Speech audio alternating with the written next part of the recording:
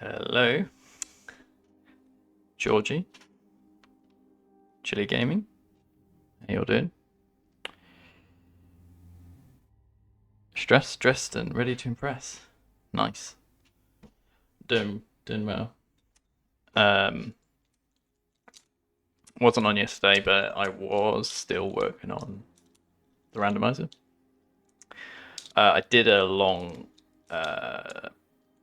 a big refactor, which is where we clean up the code, redesign bits of the code to improve it and make it easier to maintain and easier to develop in the future. Mighty Cuscus, thank you for the, is it 5 subs? 5 gift subs? Thank you very much. Really appreciate that.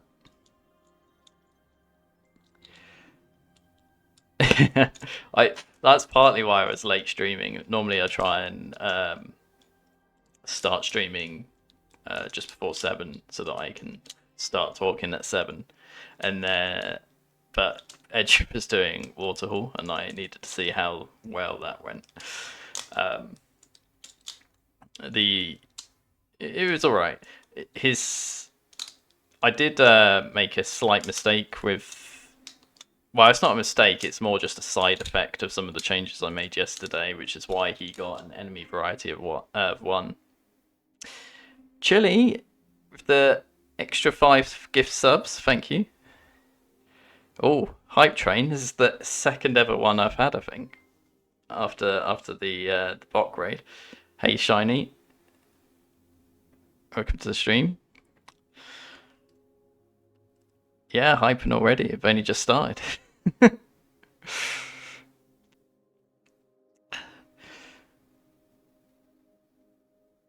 Oh, thanks, Shiny.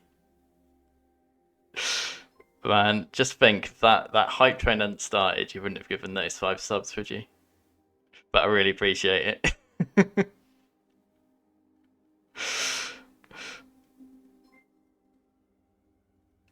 uh,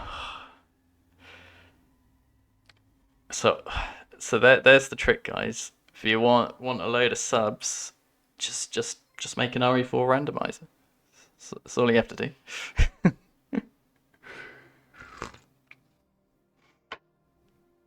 That's true. I'm probably gonna like spend all those gift subs on other people's subs. I'll just sub you back, Shiny. We're just sharing each other's subs, and Twitch gets to take all the money.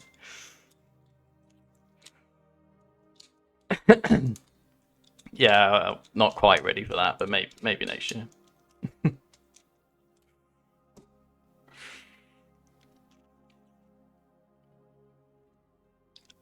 So yeah, Edger definitely got a very easy rando. Think he lucked out a bit because even though he did have enemy variety of 1, um,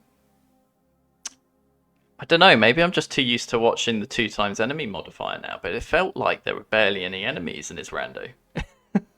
It's like a times 1 modifier just seems pathetic now compared to the 2 times and 3 times that like Matt and Edger was trying before.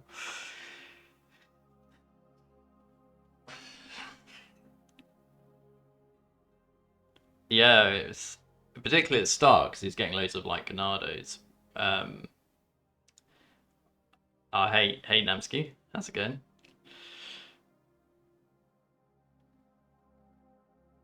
Yeah, I did catch a bit of yours, Chili. This there's a lot of VODs to catch up on. Plus, I'm having to work during the day, so I don't have a huge amount of time.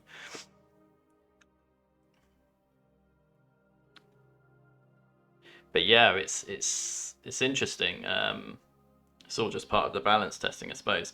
And he was so stacked as well.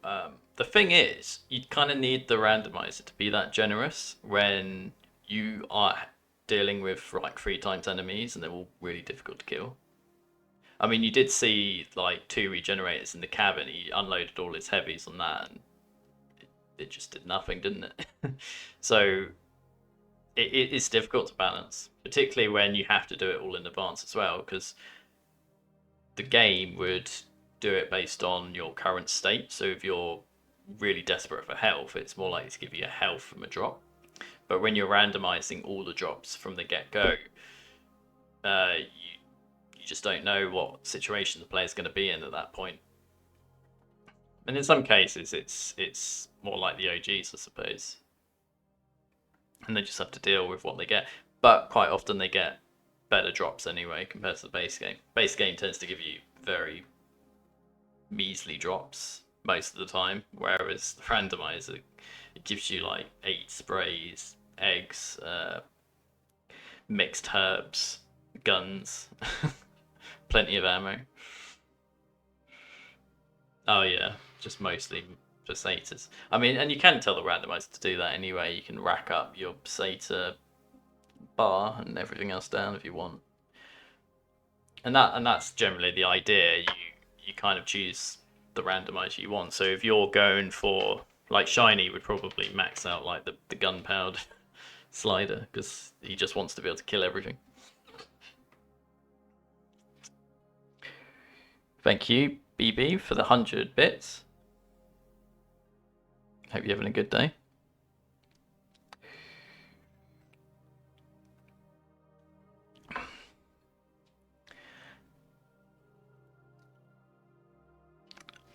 Also, if you want to join my Discord, links there. Because Namsku's getting a bit interested in a secret project. Well, it's not secret, but you'll find out what it is if you join the Discord. He's got a few projects on the go.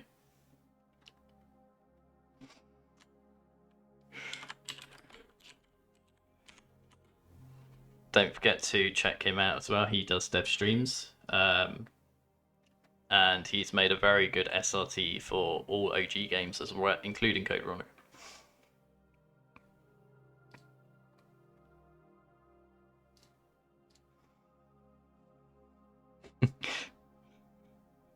Thanks for finishing that hype train just in time. Emotes are being delivered to supporters. Nice.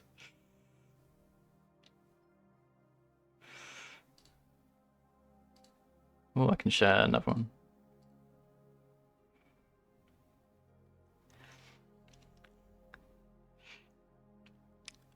I better actually get started with something, didn't I? Just feel like I'm earning all this stuff and I'm just sitting here talking.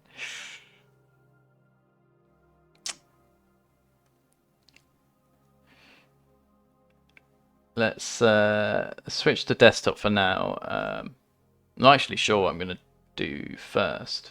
There's a few things. There's actually, while I have it ready, I did want to actually just check one thing in Edge's rando. So if you remember, he got one of the soldier enemies who had a machete, and he just wasn't attacking at all. And then I saw it again later in his stream. So I'm thinking maybe that's not such a good combination of weapon or model. I don't know, but we're gonna find out.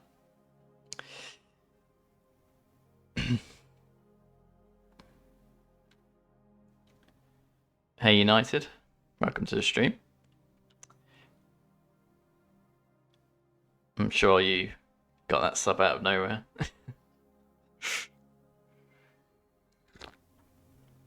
Yeah, machete and gas mask. I wonder if that is only compatible with a certain weapon. So this is Edge's config file that was used to generate his rando. So what I can do is just use that for my own config file.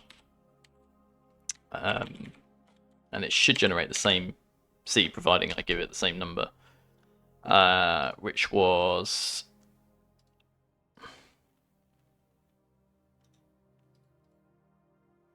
Oh, don't tell me it doesn't give me the seed. Oh no. I don't actually log the seed. Well, that's the first thing I need to fix. That's stupid of me.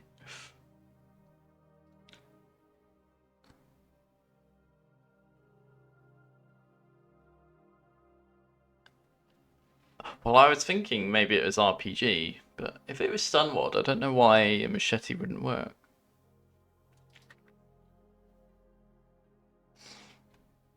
It can be very difficult finding the correct enemy though. Although I think because he had it in the factory, it should be easy enough to find because I've already labelled them.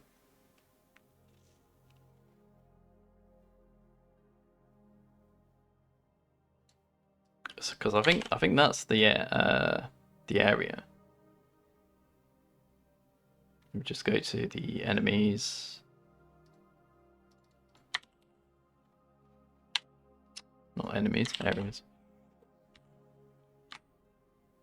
So these are the 3 enemies you get in the factory, and I'm labeling here that it shouldn't use those enemy types for those 3 enemies. We don't want mad chainsaws because they just cause too many issues, and Garradors as well.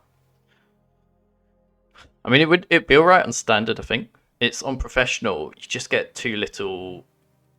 They just don't give you enough time to get into the doorway. If I could slow it down to like standard level, it'd probably be alright.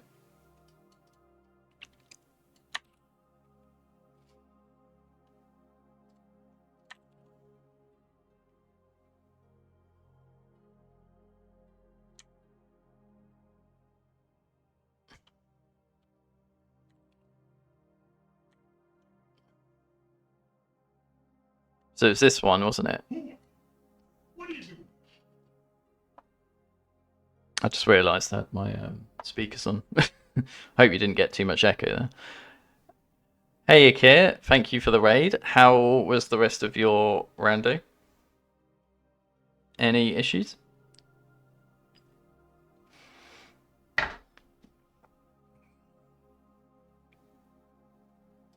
Hey Gary. Yeah, thanks. My days be fine. How's your day been? You love the rando? Wow, that's good news. I'd have to stop making it if you hated it.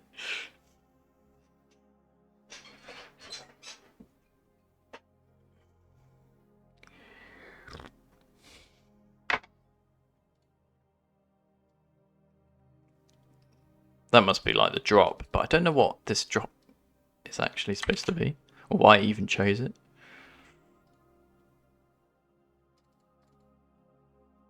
Oops, didn't mean to open that.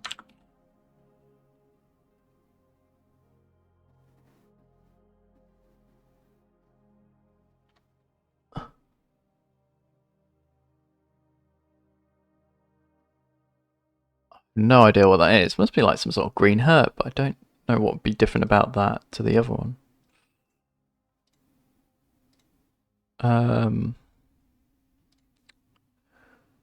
But yeah, it was just the soldier of the machete, but it's probably the specific montage ID you got. And it's a pack file, so I'd have to unpack it. It's a bit annoying. I just wish I had a seed. You thought about calling sick? Yeah, I did surprise you with that invite, didn't I?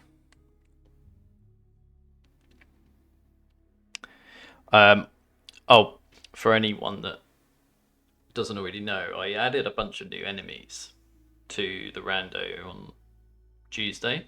So I did Basanta, U3, and Krauser mutated. And then after that, I was getting loads of crash reports from people. So I think they're a no go.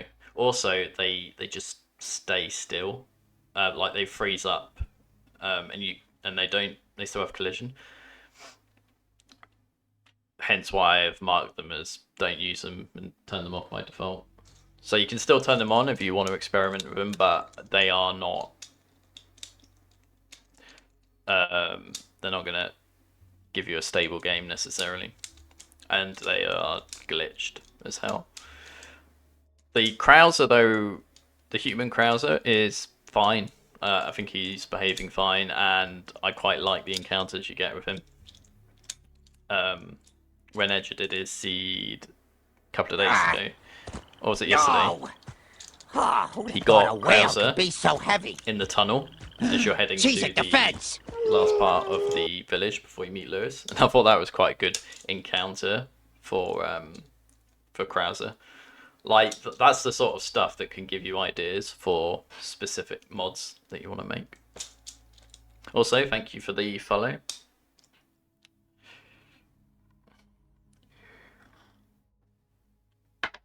Yeah, the Valkyrie and Berserker mods already did a good job with.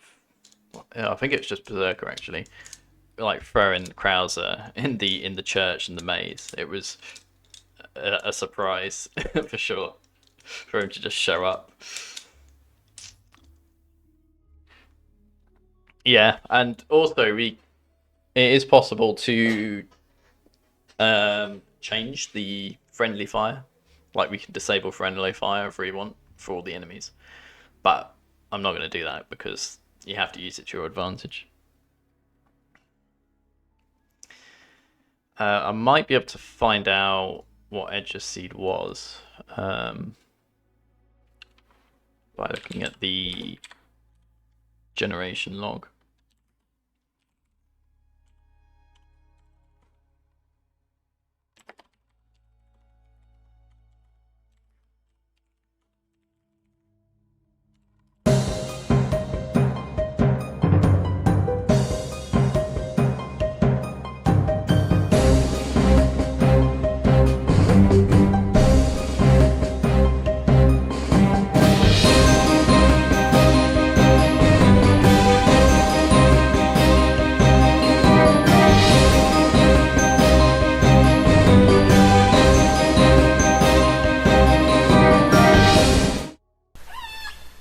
And that's Orca Simulator. Hey Hot Potato, how are you doing?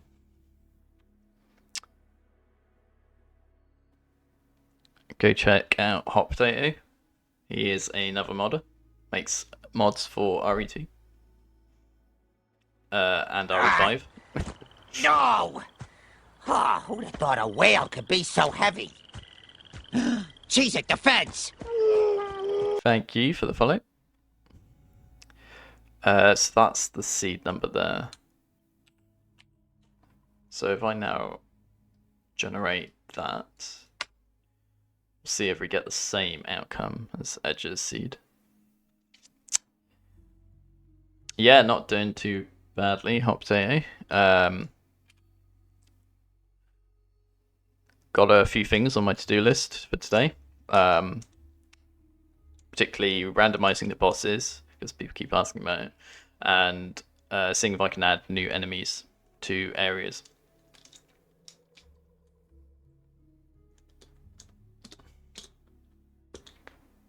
Yeah, Hot Potato does some mod streams as well. If you like bunnies, go follow Hot Potato. Well, I'm mad with orcas, he's mad with rabbits.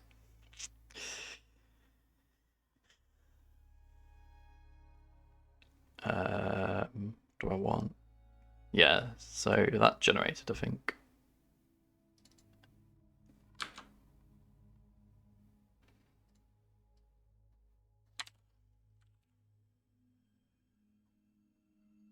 That looks the same to me, so now we can test it.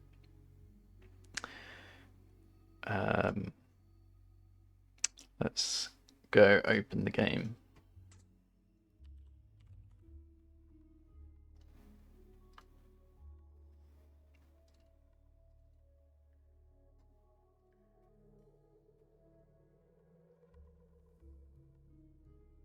Yeah, no problem, Mickey. Hope you had a good time, and I'll see you around.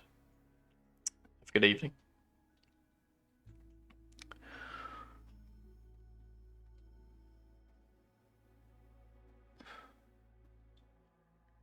Oh yeah, when I mod people, I don't tell them, so they just find out randomly. I was thinking the mods I've got at the moment they are not. They don't tend to be active late at night because they go to they're early birds. They go to bed early. So I need someone that's nocturnal like me. Also mod.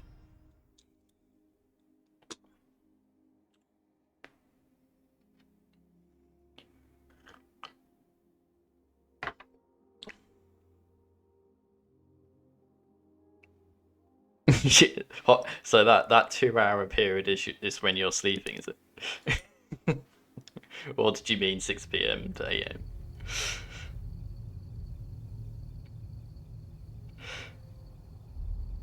Welcome in, Emily. Hope you're doing alright.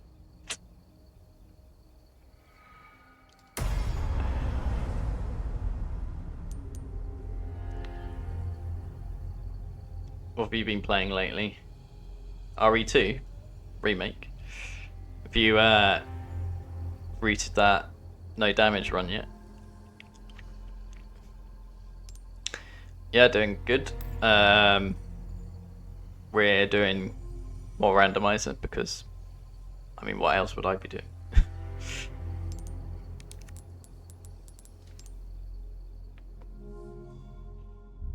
Have you made much progress with it? Sacrificial lamb. You're playing RE4R. Shit, they took my gear. What's that?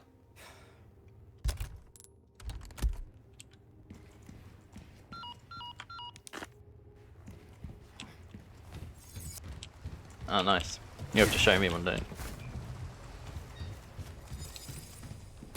Need to save up for a PC though. Console's not the most friendly system for modding.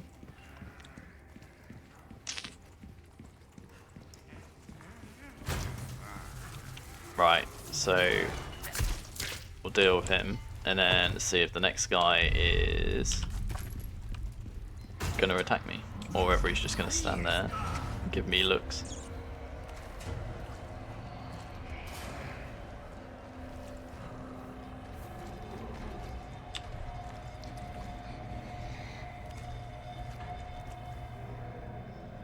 Yeah. What's up with this guy? There must be some sort of incompatibility. Unless every enemy does it in this position. Purist? No. Purist wouldn't be doing no damage. Right. So what we're going to do with him, I wonder. So we don't really need to mess around with the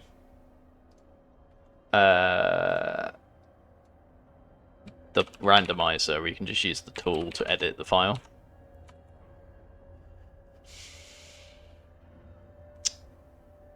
All I need to do is find the file that it's in. Oh, I think I'm already there.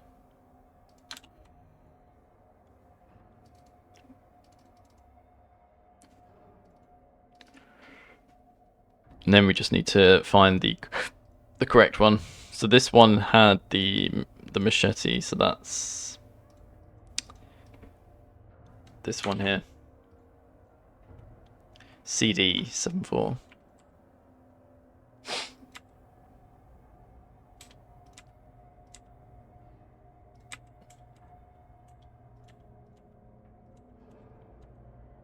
There he is.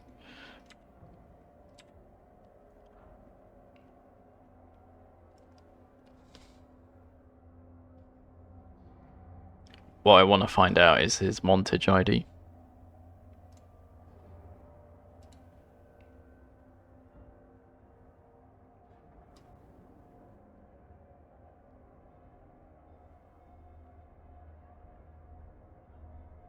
There is this something called SP type setting, and I'm looking at the list and there's a lot of interesting stuff in it.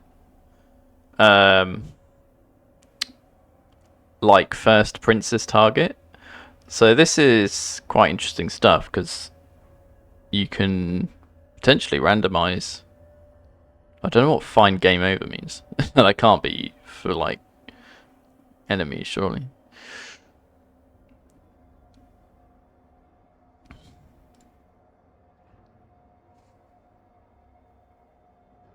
Yeah, just drinking the coffee. Almost run out.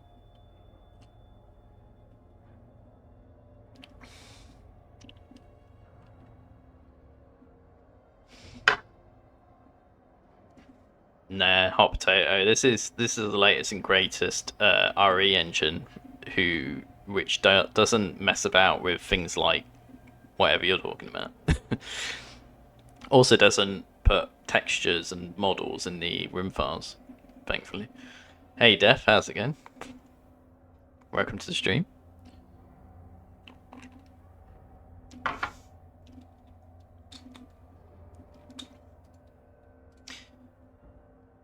Will you be streaming tomorrow, Def? I know it's not one of your normal stream days, but I was curious to know if tomorrow would be an exception.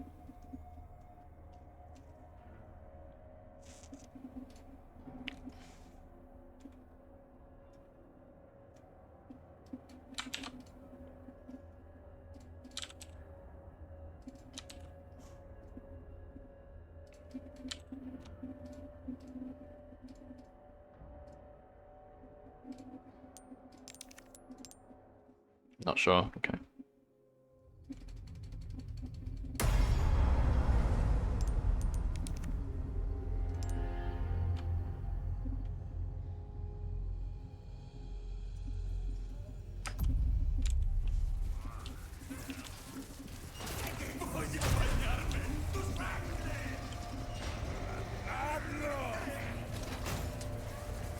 Okay, so it's not to do with the montage ID.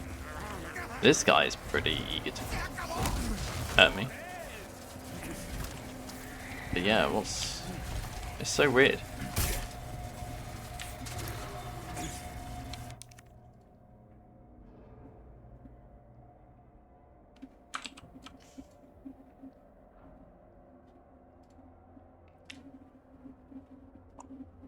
It's not because he's left-handed, is it? That'd be a bit weird.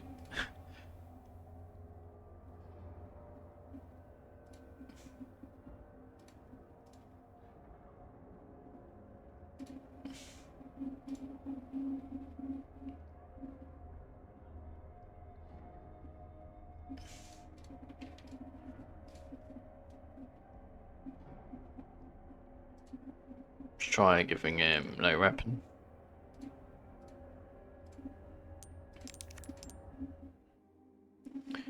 Yeah, at the moment we're trying to... Yeah, montage is just appearance. Well, it's not just appearance though, because it's also it's behaviour as well. Like, one of the montage IDs is a brute, and that changes their default health, attack abilities, and everything. So montage ID seems to be almost the variant.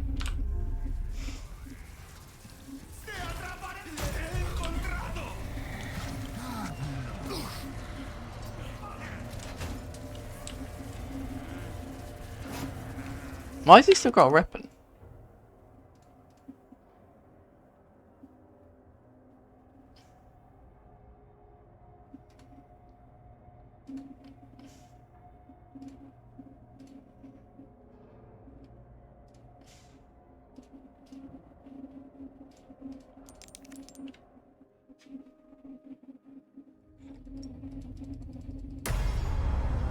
Hey Trisquel, how are you? Welcome to the stream.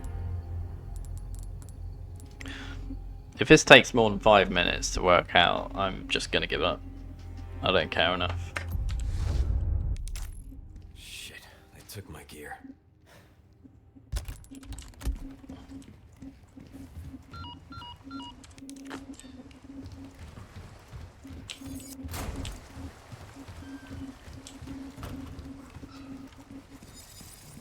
We've got bosses to randomize, new enemies to spawn in. Can't be dealing with idle Ganado.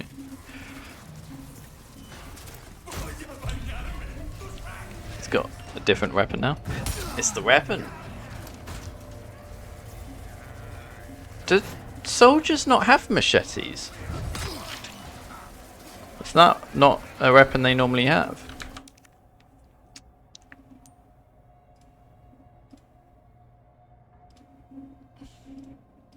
Let me have a look.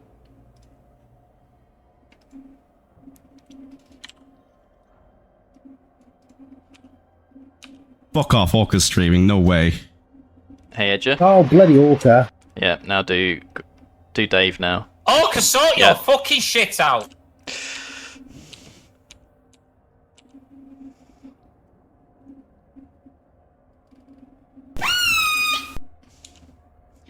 I think you're the only person that uses sound commands nowadays. Even though I've got like a whole load of them.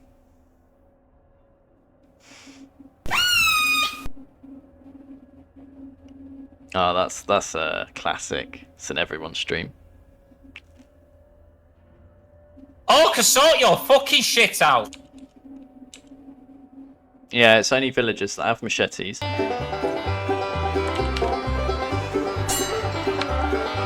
So yeah, no machete for soldiers. Tumbleweeds and squirrels, my darling.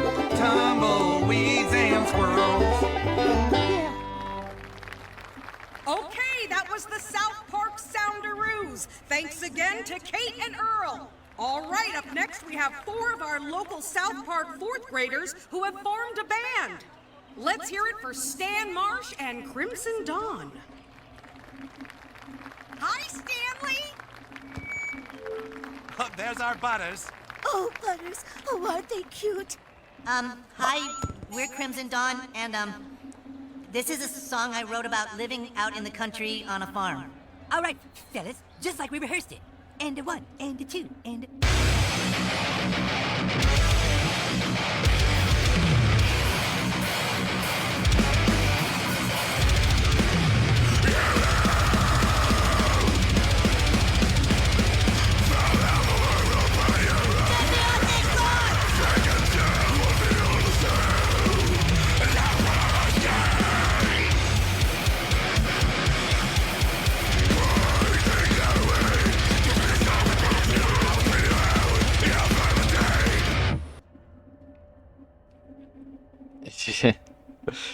So, what I am doing now is marking every enemy class that I've defined to say whether they are a ranged enemy or not. In other words, whether they have a weapon that they can shoot from a range. The reason I'm doing this is because in the rando, there's a lot of places where enemies are placed, like high up, and they don't have access to you to do hand-to-hand combat. And sometimes they do have access, but then they just spend half the time jumping off balconies trying to get to you. So the idea of this is that it's going to replace an existing ranged enemy with a new enemy that's ranged. So if it's a crossbow enemy, it might get replaced with a dynamite enemy, that sort of thing.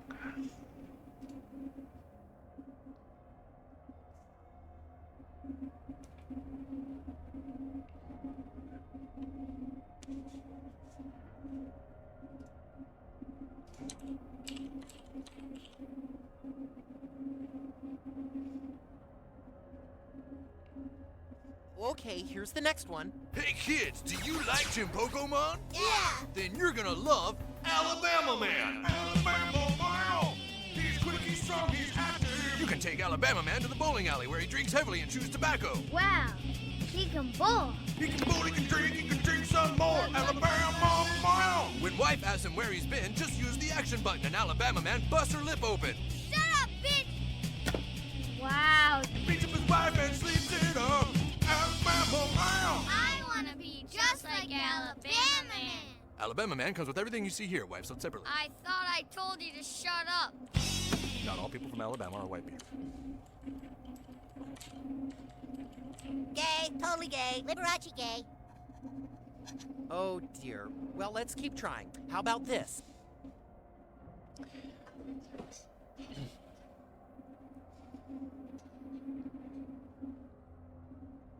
Ideally, I should go through the game and mark all the enemies that are in high up places, but this is easier for now.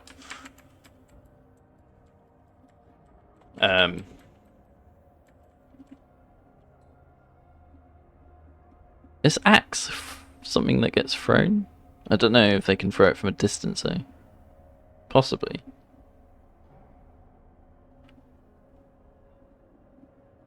I'll leave it for now. Crossbow is obviously quite ranged, and Molly too. Yeah, he had enemy variety set to 1 though, so every area just had 1 enemy type, which is why he was getting so many like duplicates. He'd just have like an area full of regenerators. But he's so stacked, it's like the best rando you could get.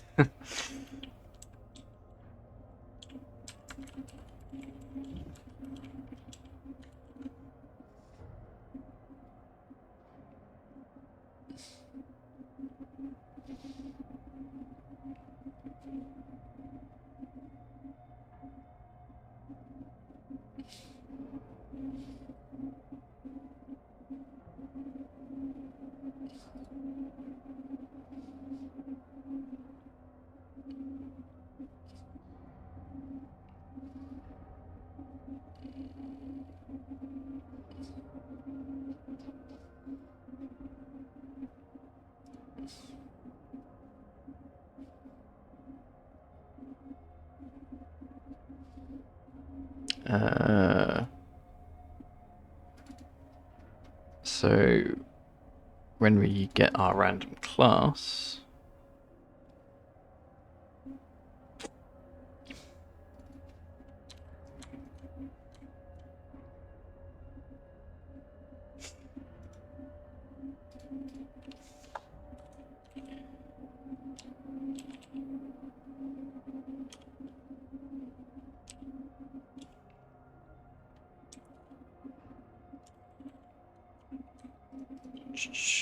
create something that checks if the enemy is a ranged enemy.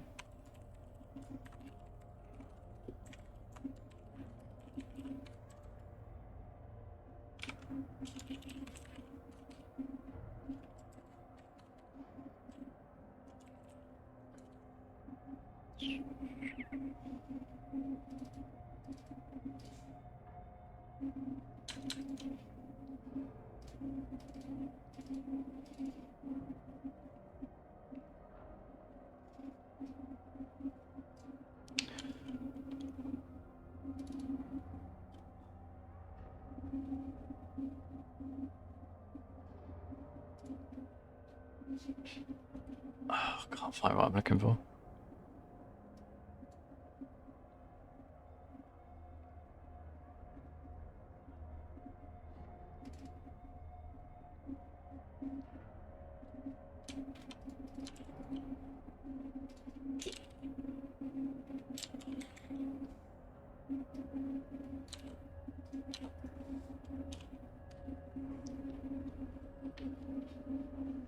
All Gyarados, nice.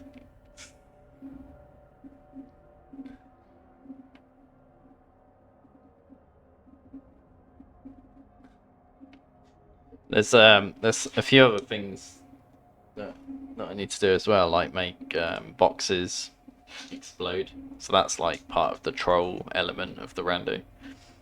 It's funny how like people are getting broken knives from enemies. Like that's not even a deliberate troll.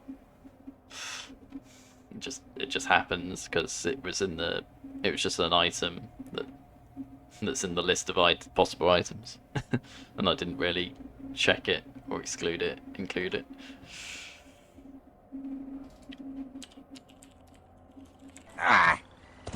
No! Oh, who'd have thought a whale could be so heavy? Cheese at the fence! Thank you for the follow.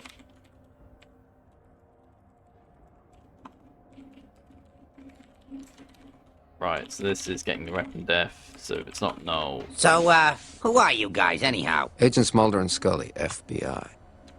FBI, huh? Excuse me. All right, they're on to us. Get them back to SeaWorld.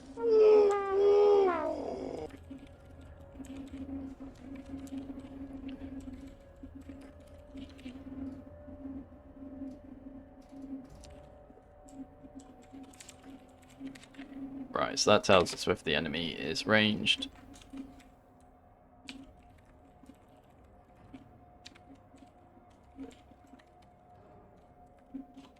And then, using that information, we'll decide what enemy classes we're gonna do.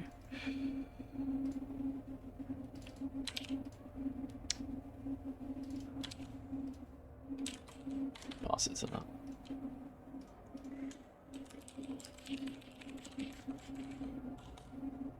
This is too long. Yakshimash! My name is Biorand. I like you. I like sex. It's nice. These are Orkin, a town mechanic and a versionist. This is my mother. She oldest woman in the whole of Kusek. She is a 43. I love her.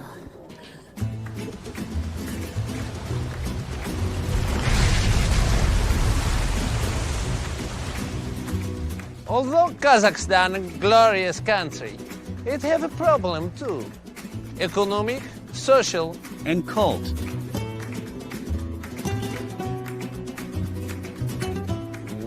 whoa, whoa, whoa. Whoa, whoa. King in the castle, king in the castle. Have a chair, I have a chair. Thank you for the follow. In a nest of cult. They have cleverly shifted their shapes. One of them has taken the form of a little old woman. What is the best gun to defend From a cult. What you see is what I've got. Come on and make my day. Book. Oh, nice. Leon, help! Well, I want to say hello.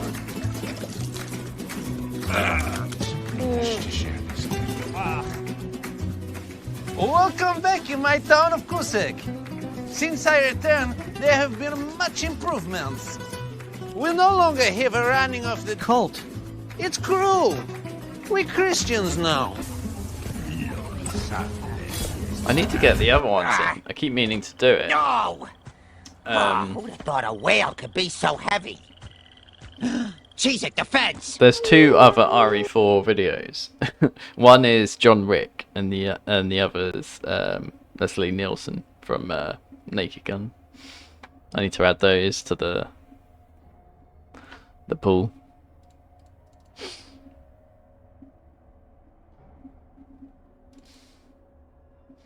Jump, Free Willy! Jump! Jump with all your might!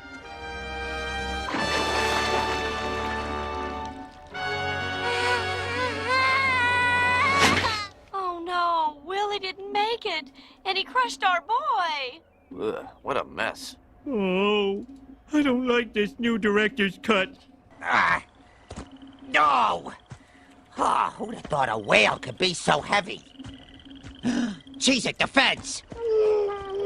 Another follow. Thank you.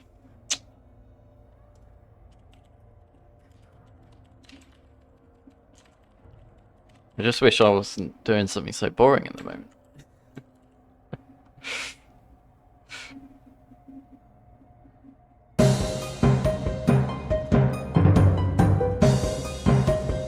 Right. There we go.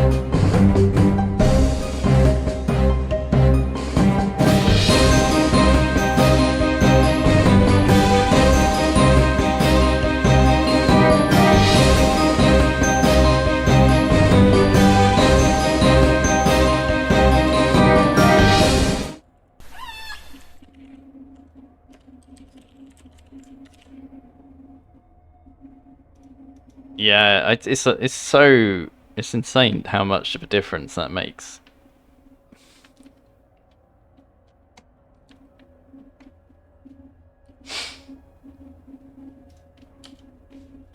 Because I expect a lot of the time, you know, a raid.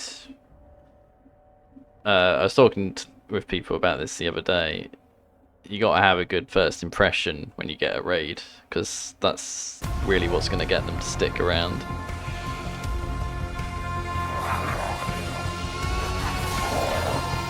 For me, I don't think I gave a first impression. It was just more just the fame factor, I guess.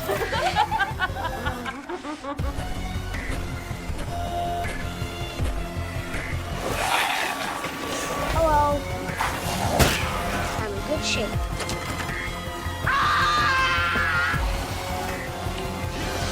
I'm not afraid anymore.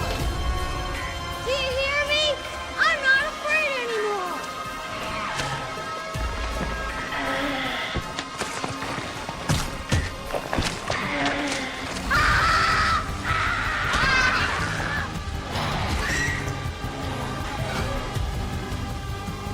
It's a test to see if you're strong enough to be a part of Miranda's family. I don't want any family. I don't want any family. Families suck.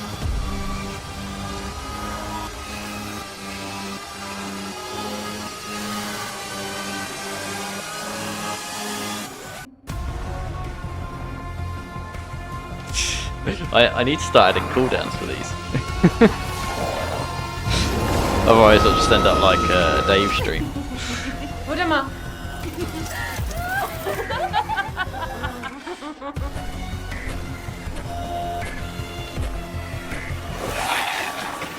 Yeah, that's interesting, Mighty. I found a lot of people out.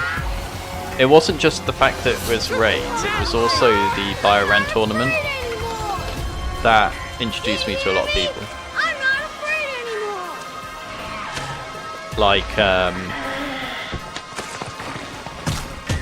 Like Gonta, I only knew him from the Biorand tournament because he was in the race.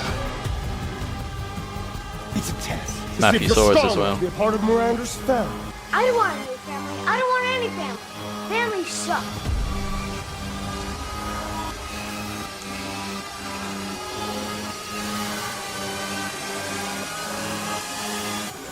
Well, the great thing about another Biorand tourney is that it can have CVX and RE4 remake now. So all you got to do is have a race where you start off with RE1, and then when you finish that, you go on to RE2. Then you finish that, go on to RE3. Then once you finish that, you go on to RE-CVX. And once you finish that, you can go on to RE4 remake. And if you want to keep it Biorand, that's what you do. But if you want to add extra randos, you can always have an RE1 HD rando and a RE4 OG rando in the mix. And then I think you'll go over the 24-hour mark at that point. Which is why I was kind of suggesting that there should be a tag team tournament.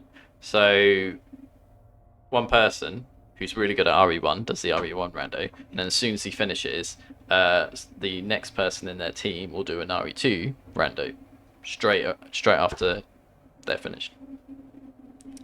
And then it doesn't matter how long it takes, you're just doing a relay from one person to the next until you finish all the games. And to be honest, it doesn't even have to be randomized. You could do it with just like the entire series, all games back to back, like one big marathon, but done by different people in a relay.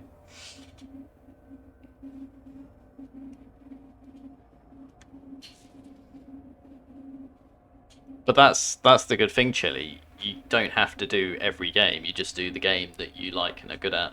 Someone else can do the game you don't like.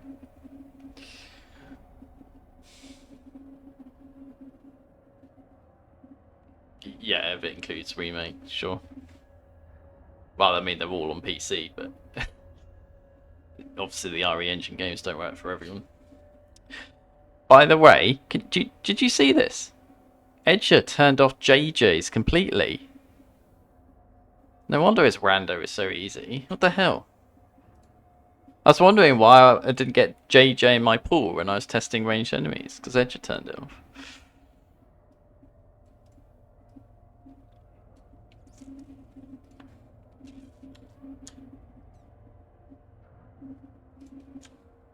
And he turned the Verdugo off. And Mad Chainsaw.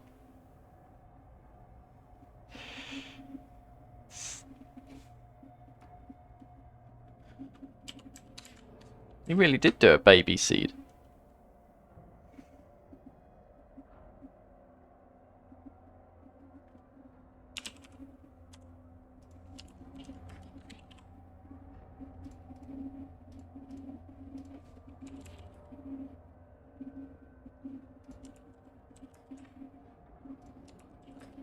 And Iron Maiden, and Super Iron Maiden, he turned off.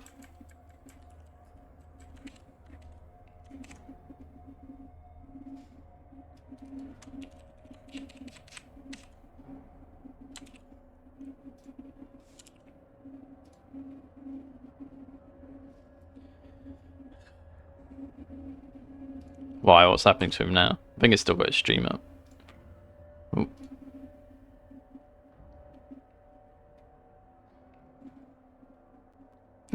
He's shopping at the moment.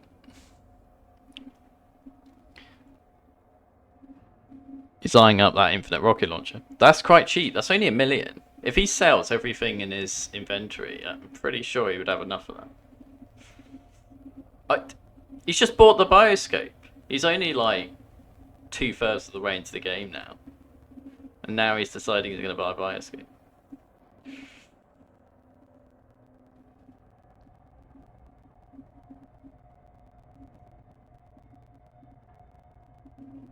He's preparing for something. I wonder if he went for that crown, the DLC one. Wouldn't have been a crown anymore though. Oh, I think I forgot to... I need to make it so that the DLC stuff doesn't give you like a weapon or anything, because then it's not fair if you don't have the DLC.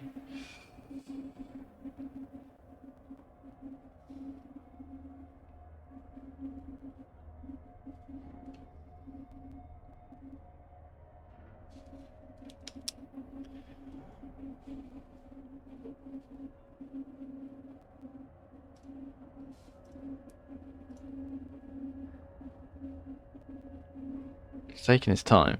I want to see what he's doing next. Has he just reached the Great Hall?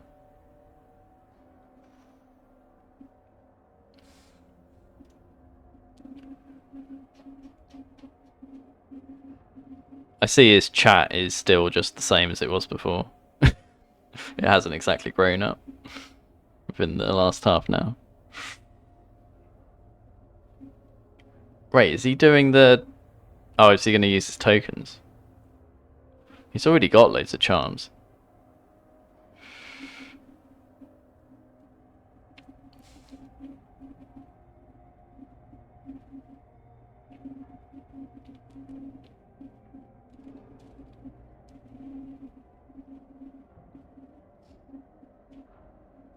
So some people want me to randomize this.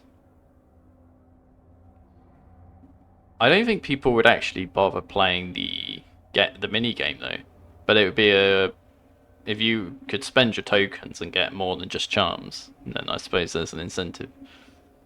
Yeah, charms can be like anywhere. You can pick up a charm from an enemy or a box. Who'd have thought a whale could be so heavy? She's at the fence. Thank you for the follow, and welcome in, Red Cord.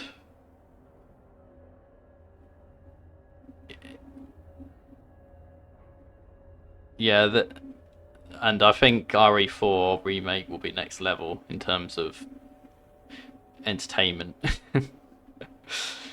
Because it's funny, although I liked the OG games a lot, it's funny how the OG RE4 rando is very entertaining despite it only randomizing enemies for the most part. And I think it's just the natural comedy that you get with the enemies in RE4 generally, because they're just so random sometimes, and it's quite funny to watch. But there are a lot of limits with that OG game in terms of where enemies can be and how many different types in a room. Okay, he's doing Ashley Beveridge is no longer randomized, so. minimize that. So yeah, with this one, there's going to be absolute chaos. So it'll be far more entertaining, I think.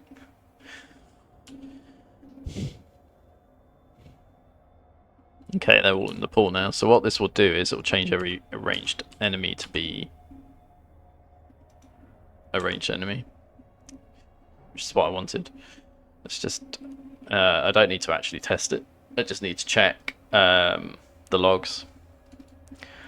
So I haven't tried this yet, but I should be able to do input, output, and then compare them, and then it tells me the difference.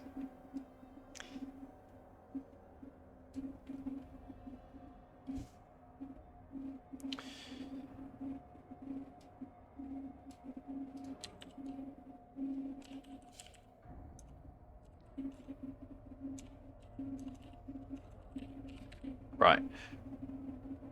So crossbow, villager Molotov, crossbow, soldier dynamite, crossbow,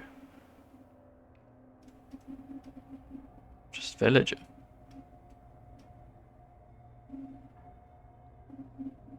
So that one didn't seem to work properly.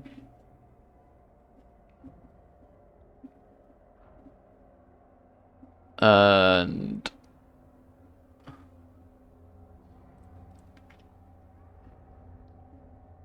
what about this one? Molotov becomes crossbow, Molotov, Molotov, Molotov dynamite.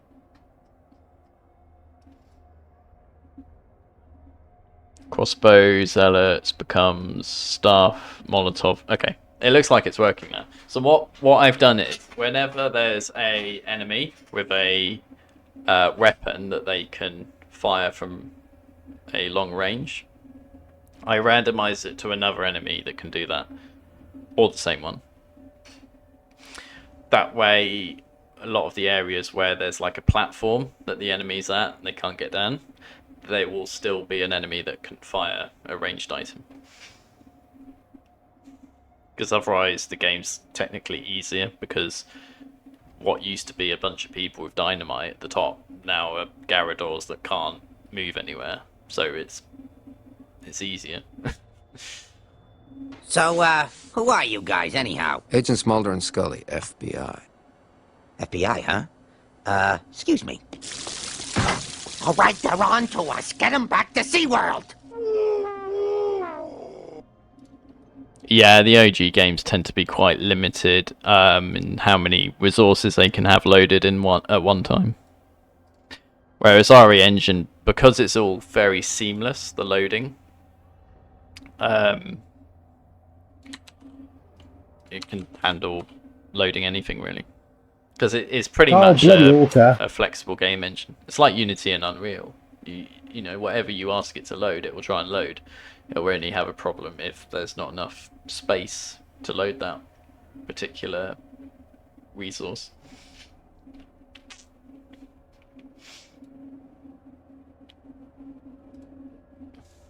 Right, so as soon as I just check out this enemy, we can start adding new ones, I think, to an area, which will be more interesting than what I've just done. And then seeing if we can randomize a boss. The only problem is I don't think I have any saves just before a boss, so I'm gonna have to like try and get to one. The Giganta's the most annoying one because my saves are at the start of each chapter, and to get from chapter start to the first Giganta fight, you have to go get 2 heads. Unless I can cheat for the items, but I'm not sure.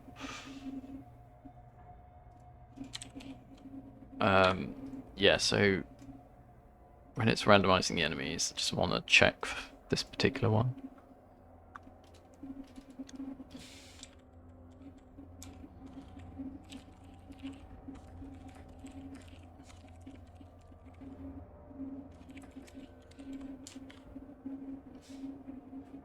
Hey Tungi, how you doing?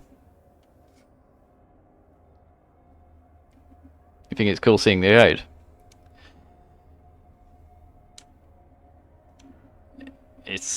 Yeah, I'm not really sure because obviously a lot of people say they don't understand anything about what's going on, so I'm not sure how interesting that would actually be.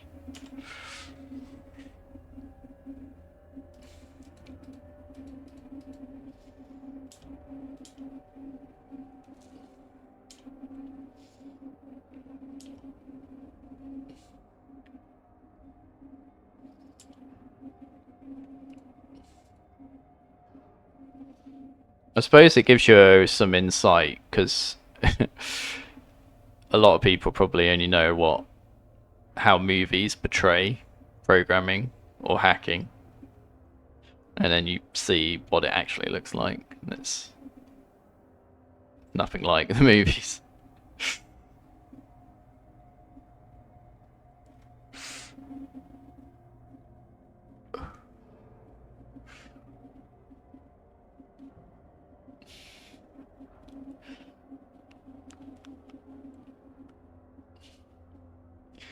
I mean, what's everyone's favorite hacking scene from a movie or TV show? Name your favorite hacking scene.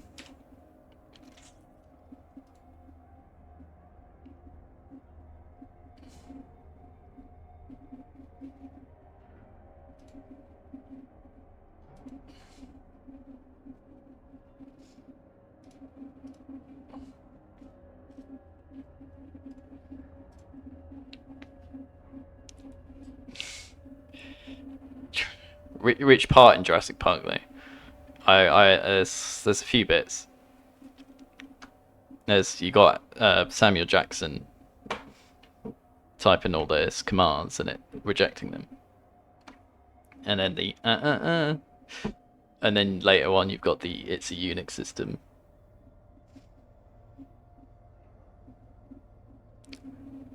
There's actually a subreddit dedicated to this called It's a Unix System, so go check out that if you want to see people post.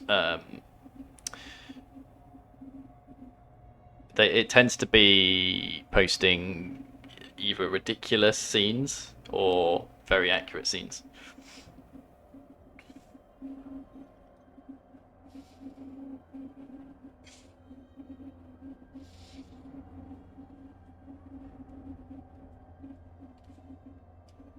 Yeah, that's wrong. That shouldn't be there.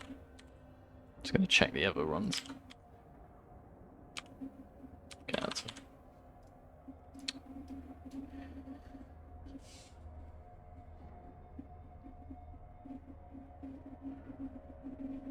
I've not actually seen the last three things you've all mentioned.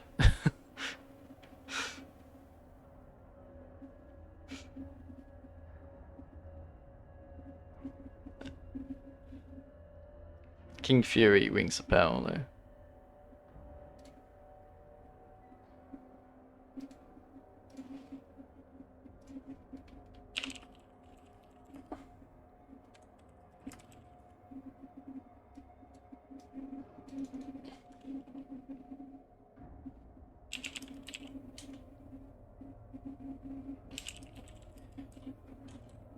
Hackers are cool. Have any of you seen Mr. Robot? Because that's a TV series that actually goes to a great level of detail to make, like, to show hacking more accurately, I would say. I mean, it's not 100% accurate. Obviously, you do have to take liberties. You are making a entertaining TV show at the same time, but they did the best they possibly could, I'd say.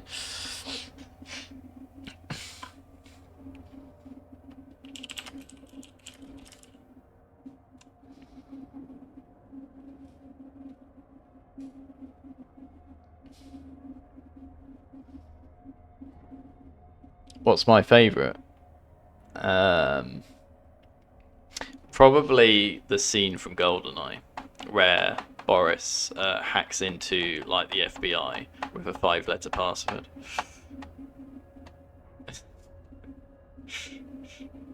But then has his "I'm invincible" catchphrase. Plus, he's got like the pen spinning going on at the same time.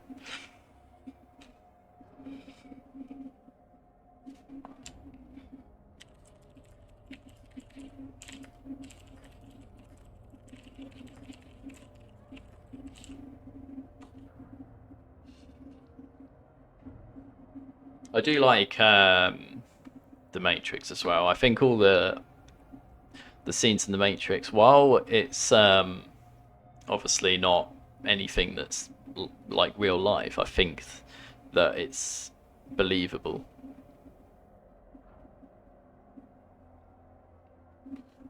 And the way they all the script, or like everything they say, I think is well scripted. Like, it's not complete nonsense. What they say is very well put together, because you get a lot of things that is just what they are actually saying is just complete nonsense about what they're doing.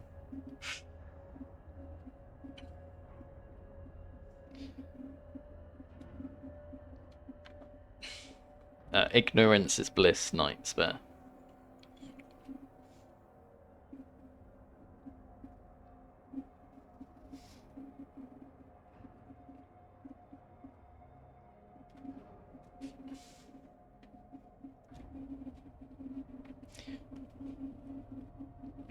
Right, so that's done now. I think we can start adding new enemies.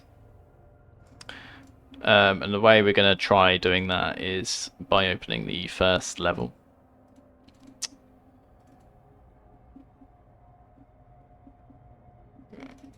We'll do what Berserker did.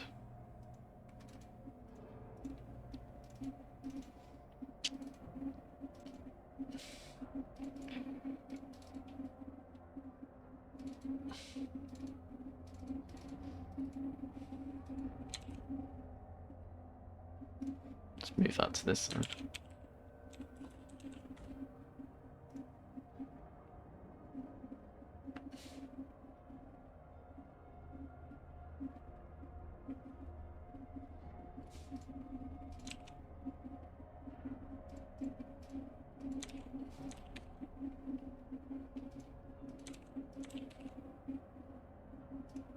Alright, that'll do.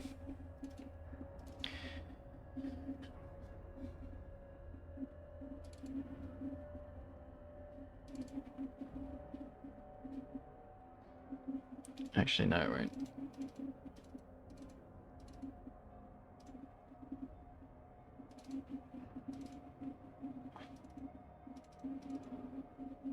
Right, so that's got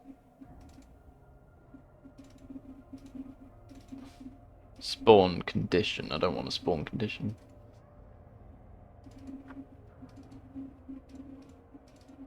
Oh, that has a spawn condition as well.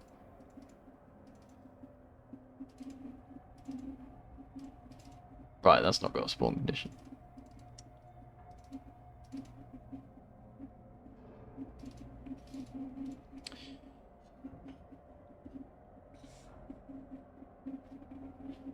Is this what's known as data mining? No.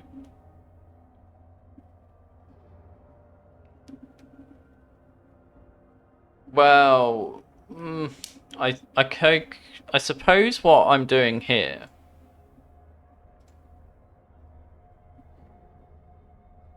so this is a file that shows me every item in the game and every enemy in the game with some information about each enemy.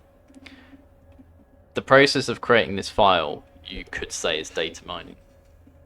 Data mining is where you are gathering your lots of data, like from different places, and trying to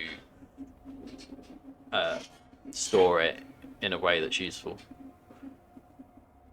So what search engines do would be data mining. I think I've got that. Yeah, it's collecting data from different places and trying to process it. So, who are you guys, anyhow? Agents Mulder and Scully, FBI. FBI, huh? Excuse me. All right, they're on to us. Get them back to SeaWorld. I am not entirely sure. Red Cord. Is the gun in any other RE game? RE Engine game? I can think of two things. Either it's in another game and they've somehow imported it, a bit like the flamethrower, or it was in the game files already and it was just never in the game, but they've enabled it. That's the only two things I can think of. I mean, the third option is they did just create a new weapon, but that's considerably more work, and you have to have a lot more knowledge on what you're doing to do that.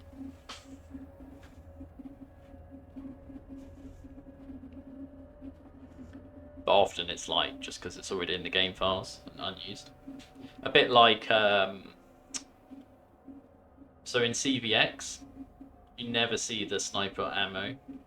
There's ammo for the sniper rifle, but you never ever see it in the normal game. And in the RE1 and 2, there's ammo for the flamethrower and spark shot, but you never ever see it. But they are in the game files, and therefore you can add them to levels, your own mods. So that's usually how it's done. But you know, it's not impossible that it could have been just a completely custom thing that's made.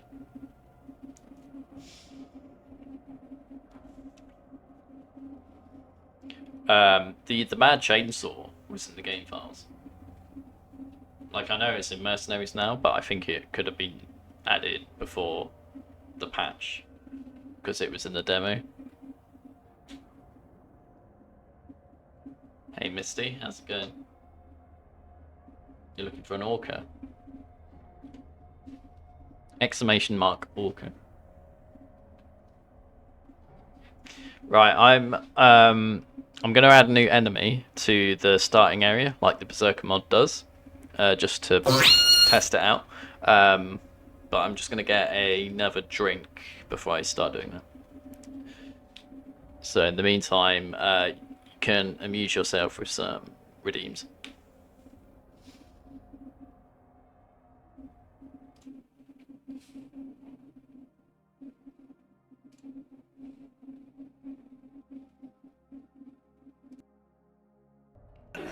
Yakshimash! My name is Biorand.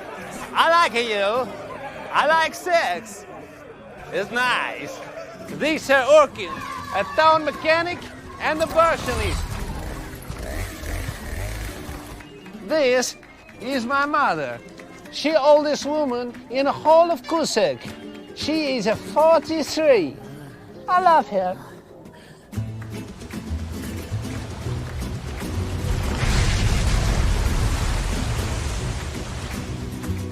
Although Kazakhstan a glorious country, it have a problem too. Economic, social, and cult.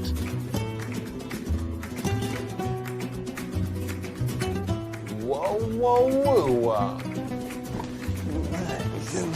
Whoa, whoa. King in the castle, king in the castle. Have a chair, I have a chair. I am in a nest of gold. They have cleverly shifted their shapes. One of them has taken the form of a little old woman. What is the best gun to defend from a cult? What you see is what I've got. Come on and make my day. Book. Oh, nice. Leon, help! Well, I want to say hello.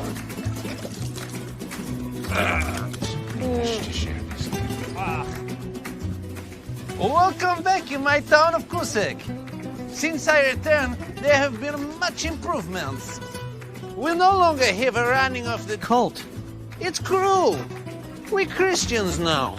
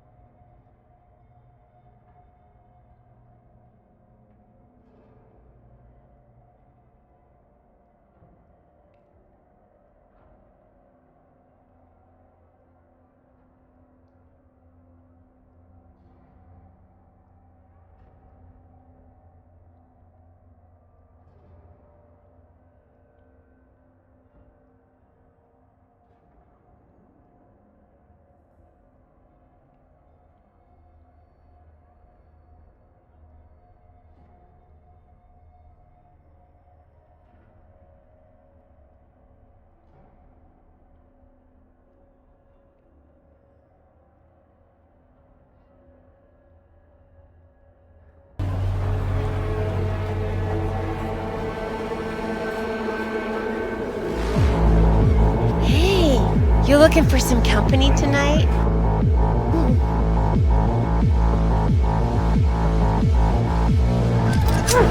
Where's your cute little ass rushing off to? Papers.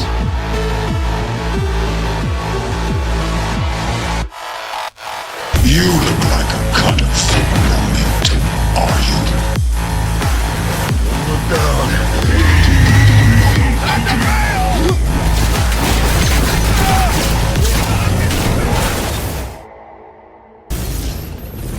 Wake the fuck up, samurai. We have a city to burn.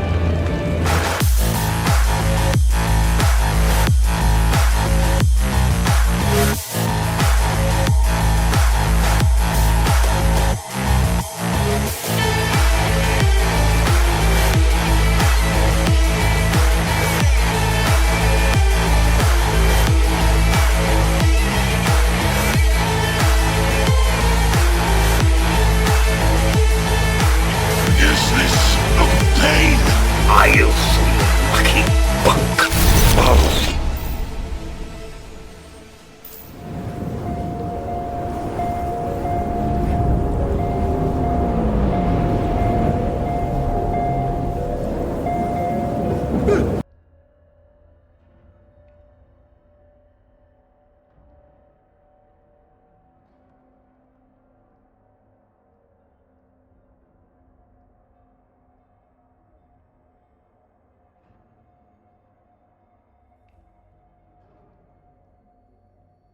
What do you think? Whoa, very nice. It's very cool, Bateman, but that's nothing. What do you think? Nice.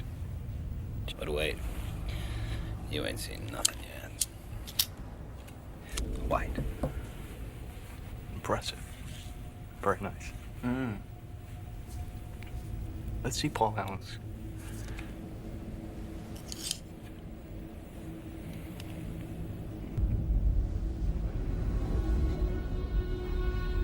Look at that coloring. The tasteful thickness of it. Oh my God.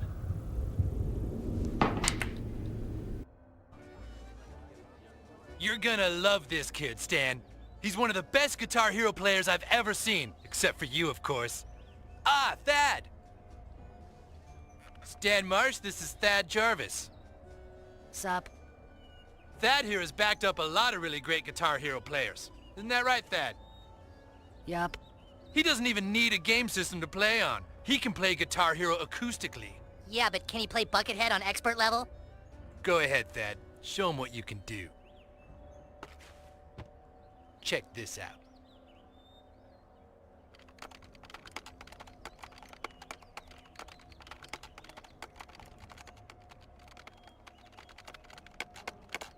Pretty damn good, huh? Yeah, that's pretty good. But can you play John the Fisherman?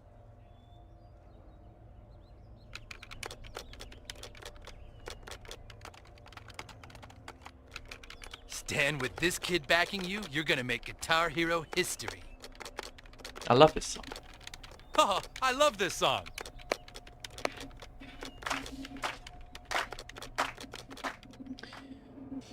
Right. So this is like the classic way of modding. This is how Berserker and Valkyrie would have been modded. What you're about to see here. Right. So we're gonna start a new game. Hey Stoic Stoner. Welcome to the stream.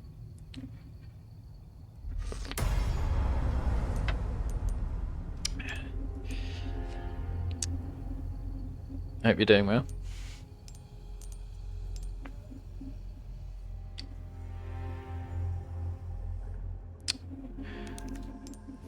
So there's this little debug widget I've got, which you probably noticed. But what it's telling me is it appears that every thing in this game, I guess you could think of it as a bunch of cells or squares stuck together, and each square has a unique stage ID. Because the whole game is seamless. You go from one place to another and there's no loading screen. Sometimes there are doors which quite obviously look like they're loading in the next area, but some areas it's just seamless. You go across a boundary and suddenly you're in like the next level. And stage ID at the top is telling you what the number of the stage or level is, and that will be important for adding the new enemies. It also tells me the position of the player, so Leon, and I will need to use that because that's where, if I plug those numbers in for the enemy, you should be where Leon's standing right now. Plus you got the rotation as well.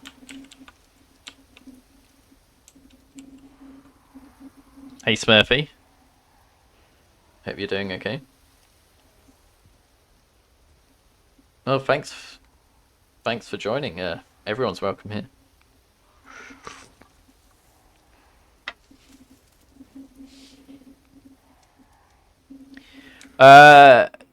Well, I'm not changing the positions right now of existing enemies. I'm trying to think if there's really much benefit to that. In the OG games, you had very small rooms, and it made sense to sort of move the enemies about because a lot of the OG game was finding the optimal route that you would run between all the enemies to dodge them. In this game, it's more about just killing all the enemies or any enemies that get in your way. And that's why I think if you just move an enemy from one place to another, it's not going to make a huge difference. It's just a different play style I think you have with this. So I think it's more worth my time to just add enemies to areas that don't already have enemies. Because I've already got an enemy multiplier. That means that every enemy could be copied, like duplicated, so you have two enemies. And what happens is they just get pushed apart due to the collision. So when you like meet the first zombie on the stairs, there's usually one zombie that... Why am I calling them zombies? There's one Ganado that comes down with a broken neck. And if you multiply it to like 4 times enemies, you'll get 4 enemies, could be different types, coming down those stairs all at the same time. So that's what the enemy multiplier does. And that makes the whole game harder and more chaotic. But all the areas between the fights are still empty. Like this area, for example, there's no enemies here. So what we could do is add some extra enemies here. They could still be multiplied, but we just need to at least get one enemy standing here so that we can have a little fight section before you even enter the cabin.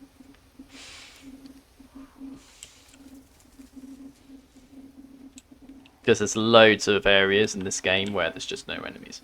And then if we want to get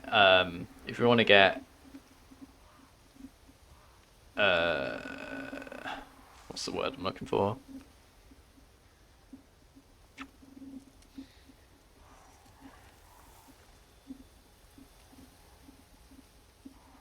If you want to be more clever, we can start making enemies spawn after events happen. In fact, we might need to do that for some of the boss fights because we don't want them spawning in too early. But we'll take one. We'll do one thing at a time.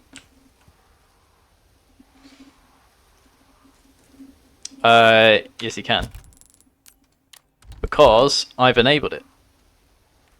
There was something called a inhibitor in the area, and what we've done is disabled that inhibitor so that you can use your weapon, which is what the Berserker mod did, so, because there's a cow and a couple of enemies here.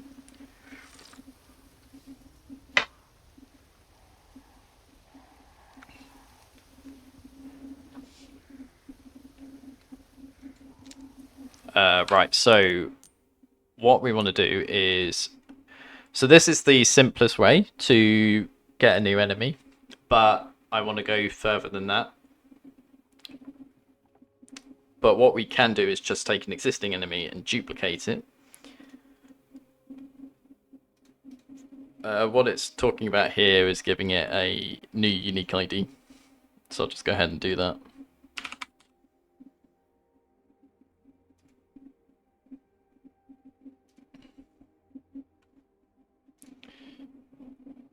That unique ID I just typed in, that's like what's saved in your save file to say whether you've killed the enemy or not. And probably how much like health it has left.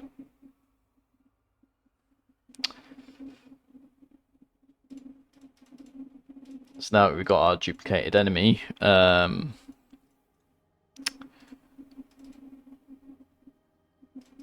we can give it new coordinates.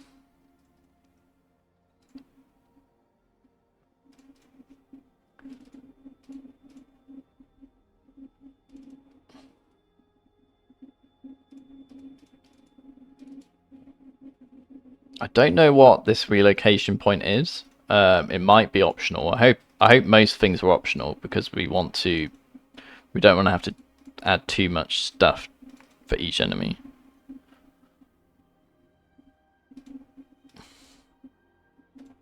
But for each enemy there's a lot of information you can add about their behavior, like what they're doing at the time before they notice you.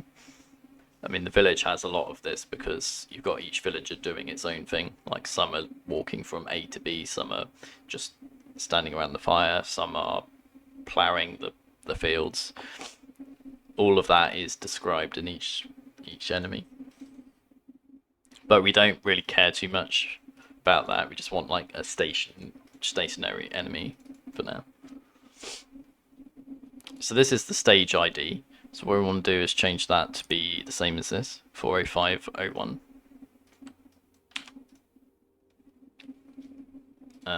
Most of this will be able to leave the same though.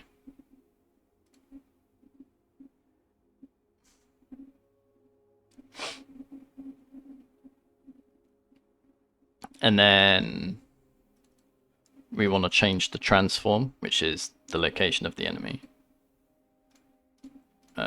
So we've got here -254. I'm just going to round it up. Y position is 6. And the Z position is 50. And then this will be like the rotation, which I'm just going to have as 0. This is probably scale, which we don't want to change.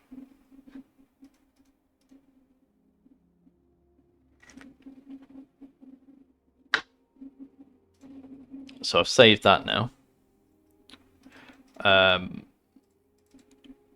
I've left all this the same, but I might need to delete it depending on what happens.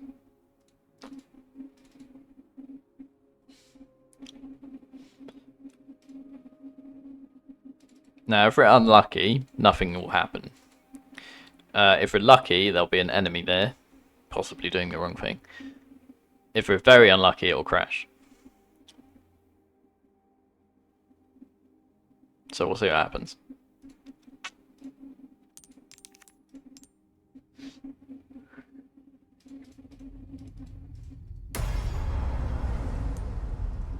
Yeah, the third option is just an inconvenience because you have to restart the game and it's slow to restart. Oh, I can already tell it's working because it's added an enemy to the SRT already. Oh, I spoke too soon. It's working and it's also crashed. We've got a combination.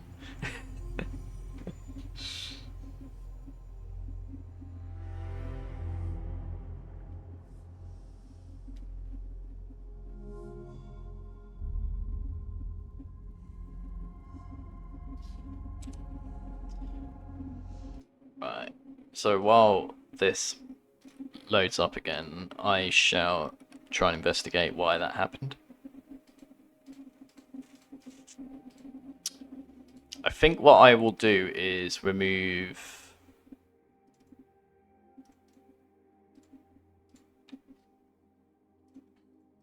I'll see if I can remove some of these components, because ideally I don't want them...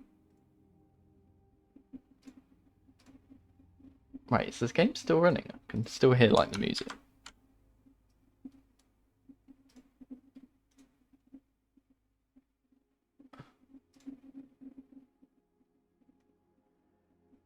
I have to end it in Task Manager. Right.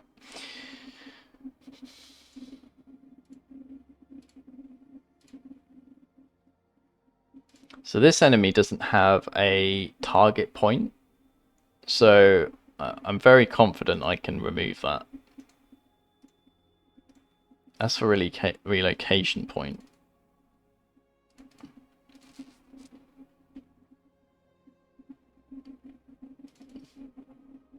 I wonder if that's to do with like whether it respawns in the same place or not. That's a thing with modding. There's going to be a lot of like trial and error, sort of just trying different things, see if they work, and if they don't, try something else until you get something working. Quite a lot of modding is just doing that.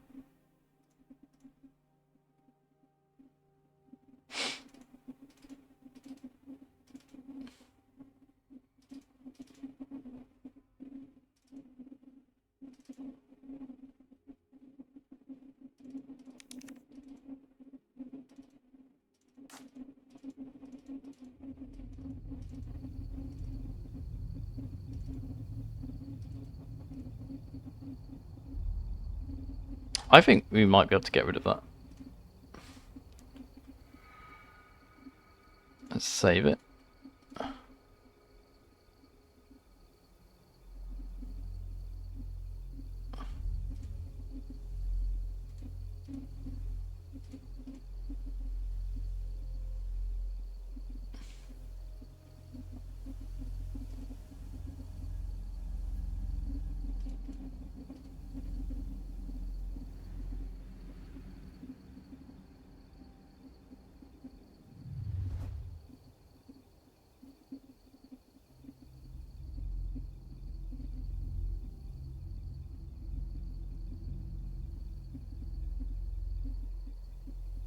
Oh yeah, you have to be super patient with this, doing this.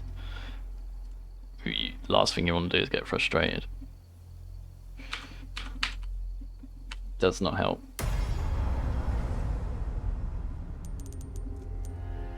Just check, make sure I saved it.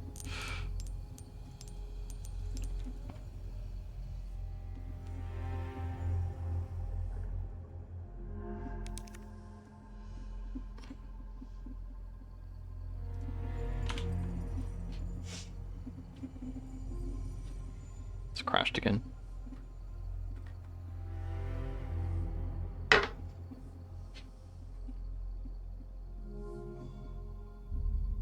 Yeah, Redcord, there's a lot you can do to control enemy behavior. In fact, one thing I do need to look into is the 99 bit. I need to make it so the enemies aren't active until you pick up the head, because otherwise the dead counter doesn't work.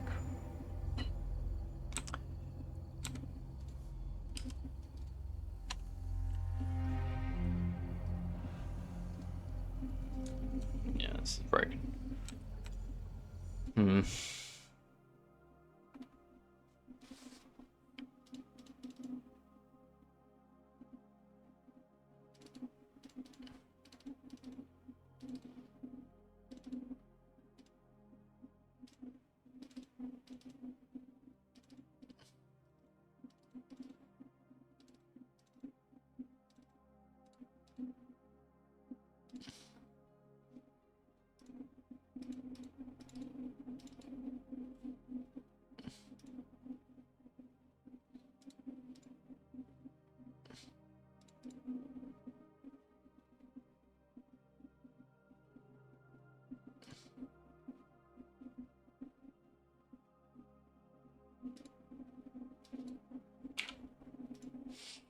I feel like the crash is probably caused by it trying to reference something that isn't in the stage.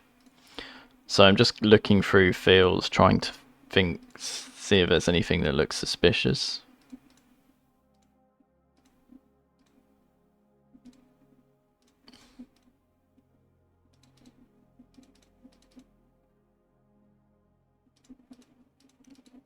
Like this.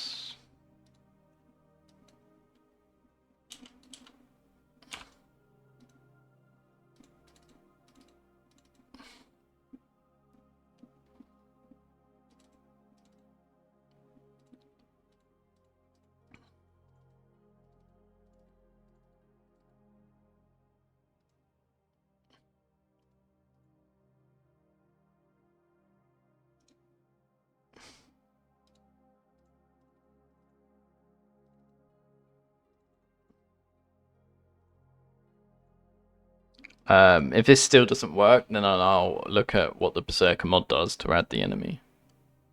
It's always good at looking at something that has done it correctly, and seeing and comparing. I mean, this stuff's wrong, but I don't see why it would make it crash.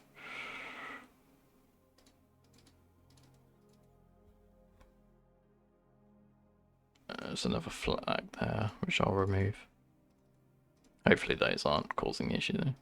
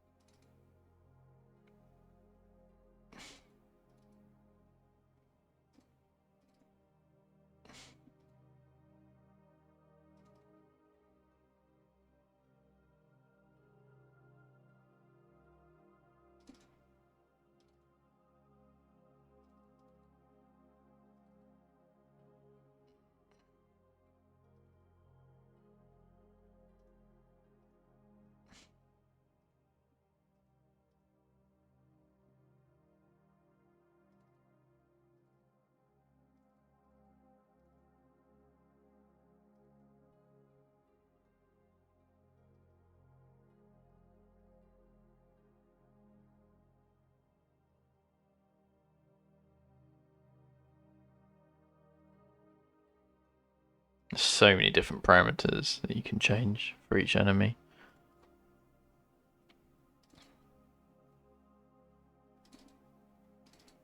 That's what makes this randomizer have so much potential.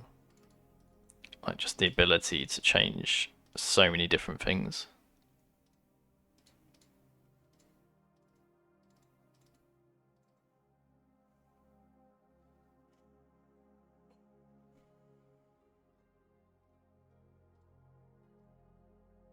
I need to kill the process again.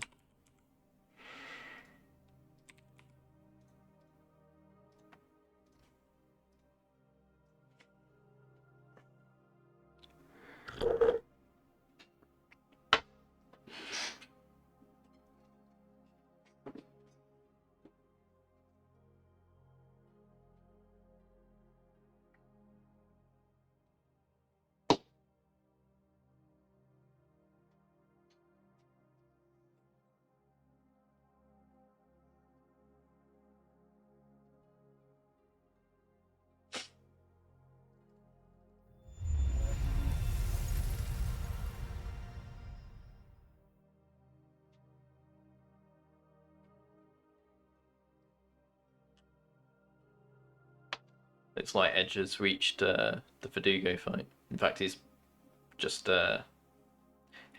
his lift's arrived, so he's heading down into the mines.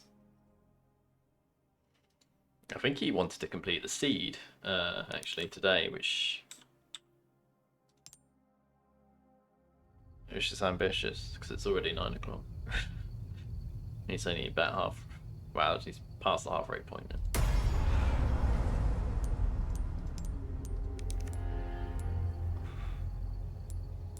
I don't want a load game, I want a new game.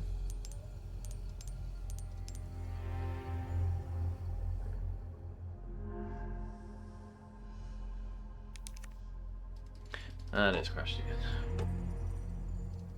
So at this point, I think we'll just look at what Berserker does, because they've obviously worked it out.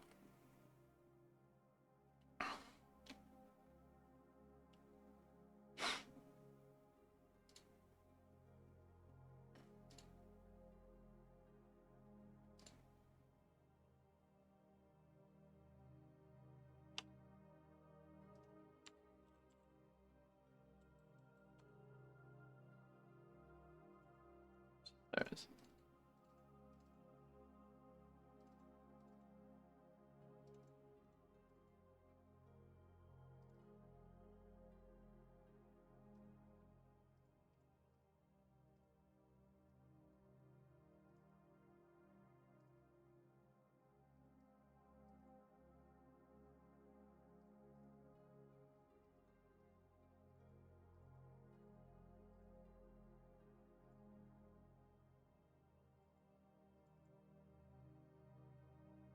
Bro 510.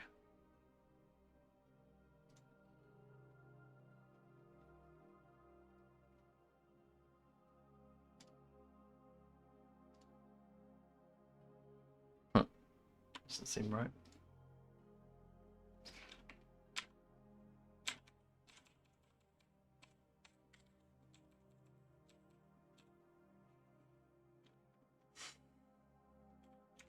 What about the cow?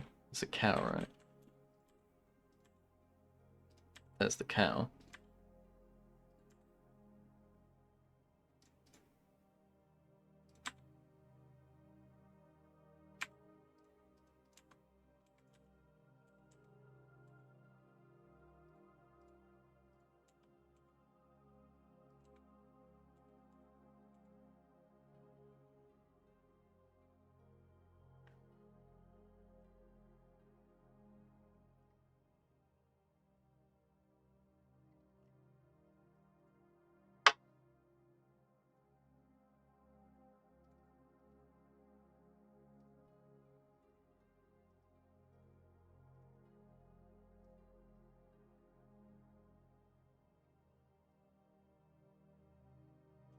No problem, Georgie. Have a good evening.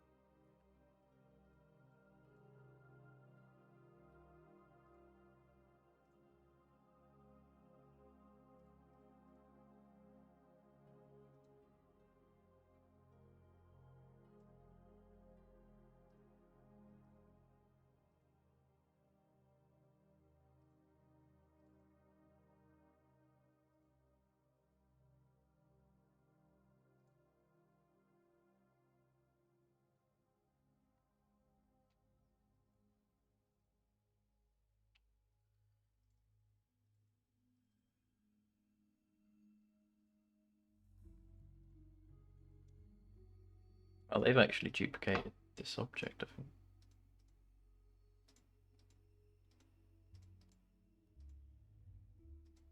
No? Oh, it's just renamed.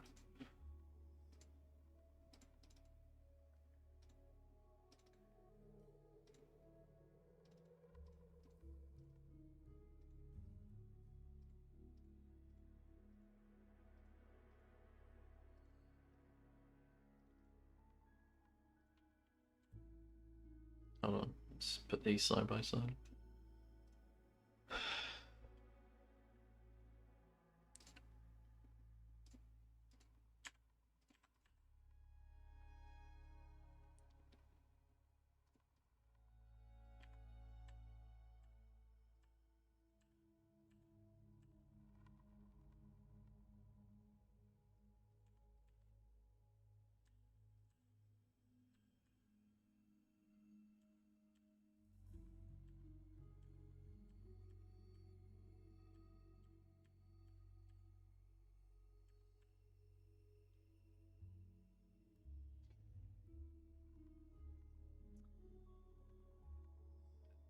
Hey, Hoosen.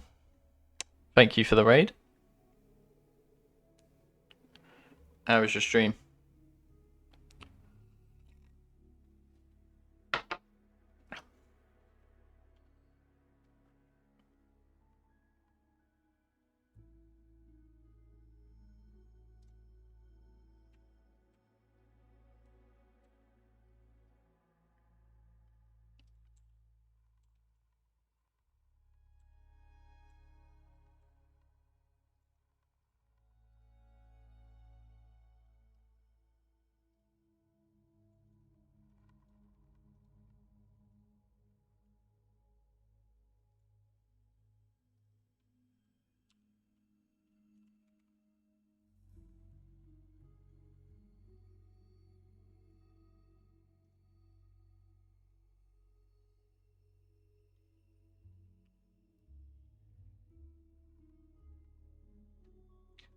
Pro handgun only assisted. Is that on remake? I assume it's yeah. This must be remake.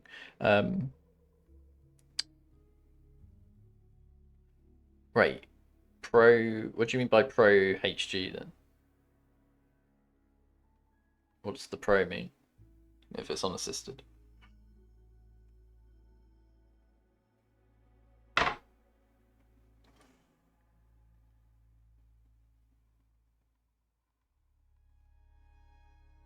Oh, okay, just two categories. So what? Which one were you doing?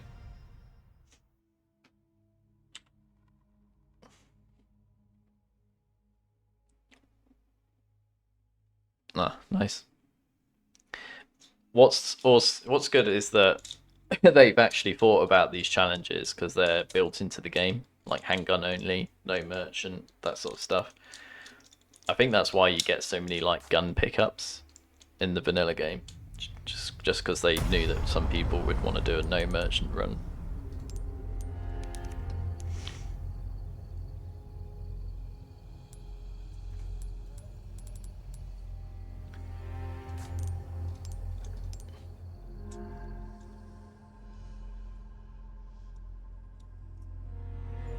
I imagine it's quite easy.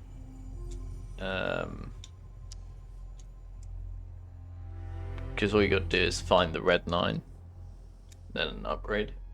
I've crashed it again. This is bad. This is an even worse crash, actually. It can't even do that.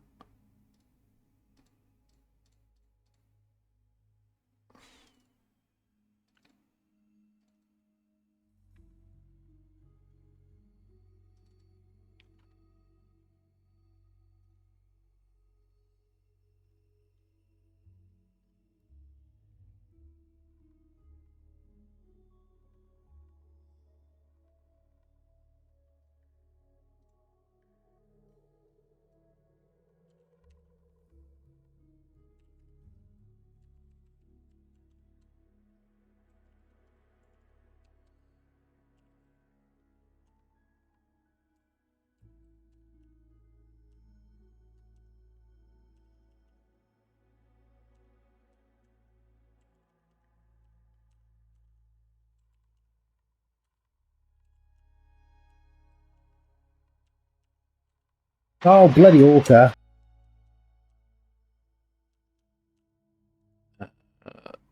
That's correct. Right.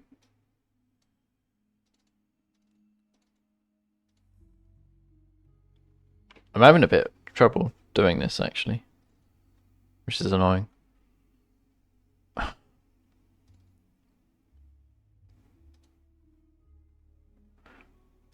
Right, so I'm just going to save that and then load it.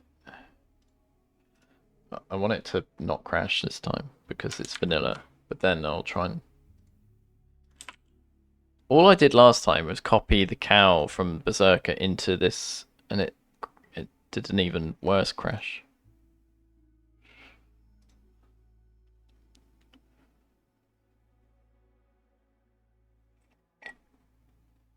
Yeah, you gotta keep translating what the text says to understand what object it is.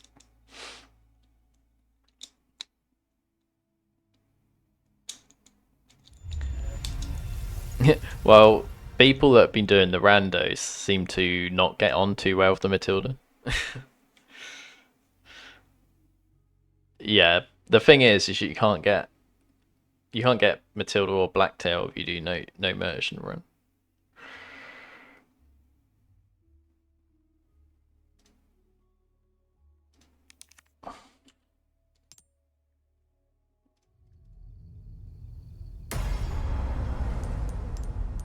Right, this has to not crash now, otherwise we're in trouble.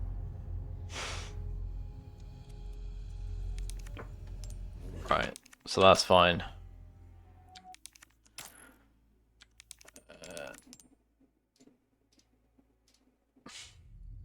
I just copied that cow, pasted it here.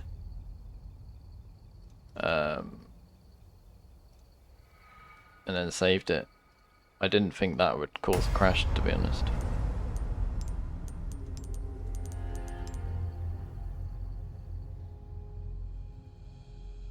Oh, it doesn't cause a crash. Must have been something else I've done then.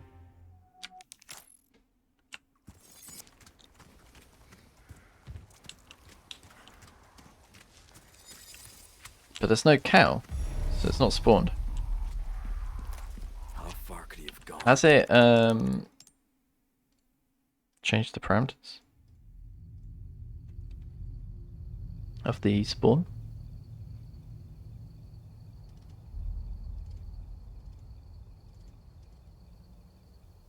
That's not likely to be different.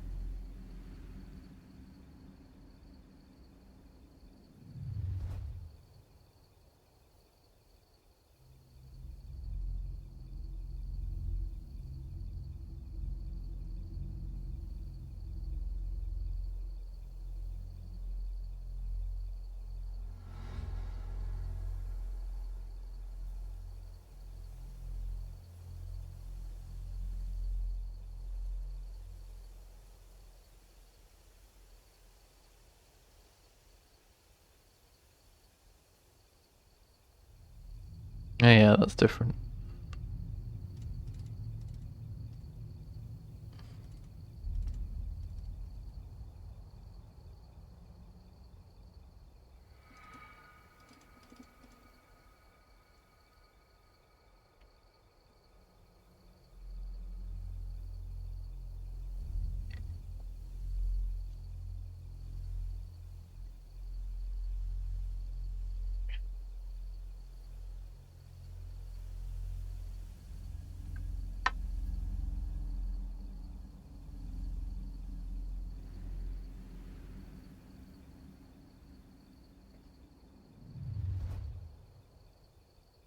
What if I remove these?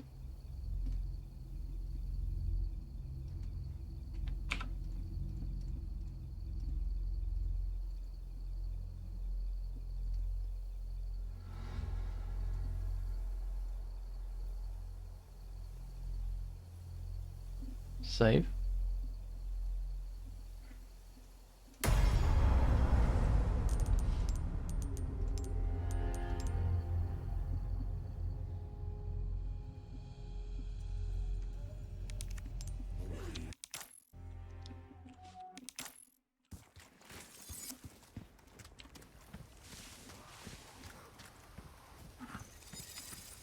Alright, that's a good start.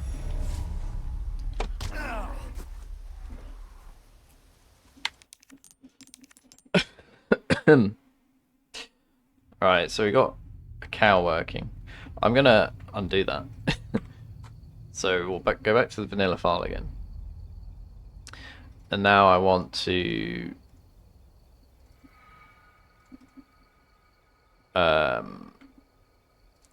copy this whole object here. I'm going to duplicate that.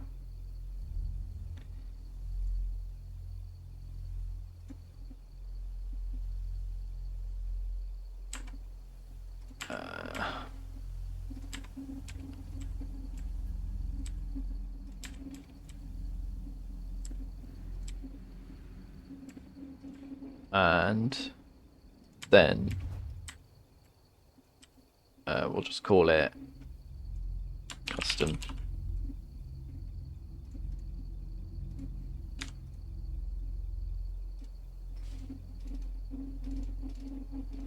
So it's all the same.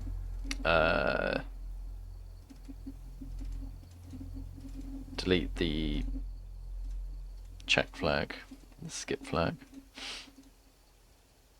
No flags to check. Area you can see the same, and then we'll copy the cow. So copy that. Paste. then I want to remove this other enemy and save it. So if I reopen it now, there's our new one here with just the cal in it. The spawn controller, which should hopefully have a different GUID. Oh no, it doesn't. I'm going to give it a different GUID.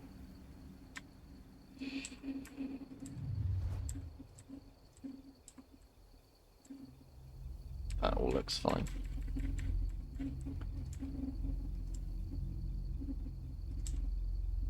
That's already got a different GUID. Cool. Save that.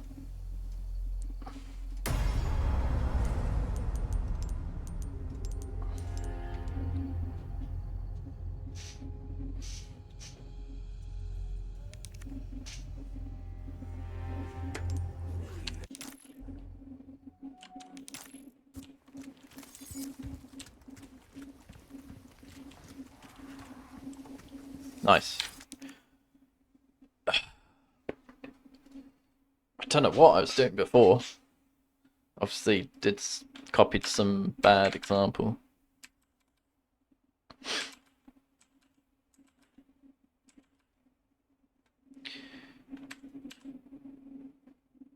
So this is all fairly straightforward, the character spawn controller.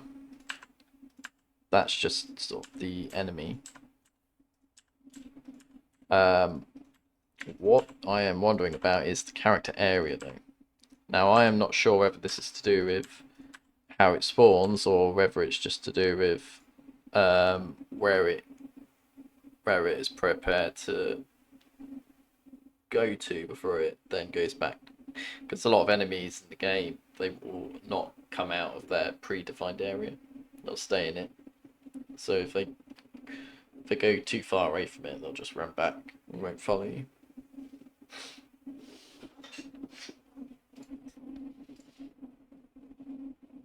I mean, worst comes to worst, we just...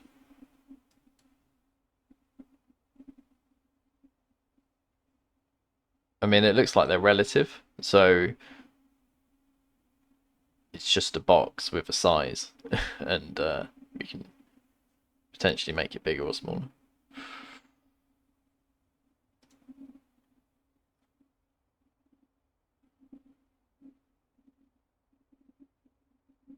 Cylinder might be simpler to do.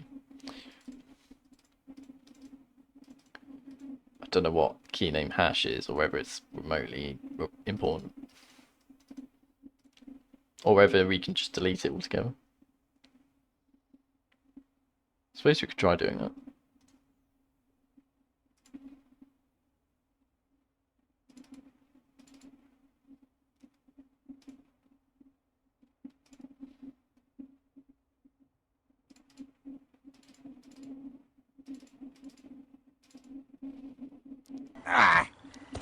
No! Oh, who'd have thought a whale could be so heavy? She's at the fence! Thank you for the follow. Looks like we've reached our goal of 530, which I absolutely did not set. It must have been a Twitch automatic thing. But yeah, how you doing, Def? What you been up to?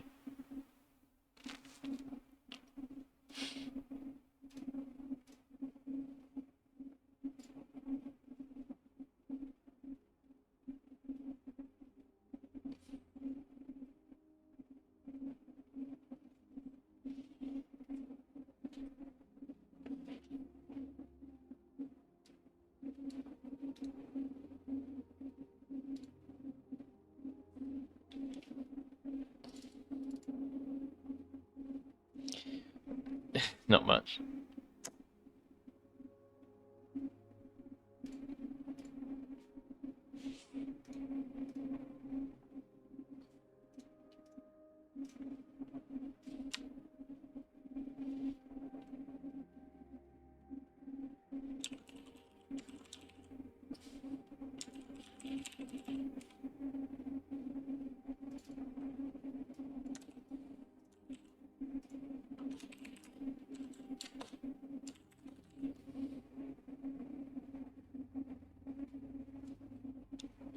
Yeah, this is going to be a regular thing for RE4R. I'm just going to sneak in features into the randomizer and not tell anyone.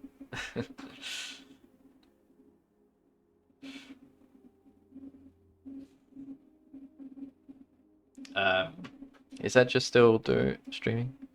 Yeah, so Edge has been... He started a run from the beginning. I mean, you're in his stream, so you know, but I think he's very much liked the autosave. He finally got what? Yeah. I'm sorry I didn't get to see most of your stream. I was working throughout the day, and I could only catch a few streams one at a time. In fact, unfortunately, I've run out of data on my phone because of all the... I've been watching so much of these streams that I've actually ran out of data on my plan. And now it won't let me access the internet on my phone.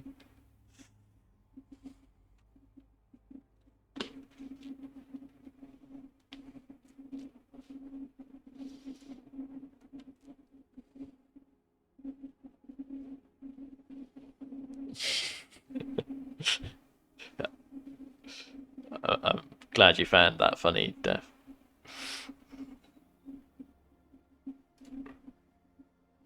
Oh, did I accidentally commit that? Didn't mean to.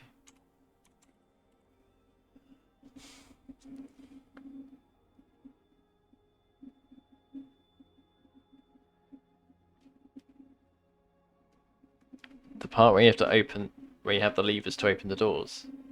That's too vague, I'm afraid. Which part are you talking about?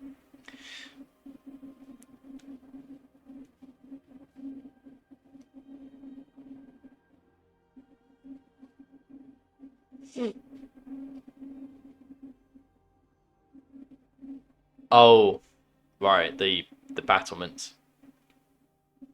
All the enemies were chainsaws, hammer brutes, and knights. Cool. That's what I like to see.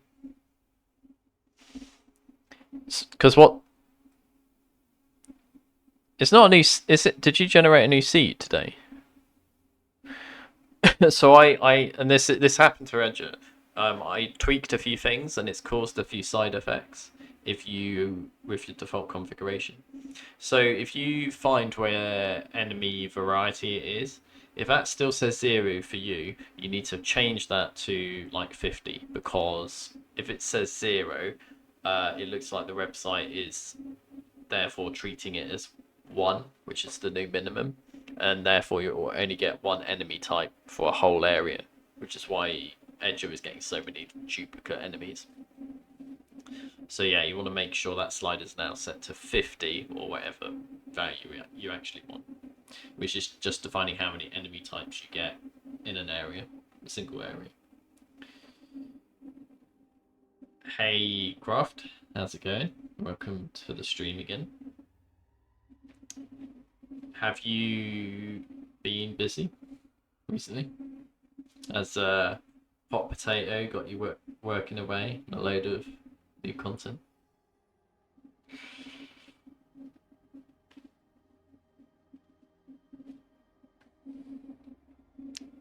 Oh, okay. And you're fine. It's just bad luck that you got all those enemies.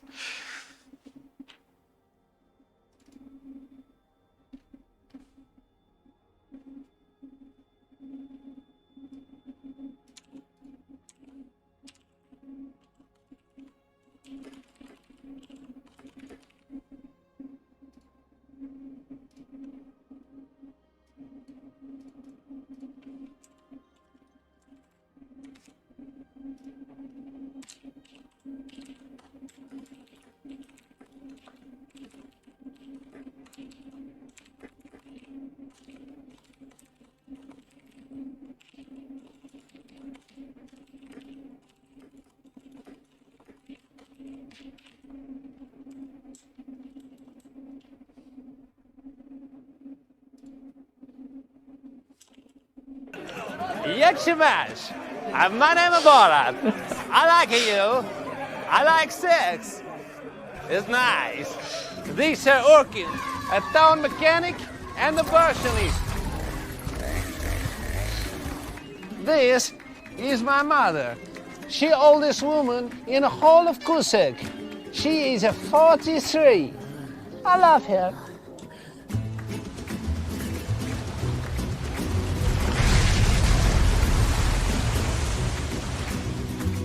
Although Kazakhstan a glorious country, it have a problem too. Economic, social, and cult.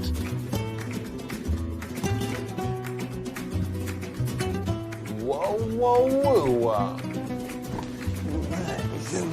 Whoa, whoa. King in the castle, king in the castle. Have a chair, I have a chair. I am in a nest of gold. They have cleverly shifted their shapes. One of them has taken the form of a little old woman. What is the best gun to defend from a cult? What you see is what I've got. Come on and make my day. Book.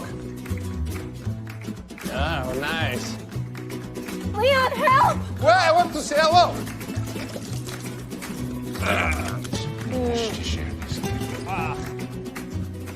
Welcome back in my town of Kusek. Since I returned, there have been much improvements. We no longer have a running of the cult. It's cruel. We're Christians now.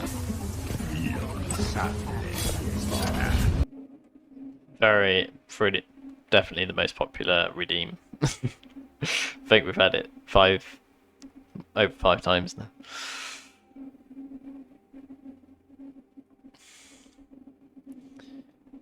Now, I can't see anything in this library that lets me create a new game object. My name is Biorand. I like you. I like sex.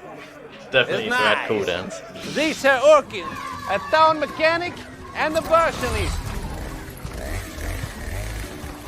This is my mother. She oldest woman in the whole of Kusek. She is a 43. I love her.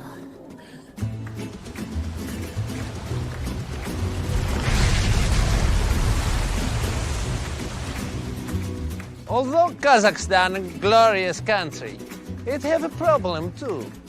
Economic, social, and cult.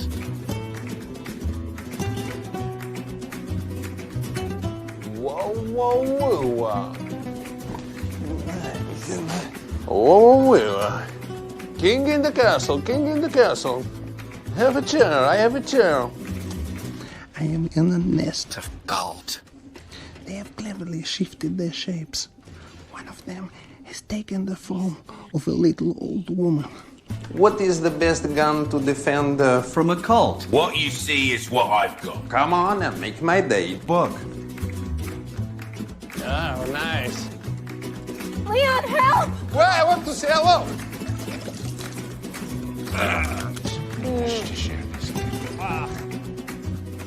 Welcome back in my town of Kusek.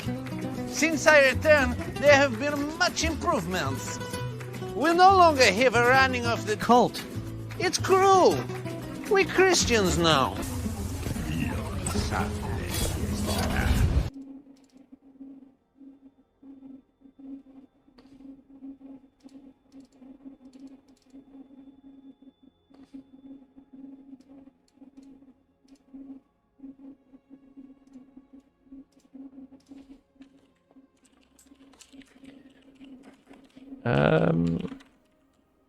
Let's have a look here. So what we're working on at the moment is trying to add brand new enemies. So at the moment we randomize existing enemies and we duplicate them, but we don't create brand new ones in areas that don't normally have enemies. So that's what we're working on at the moment. And now I'm just writing the code to do that.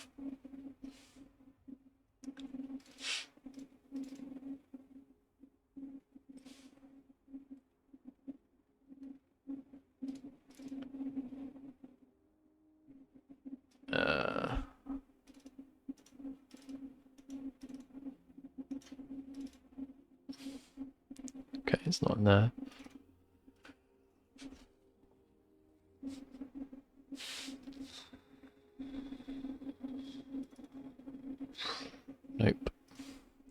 Try 1. Nope. Try 0.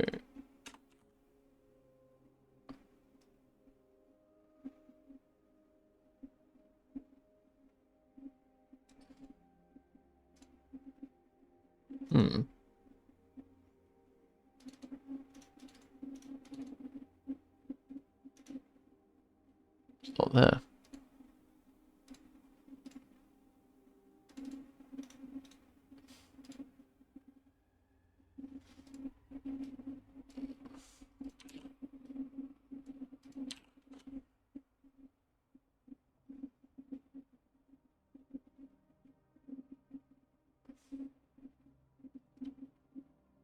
Out of points.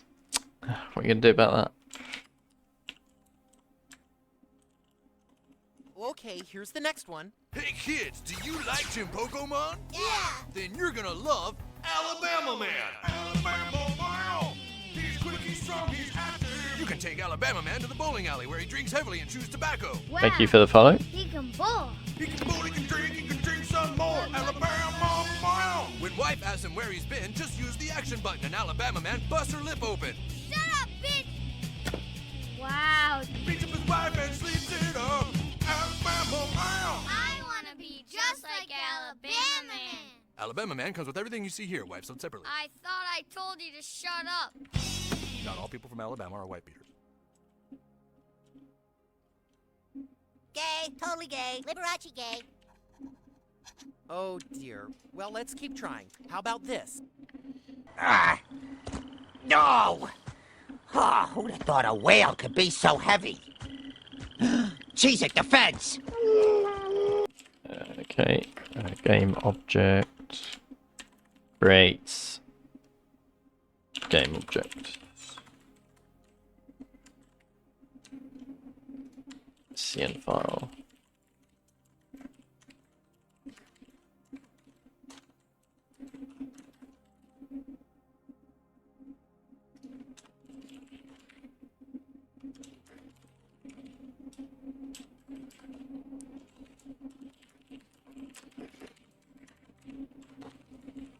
So then we'll duplicate that. How's it going? So we've successfully got a cow to spawn at the start of the game, with thanks to the Berserker mod that we could use as a reference. Now I'm trying to write code that just does the same thing. And then once we get that working, we can start to modify the code that generalize it so that we can add enemies anywhere. That's the process I'm going through.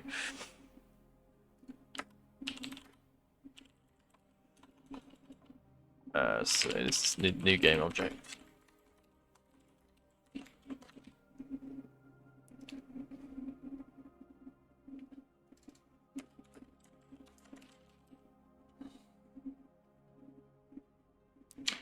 Maybe, does it really need a parent?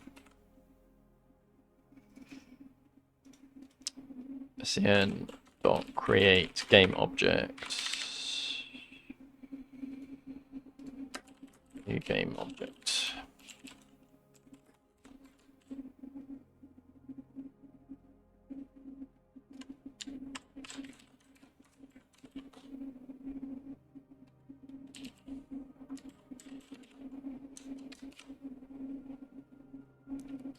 Right, so the next thing I'm going to do is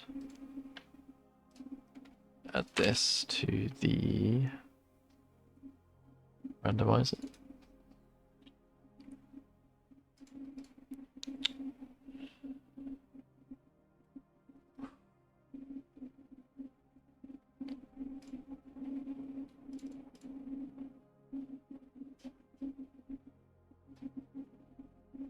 There we go.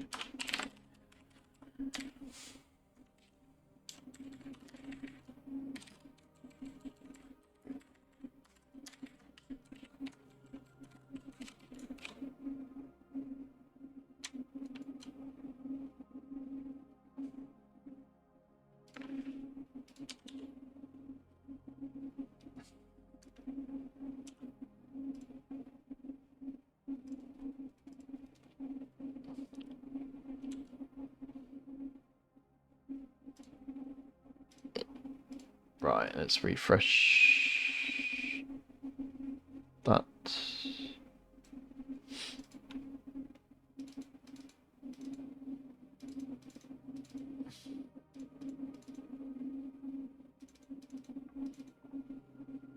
Yeah, so it's added it here, which is kind of wanted it in like a new place. Can we change the name?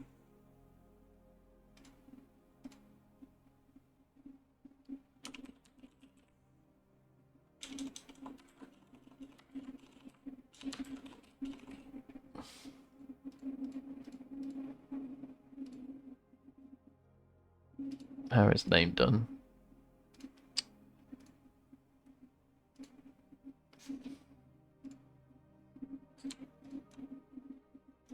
Oh, I have done. This needs to be SCN file.game object, please. Still can't change the name.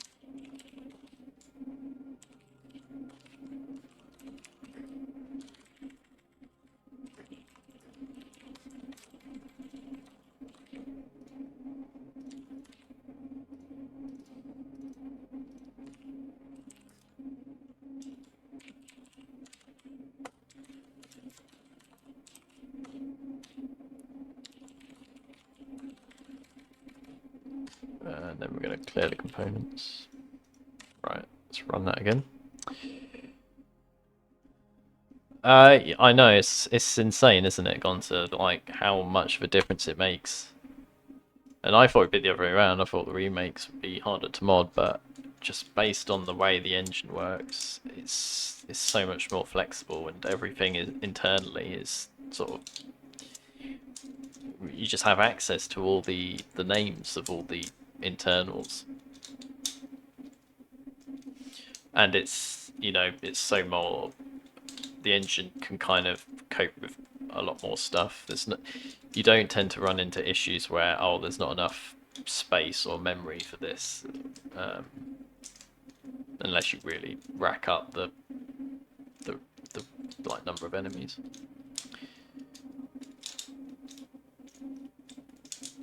Yeah, it doesn't look incredibly simple though, Namsku. I kind of, I understand it from the point of how ECS works, but I haven't looked into actually how it stores the files, because the library was good enough that I could use that to load and save the files. Like, I don't see any reason to reinvent the wheel and write your own code to open it. I would just use RSZ, and if there's a few changes I actually need to push back and make pull requests for, so that it's more useful.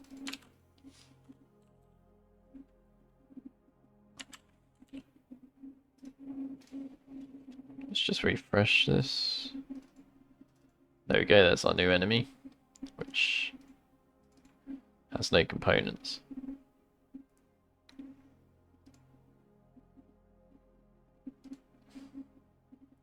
So what I need to do now is I could give it prefab info, although I don't see the point really. I think that's more of an editor thing.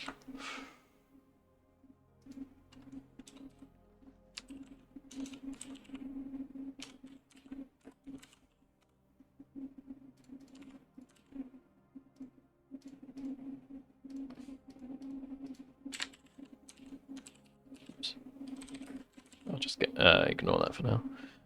And we shall add these components. So transform.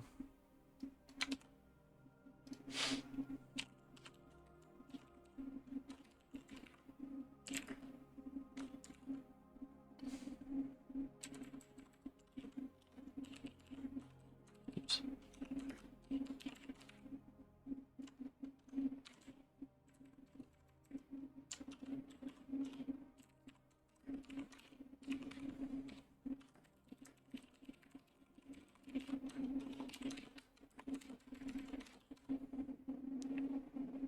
Oh, it doesn't return it.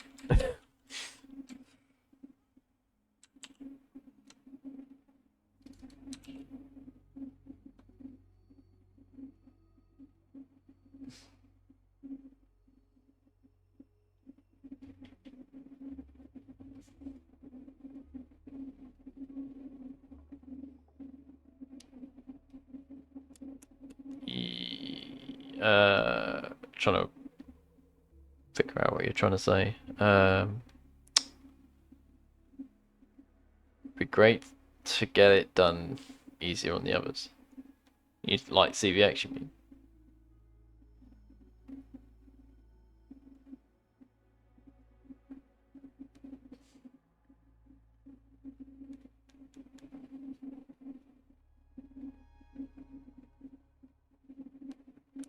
Yeah, what I've done, the way I've done CVX should be easier to integrate with Archipelago. The problem with Archipelago initially was that you needed the game files to randomize, but I'm gradually reducing that requirement. But the other thing with Archipelago is that you need very good hooks in the game, because you need to be able to detect whether you've picked up an item and then tell Archipelago, look, I picked up this item. And then if someone else has picked up your item, you need to tell the game, look, add this item to the box. So it's actually quite a lot of work to add Archipelago integration. I might just leave that up to Namsky.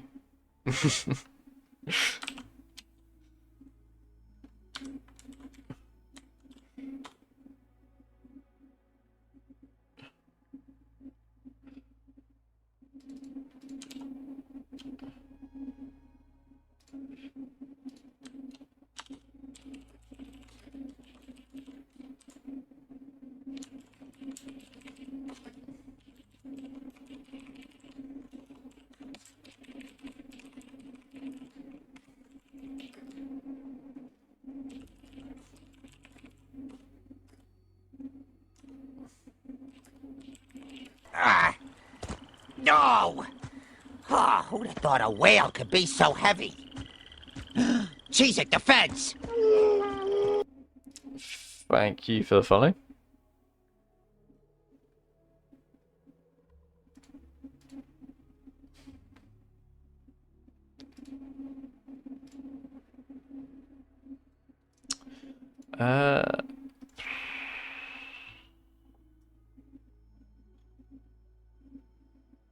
Oh, there's no easy way of doing that actually. From the object. I'll just have to do it like this. It's a bit annoying.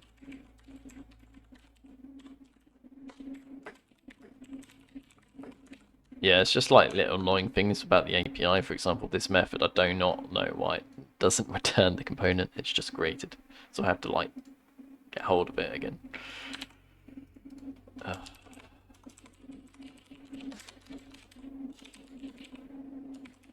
Right. What do we need to set on this transform?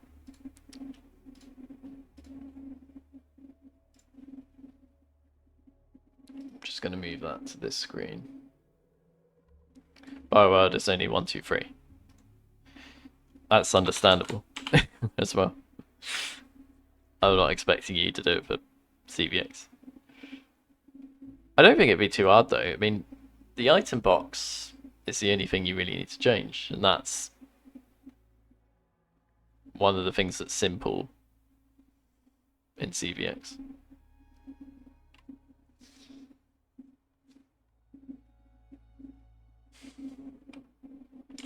So how far have you got with Biorand so far, Namsky? Have you got like a server client working yet?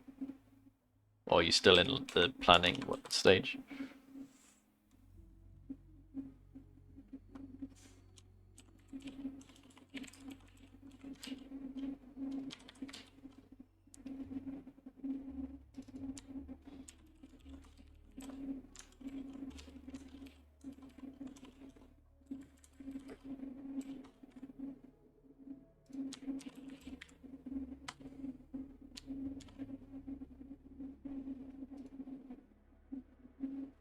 Oh, he's actually using that type.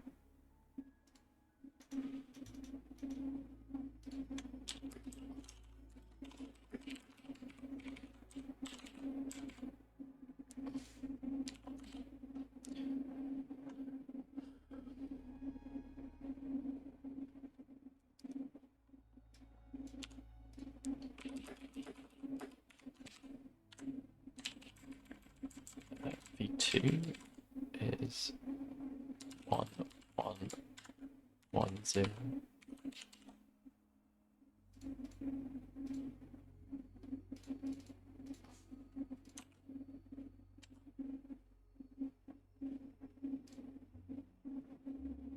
Reload.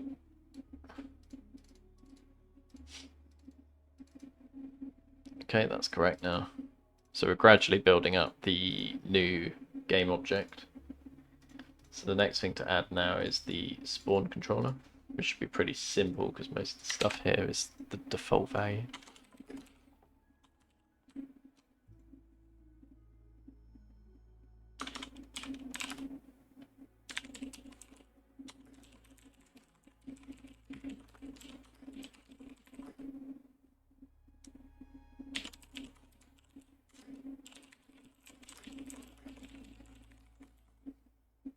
I'm just going to copy that in here.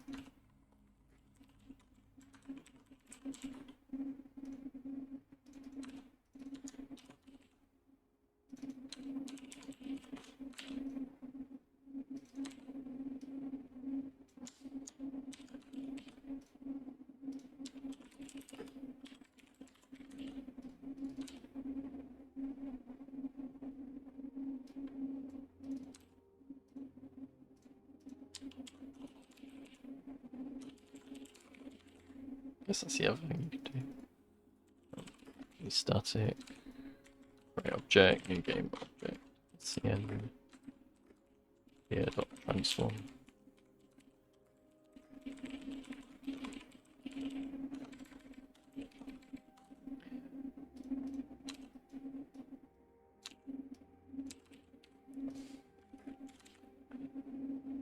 That can be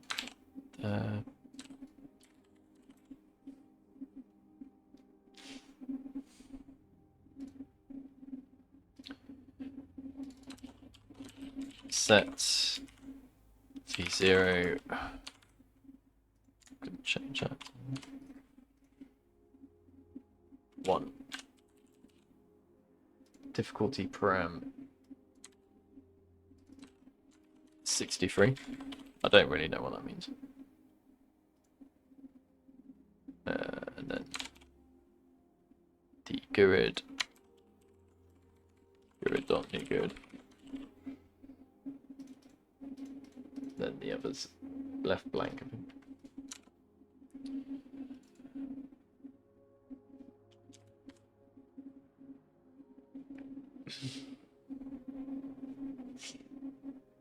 Invite you to byte for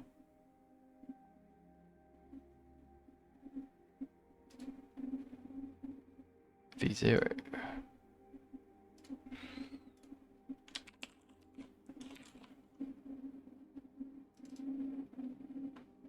This is you in phase 2.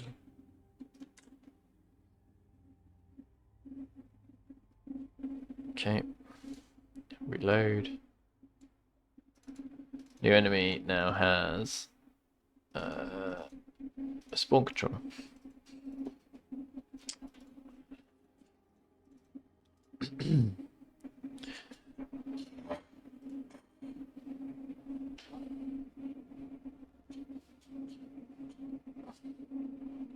What have I missed?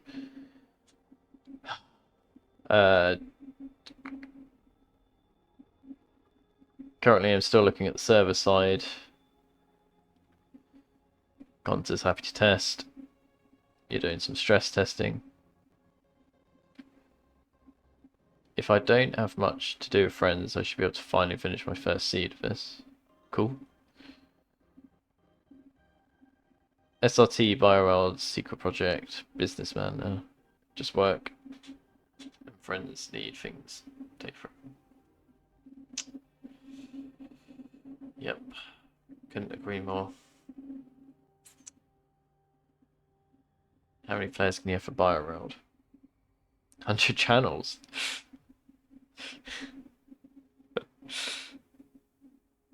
You're gonna get the whole community showing one item box. I think that would be a bit chaos.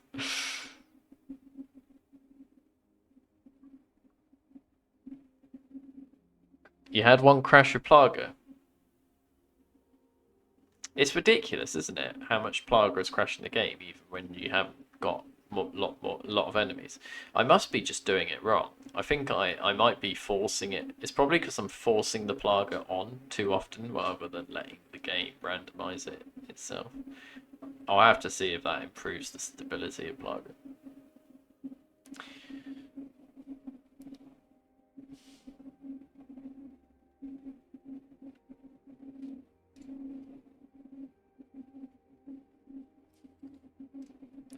Right, I'm gonna quickly get another drink, go to the toilet and stuff. I'll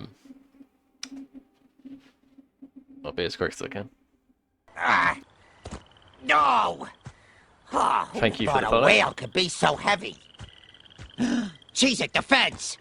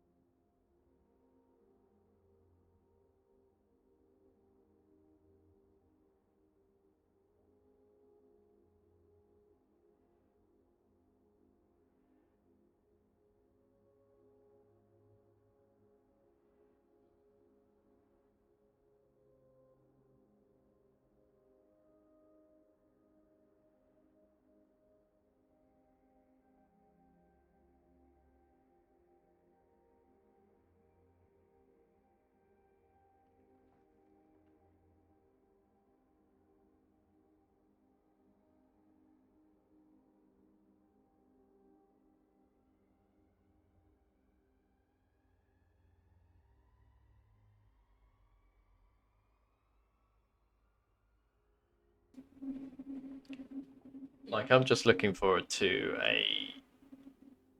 a co-op rando where someone's like, "Oh, I can't get past these enemies. There's just too many of them." And then the other person's like, "Give me a few minutes," and they continue their game and they find the grenade launcher. They're like, "Yes," and they put the grenade launcher in the box so that the other player can go get it and deal with those enemies they couldn't get through. That's the ideal situation.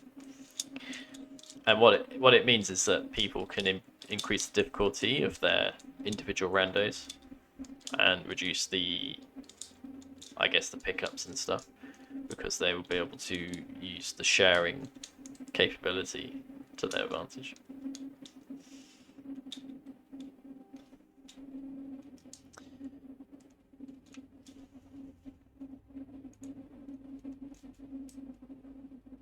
The hardest thing will be loading and saving, because if you're not doing permadeath, if you load back the game, it needs to remember exactly what you had in the box and synchronize it all properly again.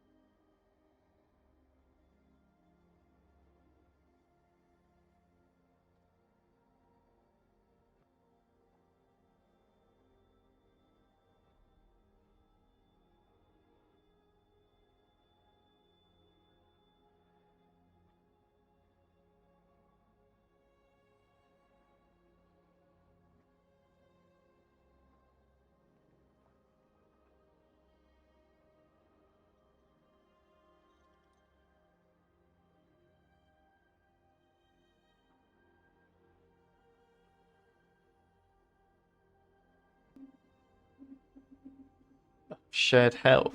I didn't even think of that. Shared health would be interesting because someone else could heal you. You wouldn't even need to actually go to the box and get your green herb.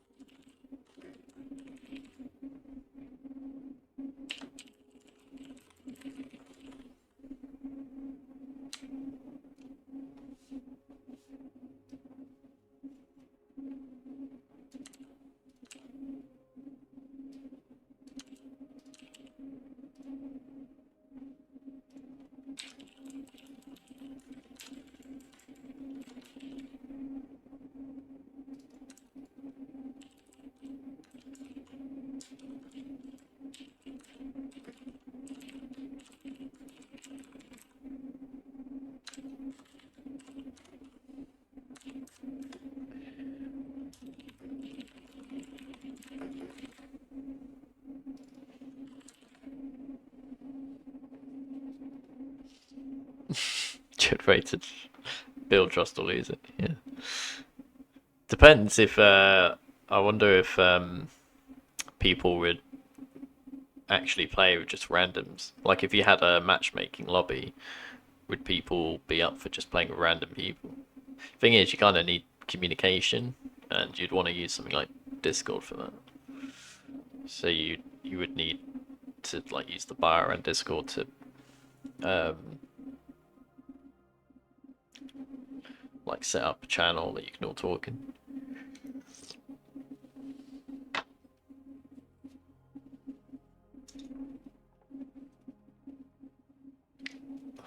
Second unicorn horn did not drop from the enemy.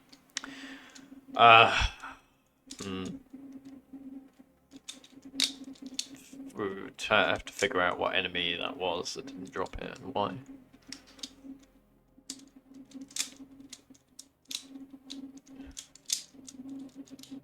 Yeah, and then I'll be shouting at death.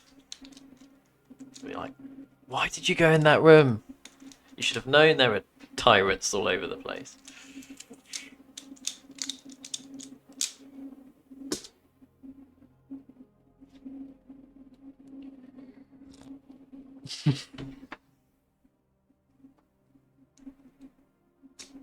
Yeah, and I'd say a death would ask me, "Well, why didn't you kill those orcas?" And I'd be like, "But because they're orcas, I can't kill them."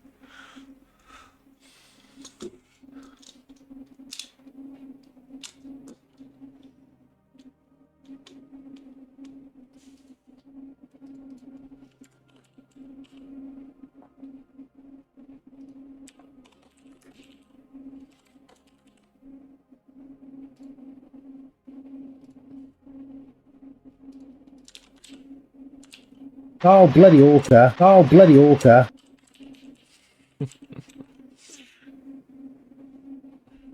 I'll be spammed in my stream.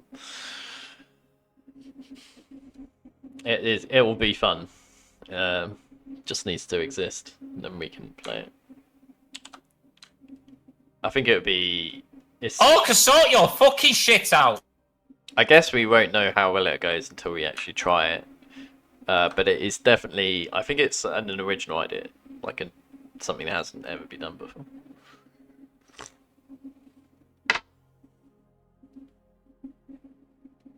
Like, I assume it's got a lot of extra things that aren't in the thing you did, Gonza, with the shared Zelda rando.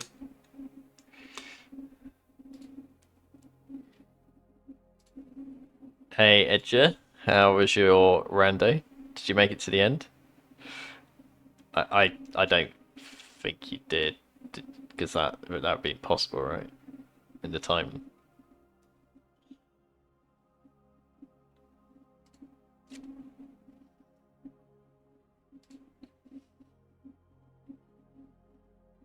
You got to the island, I can see.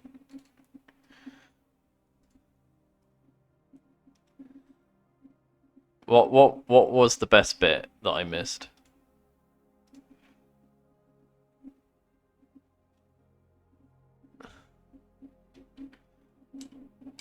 Oh, that's true. Let me write that down. I completely forgot. I need to go and do. I need to say what enemies are good and not good for the lift part.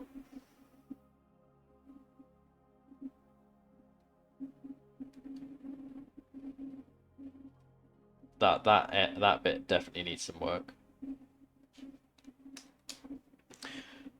The night section, the 90 night section.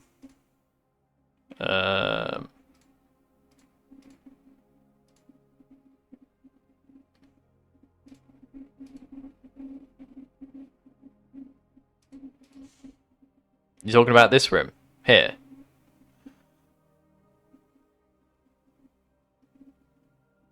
Right. Well, I'm sure you went in, picked up the head, then killed all the enemies, right? You didn't try killing any enemies before picking up the head.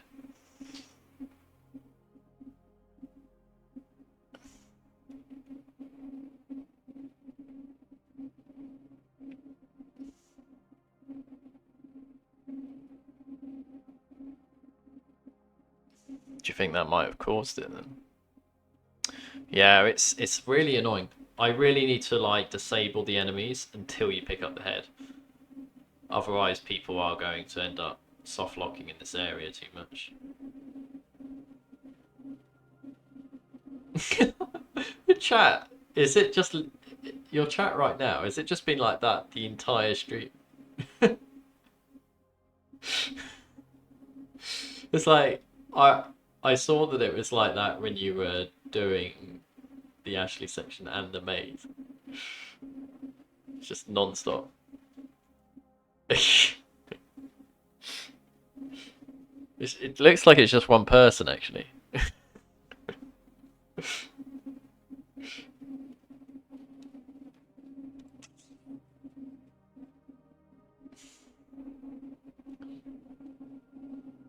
Yeah. God, so annoying. At least I don't. At least I can randomize it though. It is fixable. It doesn't have to be the knights all the time.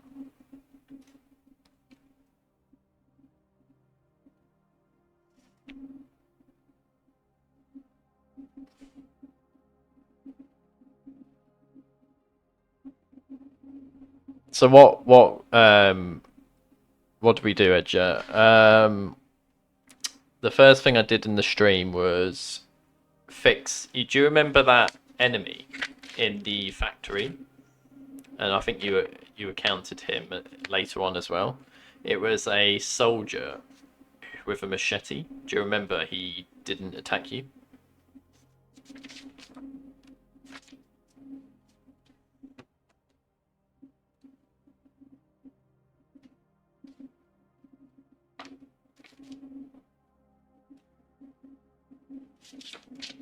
Oh. So do I need to do something? So the reason why he didn't attack you is because soldiers cannot use machetes. Like I just assumed when I saw machete that it would be the military that used it, but it wasn't. It's only villagers that can. So you're saying that the crowbar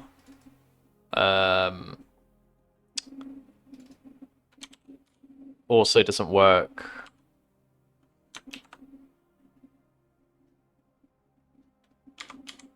You're saying it doesn't work for villagers, is that right? Okay, yeah. I think that's the problem. When I was looking at the weapons, I was kind of guessing which enemy used which weapon. So it's actually the soldiers that use crowbars. It's really weird. I would expect villagers to have the crowbar and soldiers to have the machete, but there you go.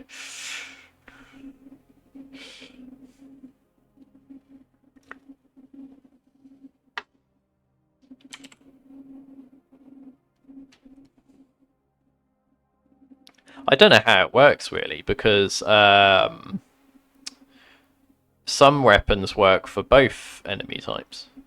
Like the Molotovs and the dynamite and the crossbow works for both villager. Well, I'm not sure about the crossbow, but the Molotov and dynamite work for both villagers and the military. It's I think each enemy type just has things defined for each weapon. Sometimes they use the weapon, but not in the correct way. But yeah, it's... What I've done is I've just said what weapons each... I can define classes. I can even define multiple classes for villager. So I can have like villager... I've done that with villager range. So I've got a separate class just for villagers with dynamite, molotovs and crossbows. And I've also got a separate class for... the shield enemies. But yeah, we did fix the one with the machete, and I think I also just did some more enemy exclusion. Now we're trying to add new enemies. So I got a cow spawning at the very start of the game, a bit like Berserker does. Now I'm just writing the code to actually do that, because I only did it using the tool earlier. Giant balls in the course don't seem to kill randomized enemies. What, any of them? Or is it only zealots that get crushed? If it's only zealots that get crushed, then there's probably not much I can do about that. Because they're probably the only enemies that have been coded to be crushed by the Crusher Bull.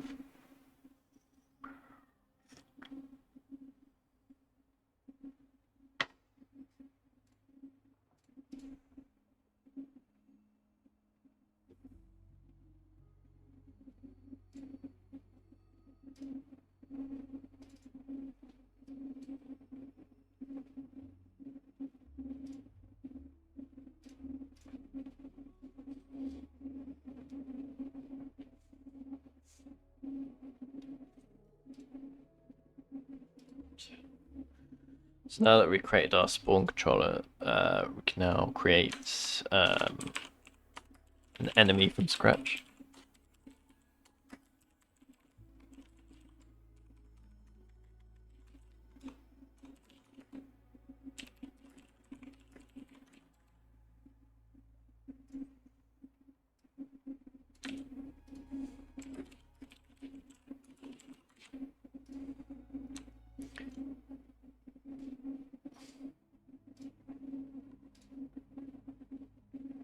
And we're going to use cow to start off with.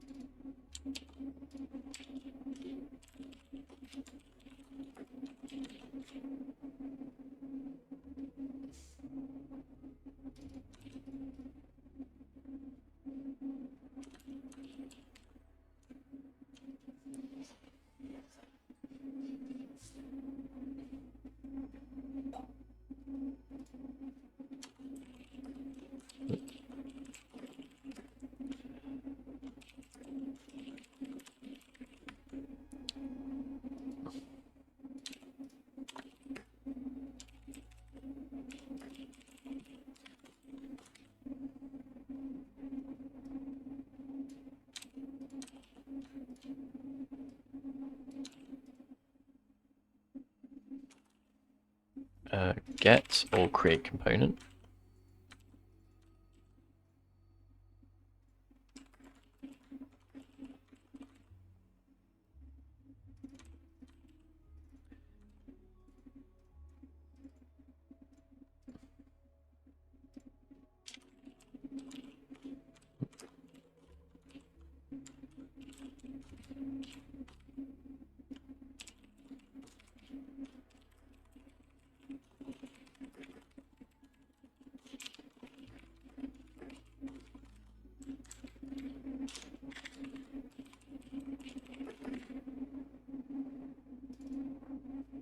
Oh no, can't do that.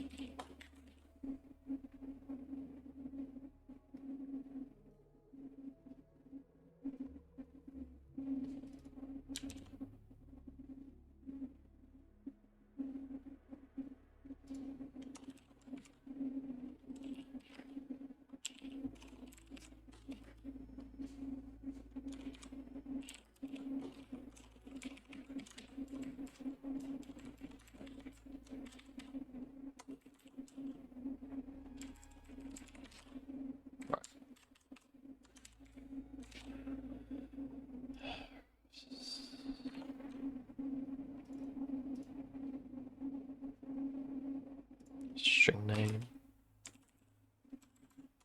Position. Hey, Kier.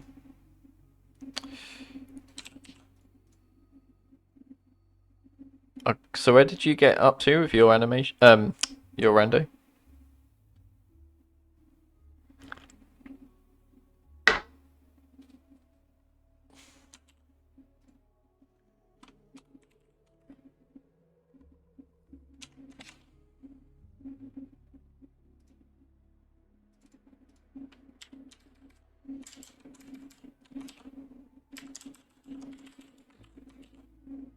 Chapter 4. What's chapter 4? That is. Is that after Delago?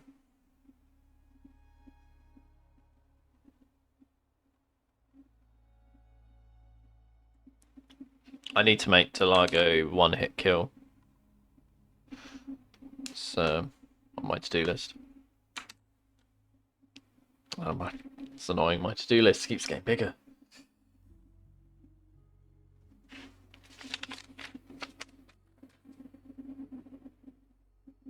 Oh, guess what, Edger? I just looked at my to-do list and guess what I'm reading here.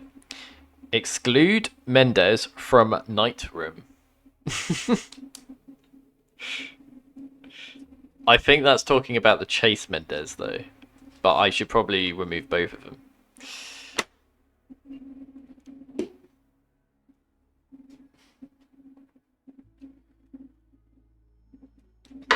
I should get rid of all the big enemies from that room. In Waterhall, no. Let me write that down as well.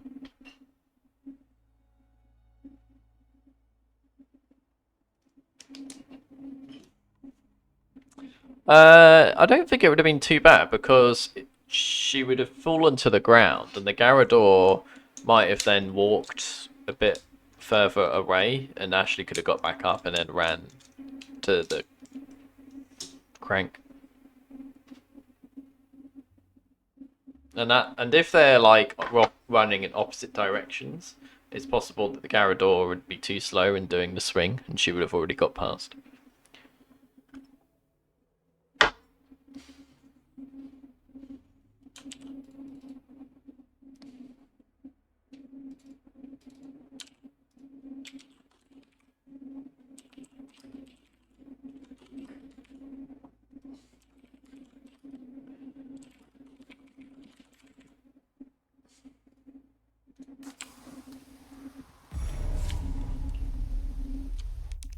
Minus 255.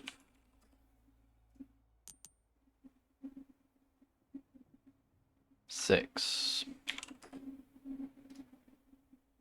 50.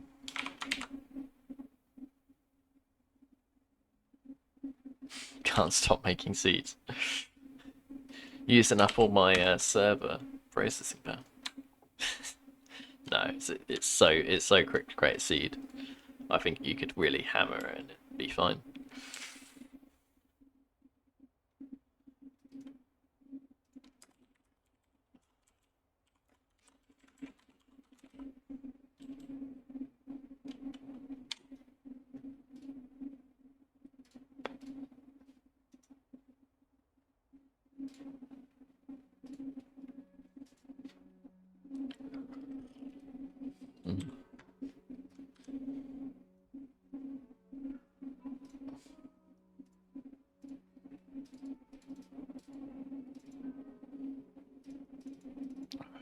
Right, so my spawn controller, standard transform.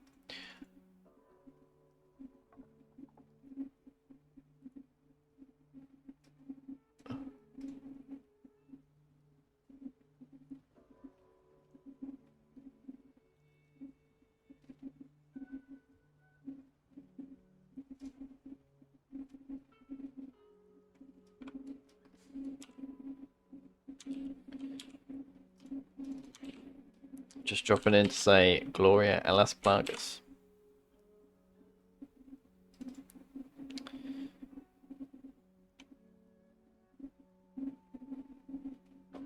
Hope you're doing well.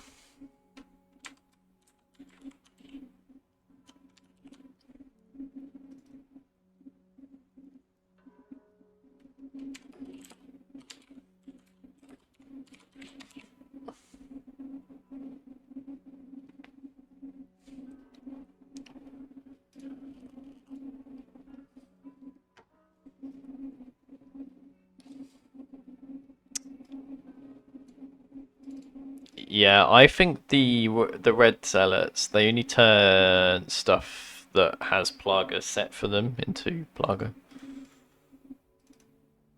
So that's why they're not doing a whole lot at the moment, because Plaga's not enabled.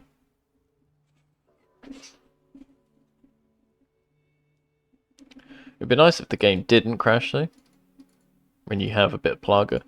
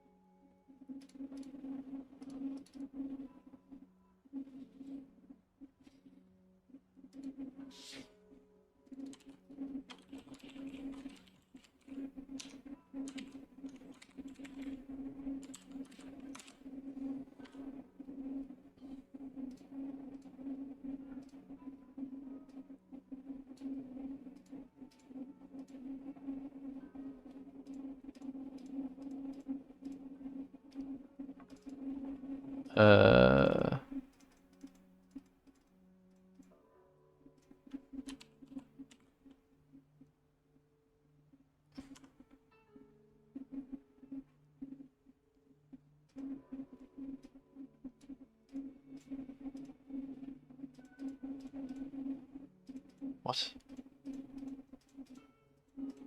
How do you read children properly?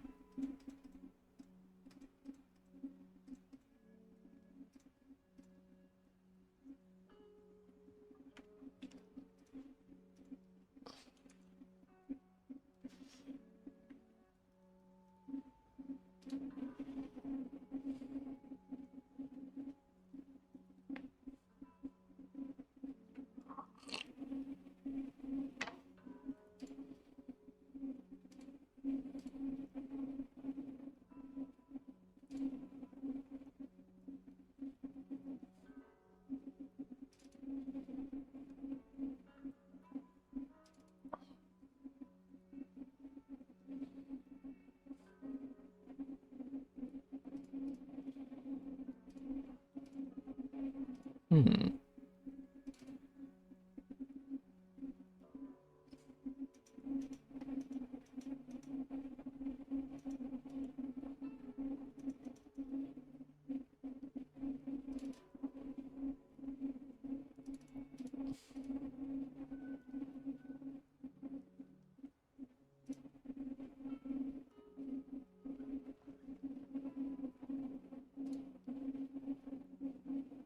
Thank you, Akir, for the 2-month subscription.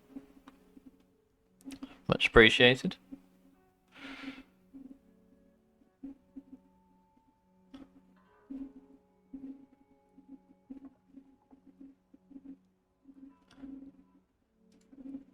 What did Death send you?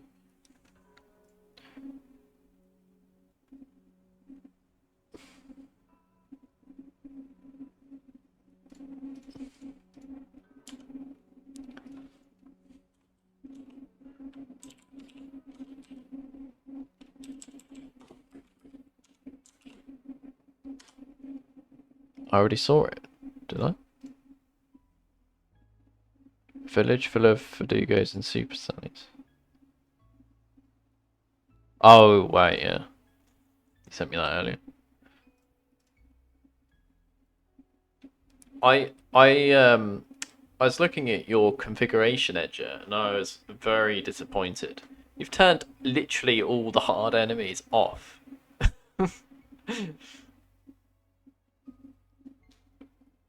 You literally have a baby seed. You got Iron Maidens off, you got... Well, sorry, you got Super Iron Maidens off. You got Super Iron Maidens off, you've got Mad Chainsaw off. You got the other chainsaw type off. You've got Verdugo off.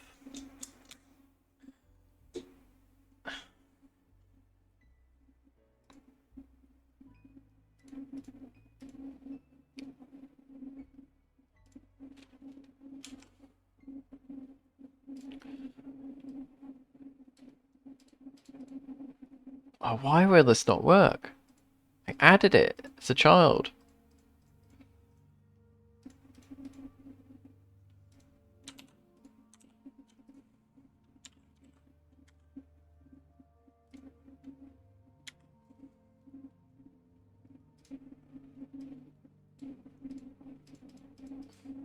What does it want?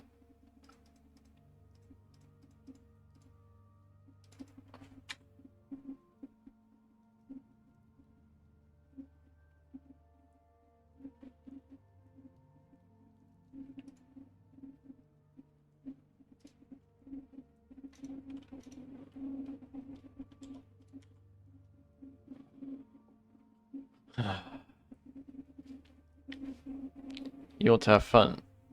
I thought you were having fun from the get-go.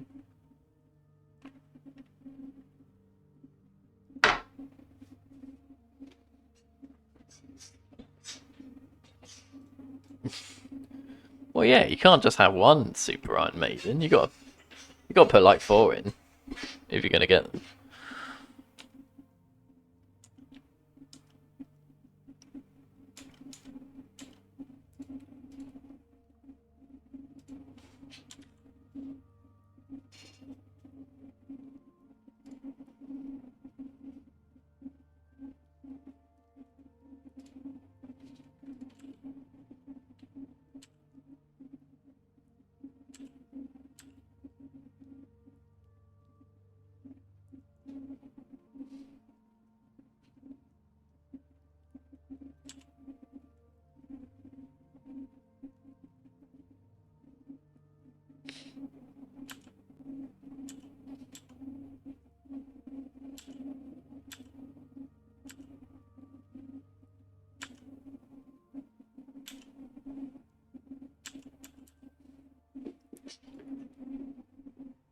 Oh, I don't know what to do.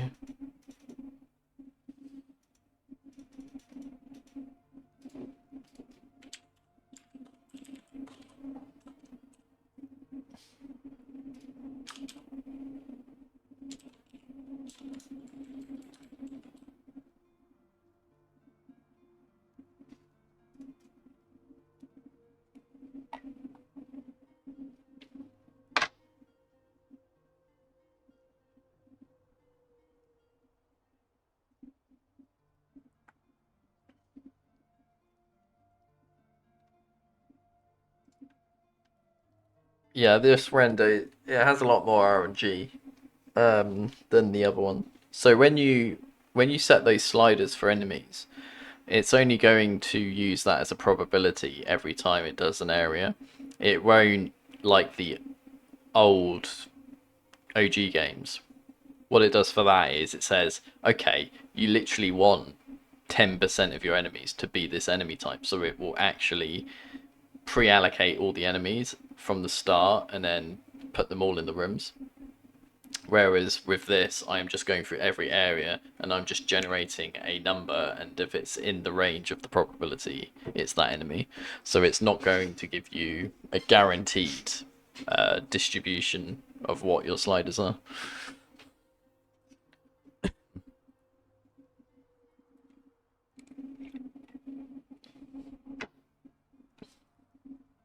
But it does mean that you'll get more, I guess, funny varieties. Like you may have a rando where everything is just the same type because there is that minuscule chance of it happening.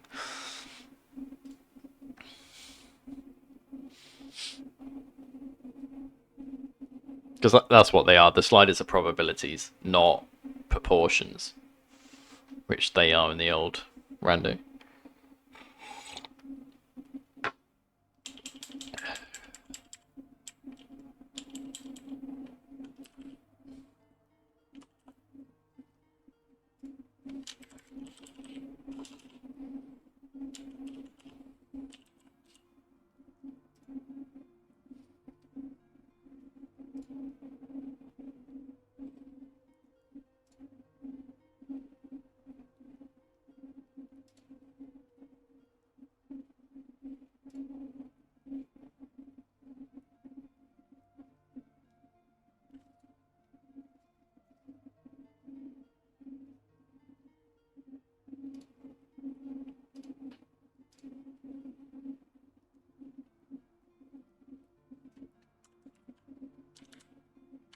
Okay, what if I do this? Import game object.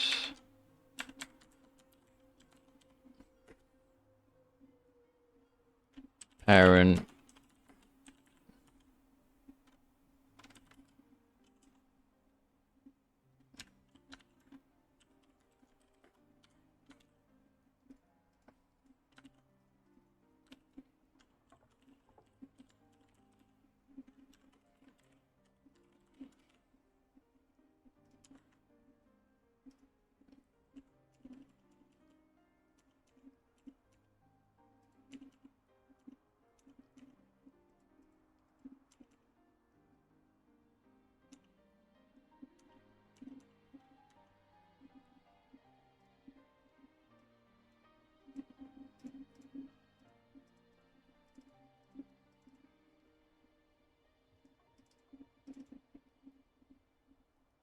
Oh, this makes no sense. I guess it's just because it's not in a folder, but now it's there twice. What happens if I do that?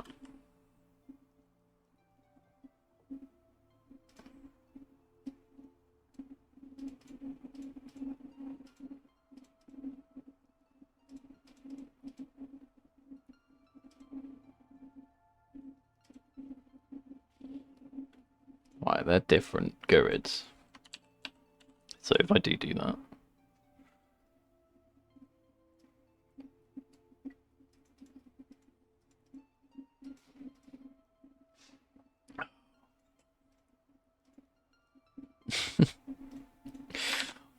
This is so weird.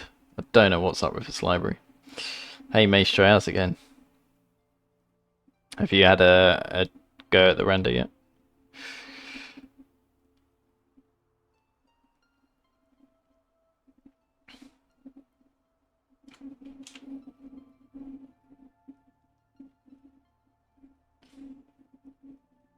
Ads? How are you getting ads? I turned ads off. Let me check.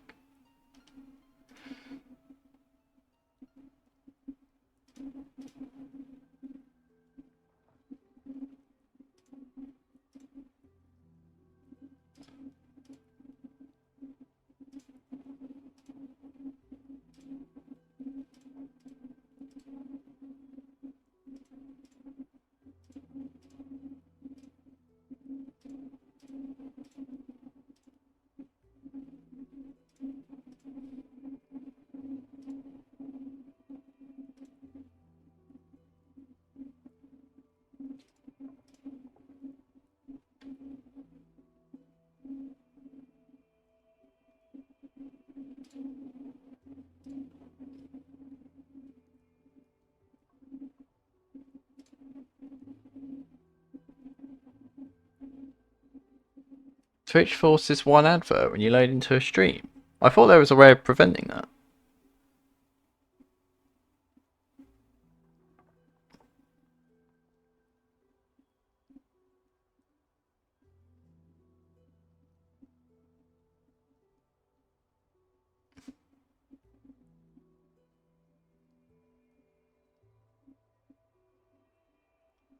Yeah, so if you roll adverts in the middle of your stream, it doesn't give you one at the beginning.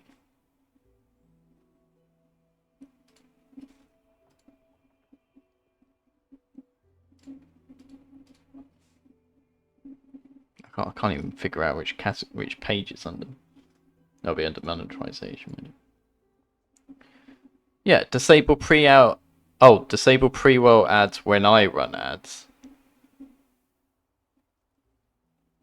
Damn it. Do I even get any money for the pre-rolled ad?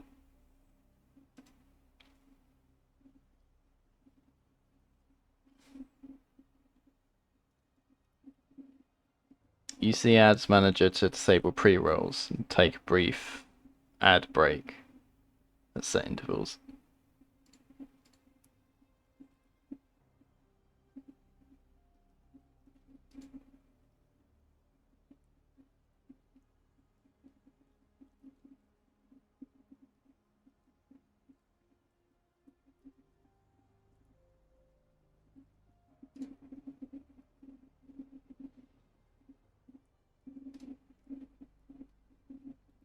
You have them at 3 minutes every hour.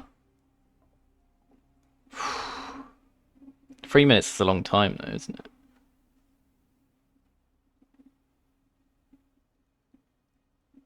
Yeah, but I mean, I can understand it if you've got a lot of viewers. You can say, oh yeah, here are your ads, therefore you should sub. But if you're a small streamer, I'm not bothered about the ads really.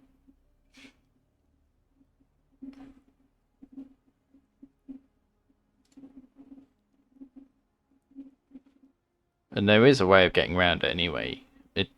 Well, at least I can do it in Firefox. I can you can the pop-up video, so the small thumbnail video, the 480p stream, you can pop that out and unmute it, and then mute the advert stream, which is what the extension should do when they're blocking the ads, but I don't know how that works.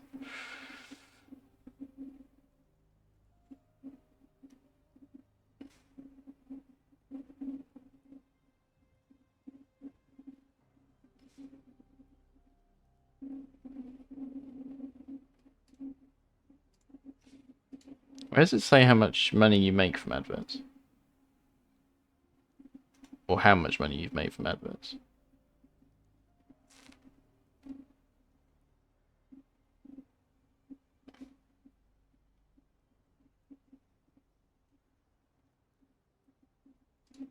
It'd be under earnings. Yeah, so it says I made nothing from advert breaks. Which sounds to me like it doesn't do anything for the pre-rolls. That's pretty annoying though. That's kind of like saying, oh, if you don't have ads at all, we're going to give you pre-roll ads that you don't make any money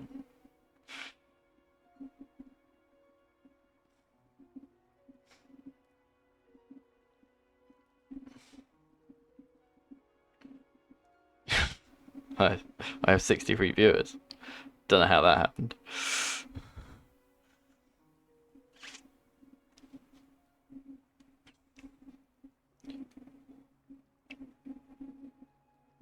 I'll get a couple of cents for ads for pre-rolls. Yeah, but it's... I don't know, they're just so annoying, ads. And it's always the same ad as well. It's like, can they not add more variety? Why do you have to have the same advert every single time?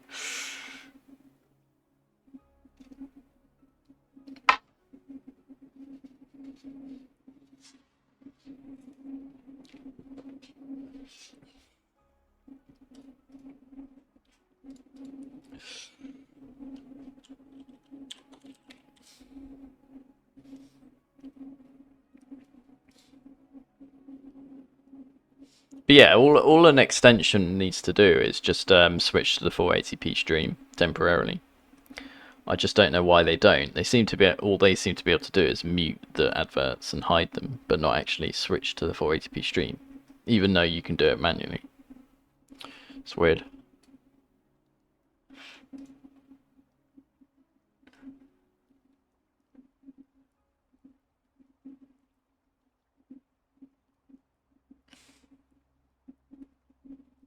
Yeah, that's why you don't want a pre-roll ad, because you know I'm guilty of that. I click on a stream and I'm like, oh, it's giving me an ad. I won't watch it then. I won't watch the stream.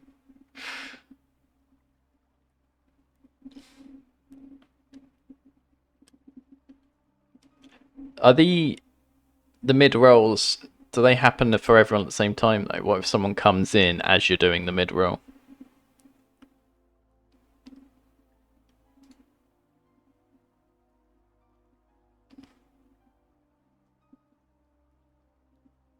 Okay.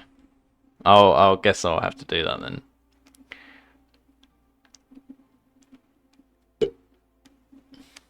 Because I really don't like the pre-rolls.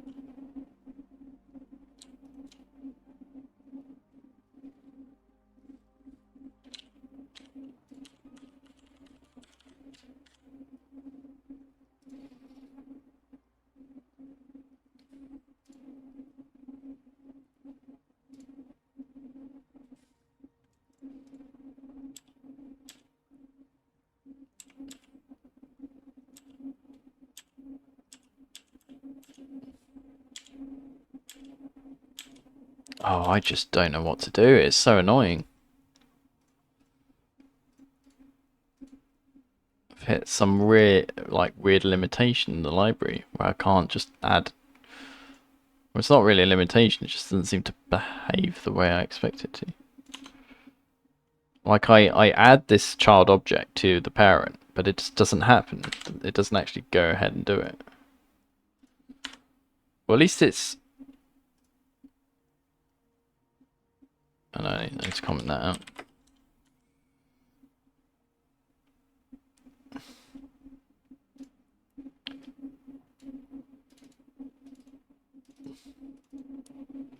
So you can see here that it's there now, no longer in the root, but it's not got the children for this object. Don't know why.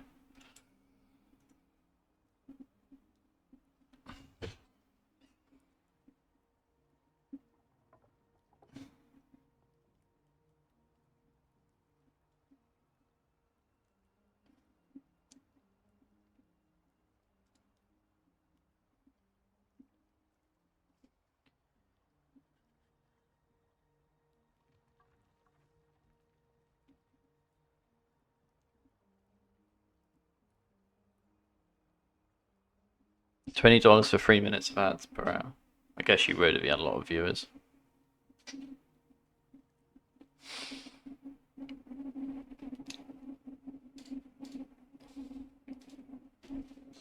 Also, I'm pretty sure a lot of streamers would rather do their own sponsored ads than Twitch ads.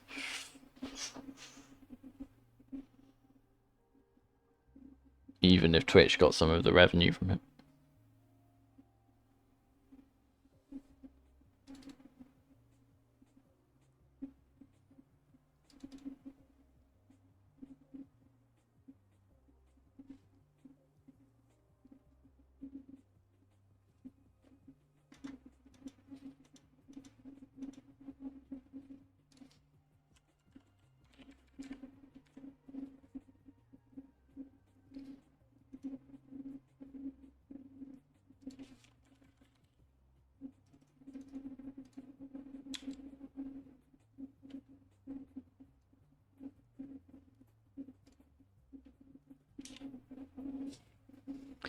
Yeah.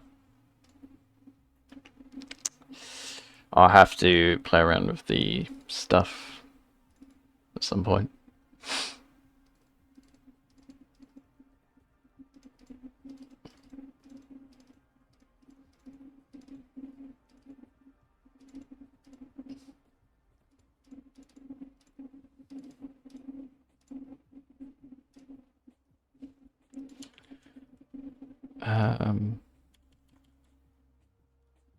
Right, so the children of this has...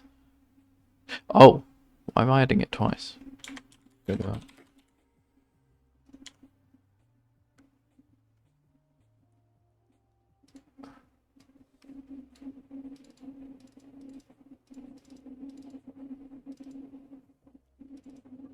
Right.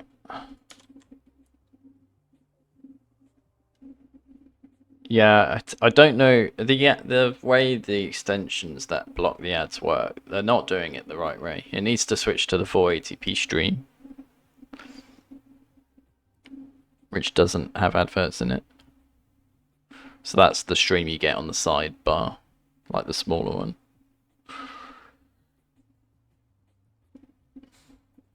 And what you can do is just manually unmute that and pop it out. Because there's nothing worse than getting ads in the middle of the stream just as you're like listening to what they're saying, or and you want to reply to them.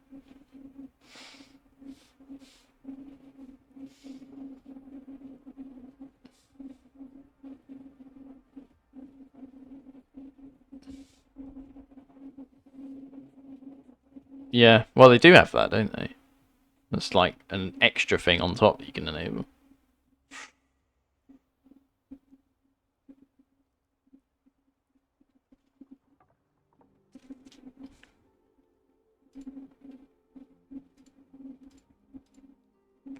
But that's the sort of thing that is blocked by ad blocker quite easily.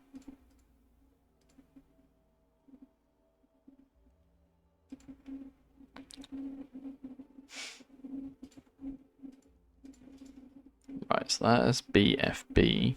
This has 715.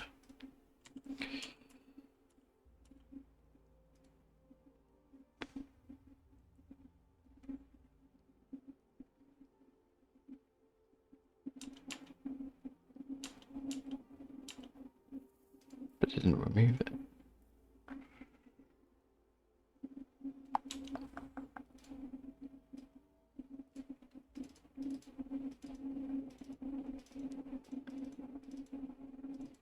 Yeah, okay, so that removal isn't working.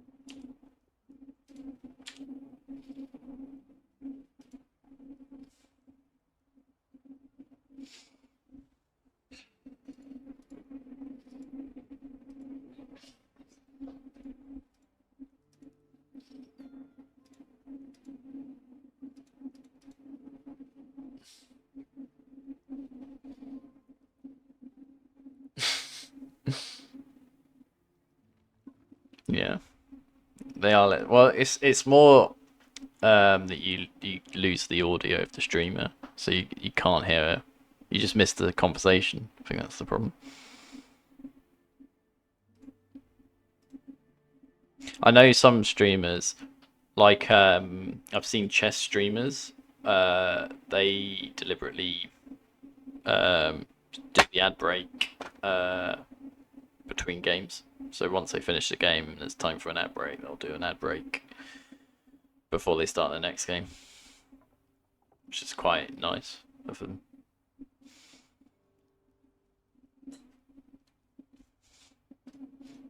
You know, that's the equivalent of watching a football match and the advert break being actually in the middle of half time, not during the actual game. If I remember rightly, that used to happen with Formula 1. You'd actually get advert breaks in the middle of the race.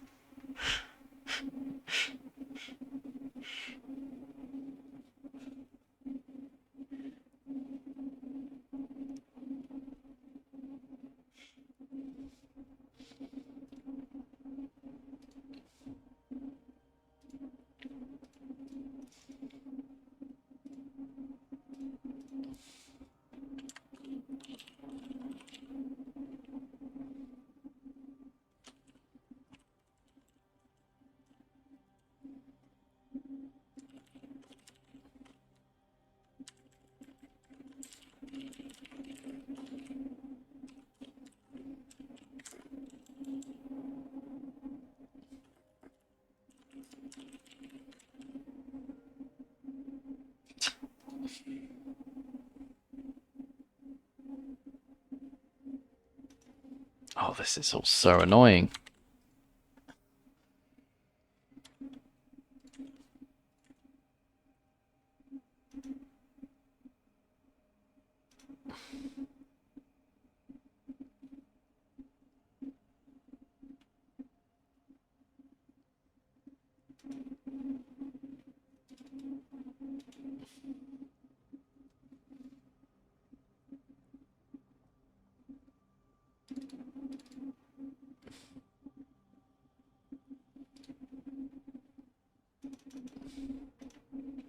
Right, so let's just check this again.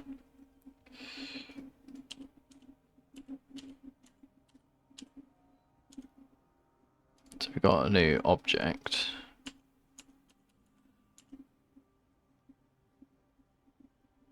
How it's added it to that? Because it's got a folder.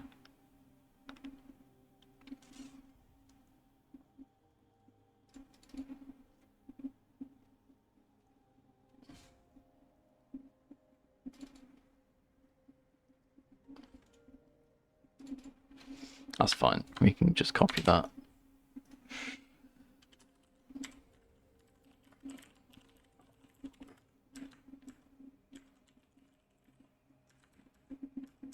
And then just give it null for the folder, null for the parent.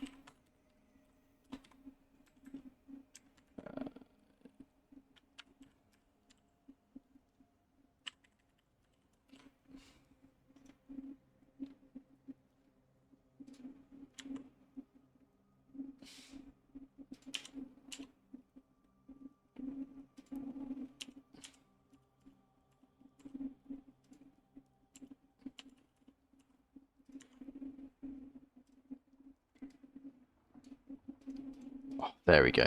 It's so hacky what I'm having to do just like add some new stuff. The whole thing seems to be based around duplicating existing stuff, but not adding a brand new thing and adding it to like a new as a child.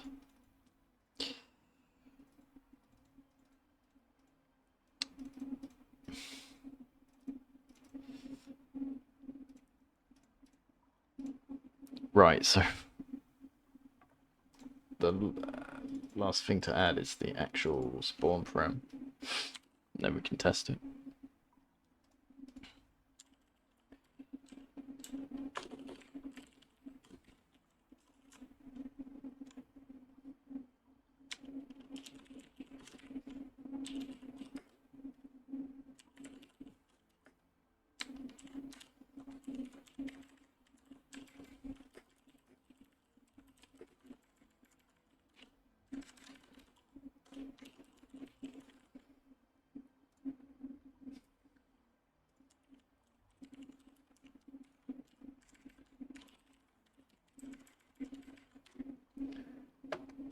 Right, stage ID needs to be 40501.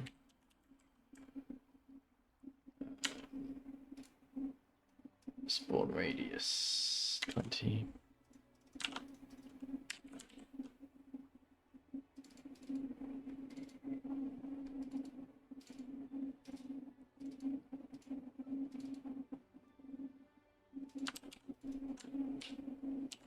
Text ID.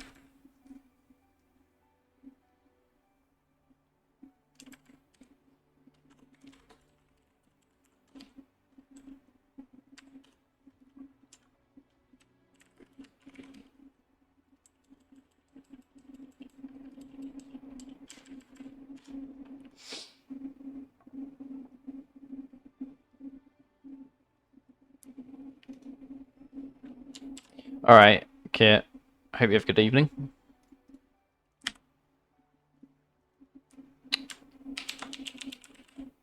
Thank you again for the sub.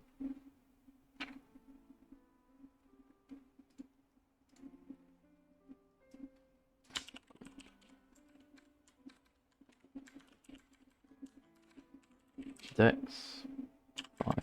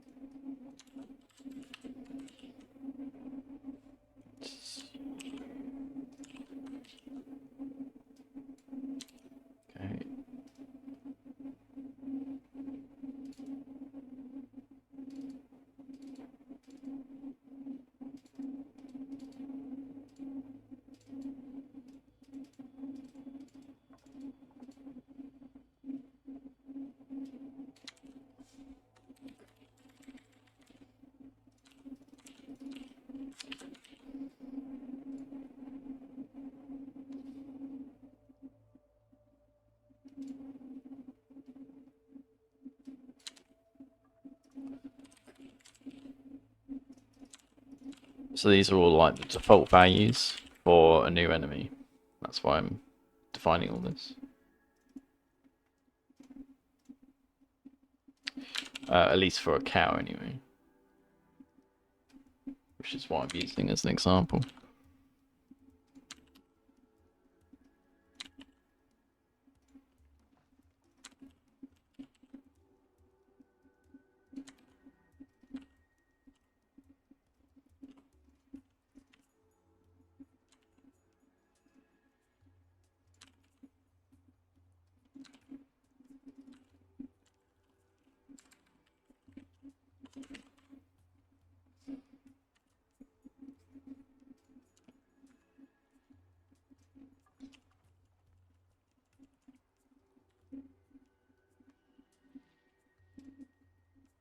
Refresh.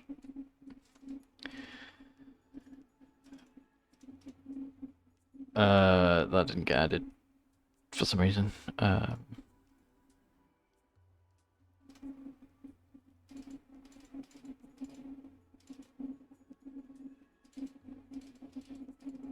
Hmm.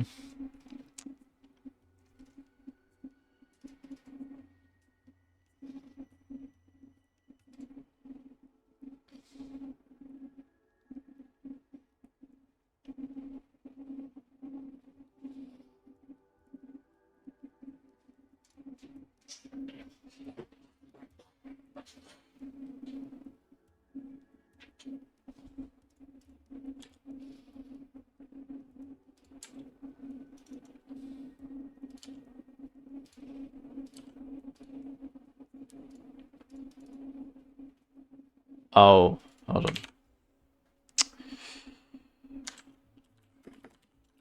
Need to do that.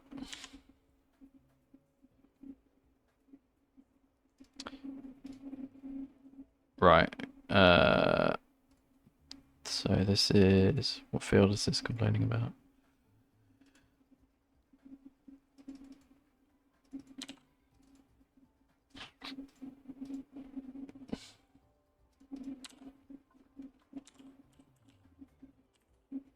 Spawn radius is a float.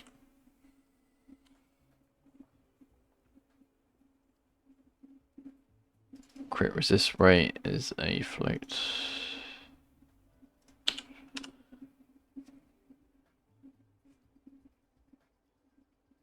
Montage ID unit 32.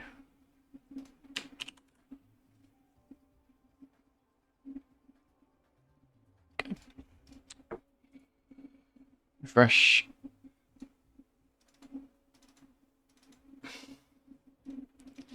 There we go.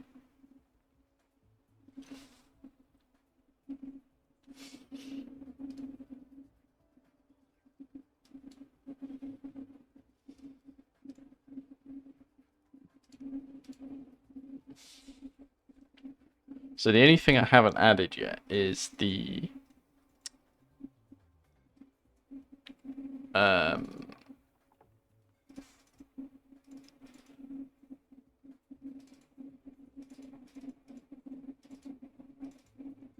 character area. So if it crashes, then I'll try adding that, see if that makes a difference. But otherwise, I think everything else is the same. In fact, I'll even go as far as actually copying the same transform. If it doesn't work.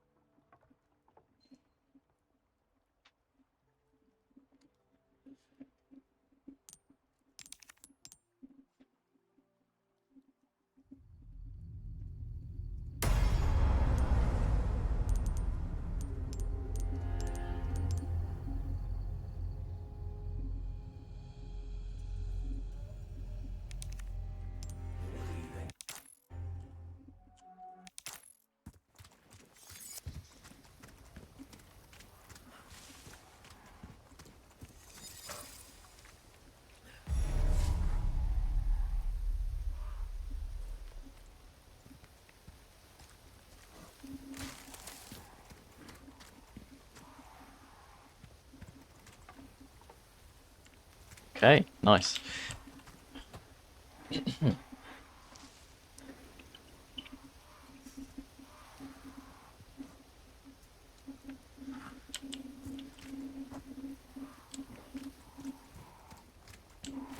How far could he have gone?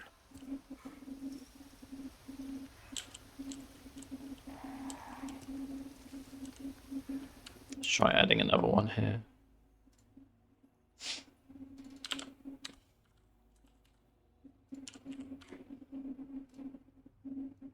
So that, this is minus 240. 654.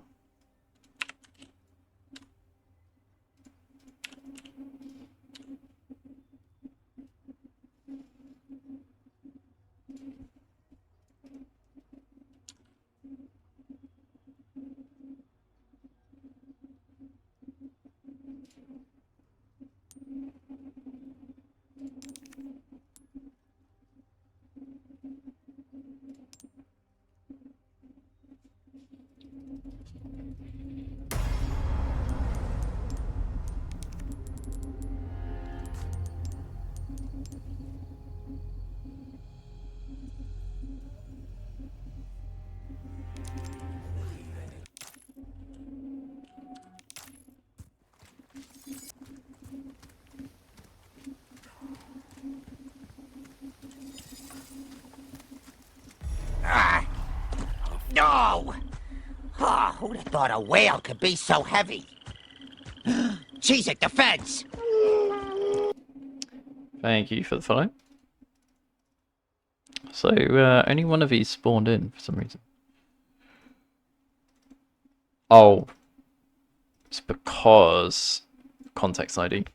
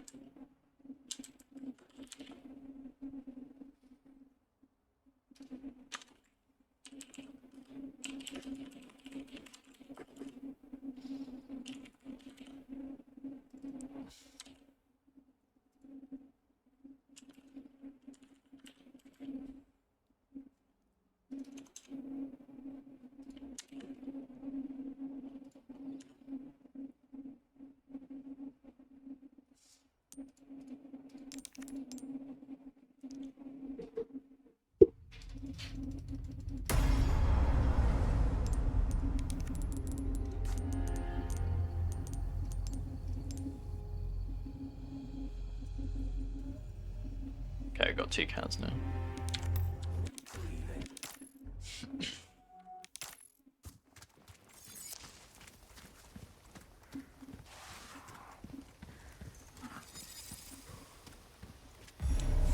How far could he have gone?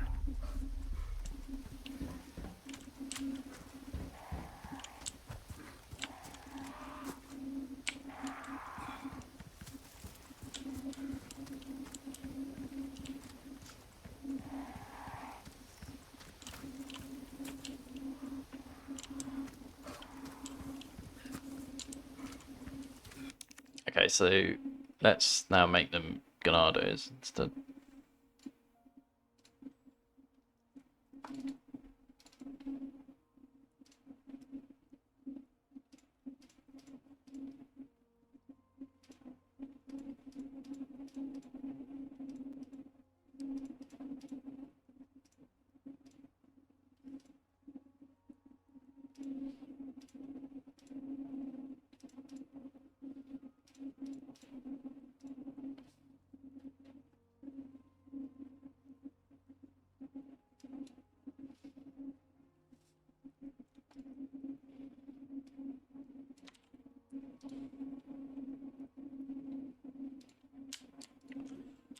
Just copy it.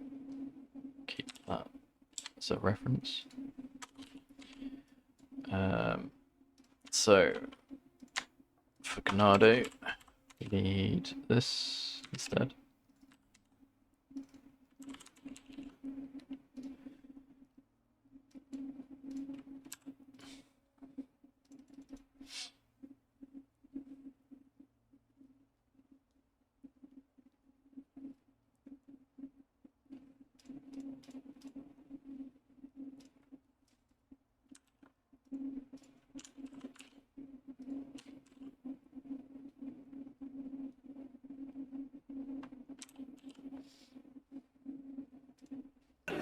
Yakshimash. My name is Biorand. I like you. I like sex. It's nice. Thanks. These are Orkin, a town mechanic and a Barcelonist. This is my mother. She oldest woman in the whole of Kusek. She is a 43. I love her.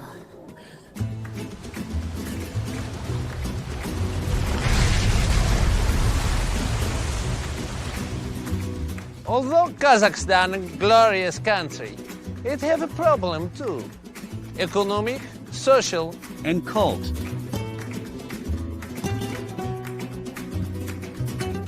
Whoa, whoa, whoa. Whoa, whoa. King in the castle, king in the castle. Have a chair, I have a chair. I am in a nest of gold. They have cleverly shifted their shapes. One of them has taken the form of a little old woman. What is the best gun to defend from a cult? What you see is what I've got. Come on and make my day. Book. Oh, nice. Leon, help! Well, I want to say hello.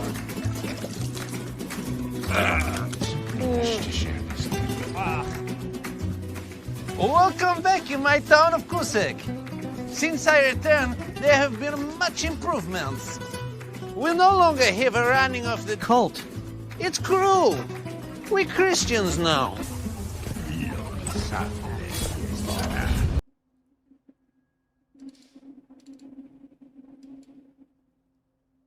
Alright, let's see if that's enough.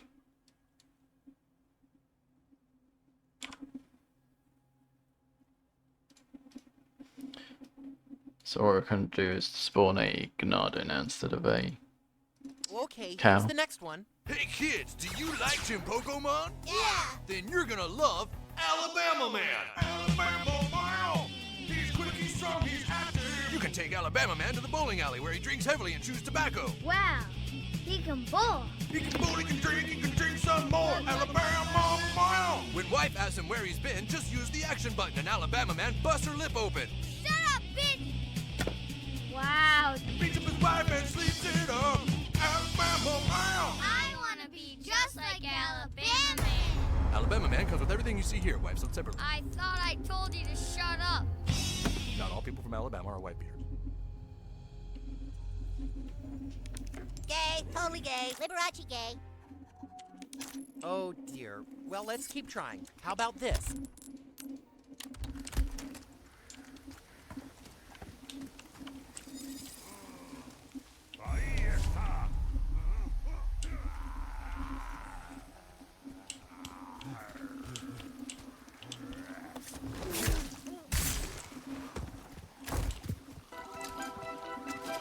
$38, $39, 40 quarters. This better be good. Game over. Please deposit 40 quarters. What a rip! So what I'm interested in is how far he follows me. How far could he have gone? Because I've not given him like an area for him to stay in. Alright, he's not gonna be able to get. He's not gonna be able to follow me through here. Yeah.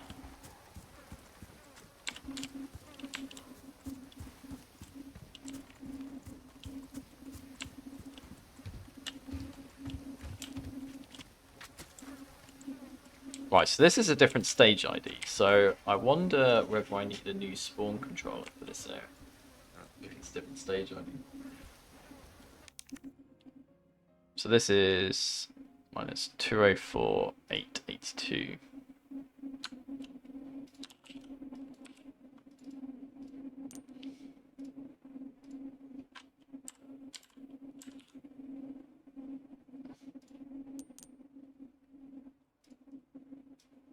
.9, so it's basically 9.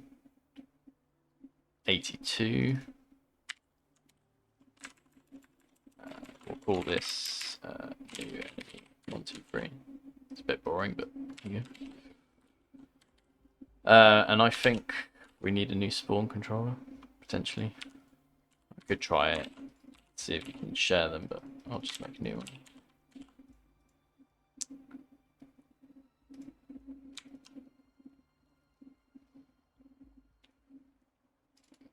Yeah, so stage ID can go. Yeah. Oop.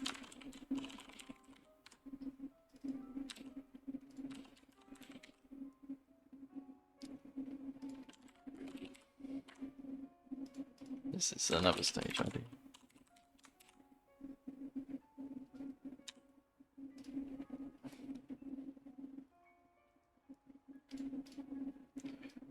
We'll open.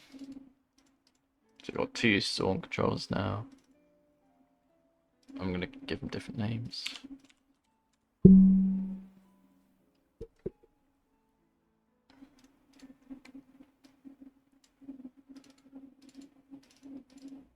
Two new enemies.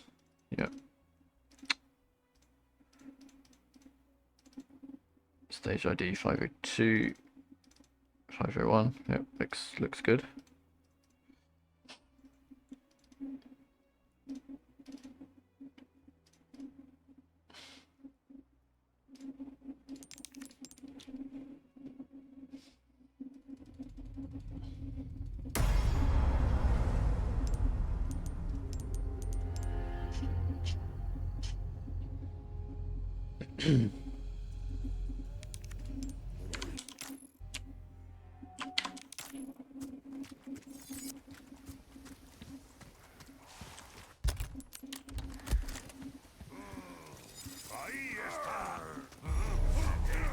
How far could he have gone?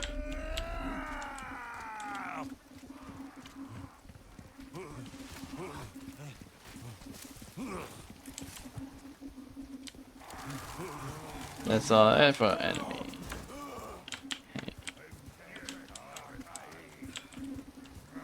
Is he gonna follow me to hit? Ow! Punch me in the face. Oh, it's nasty. Anyone home? Is he gonna come in? Yeah. Is he gonna?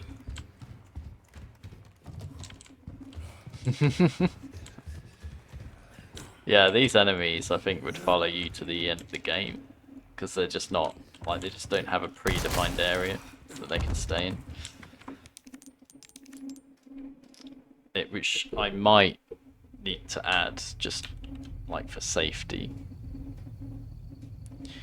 So that works. So I wonder now if I re-enable the randomizer now for the enemy, will they become other things?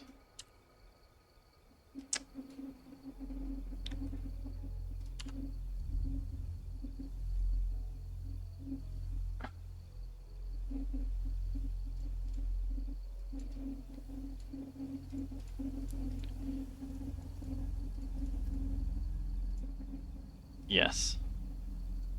Let's have a look at the log. So if we go to the first area... Oh, it's too far.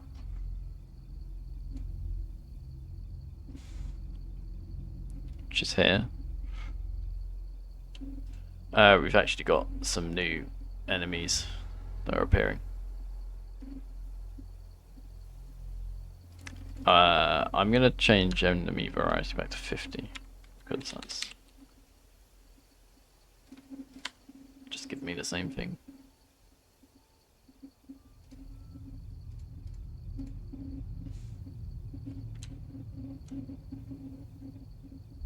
Right, that's a bit better.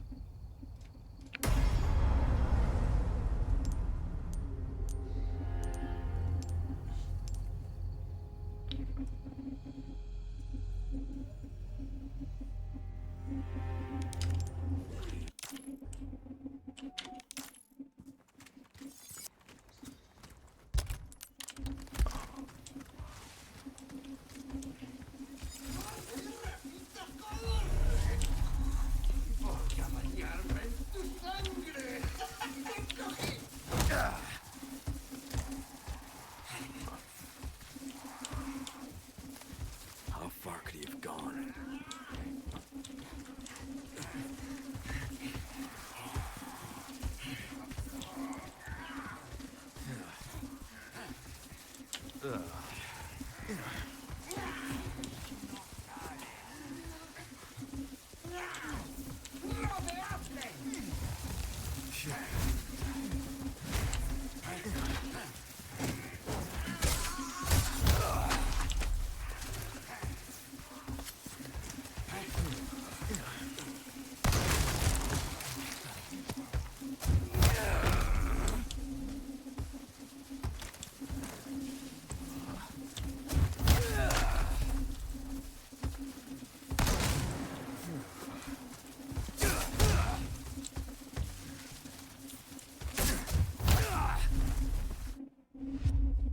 Cool. It seems to work. So I've got the plumbing in now for adding new enemies to new places.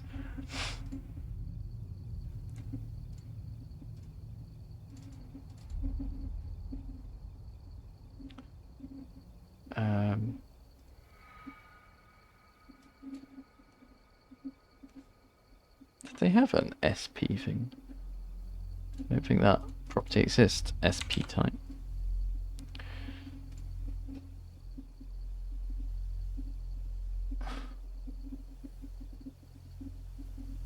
It's SP type setting. And that's just left at none.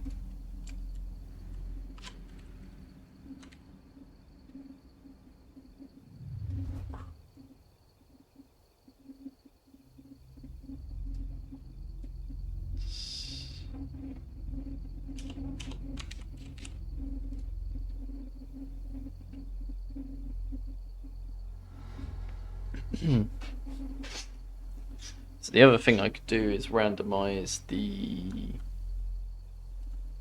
direction. How does direction work?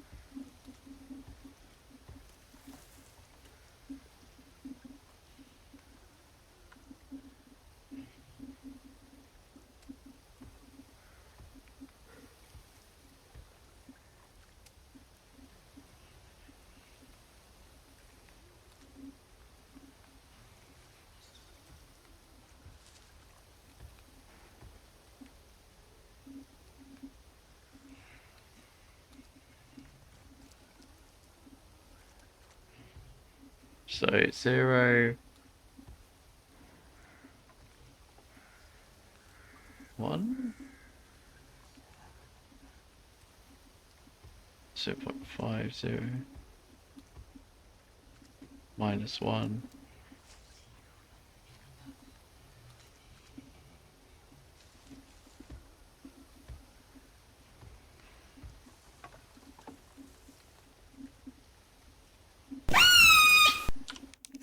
Hey Fractal Fox, how's it going?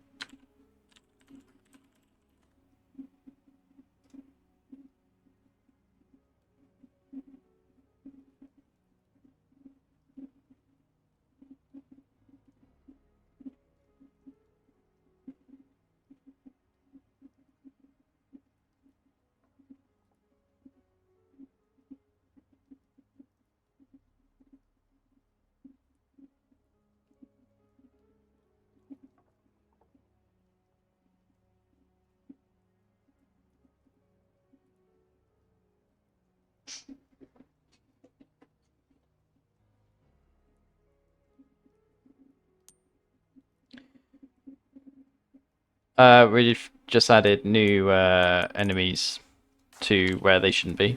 So if I go over here,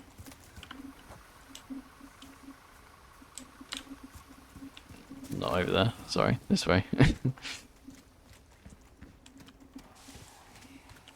There's a Grenadier there.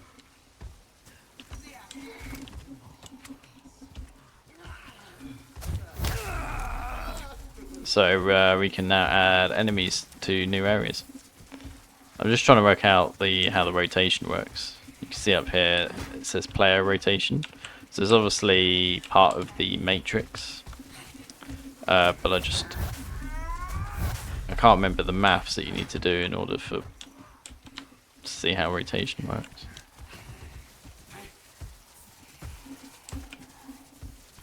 Basically, I need to convert like an angle to the numbers that you see there for player rotation.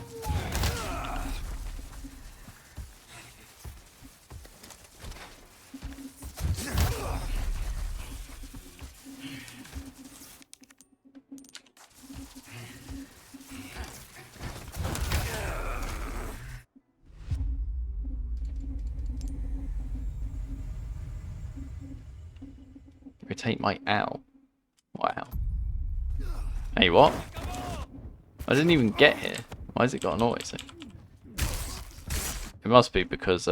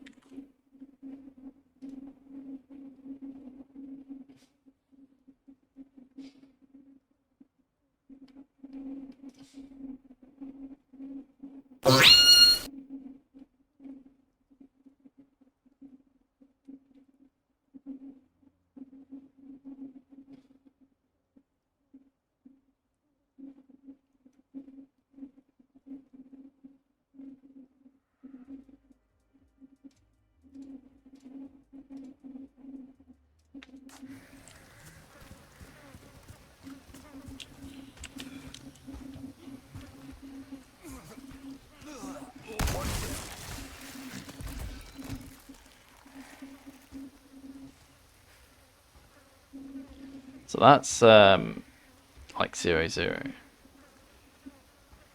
And then if I move this way, oh no, sorry, that's 1, 0. So that's 0, 1.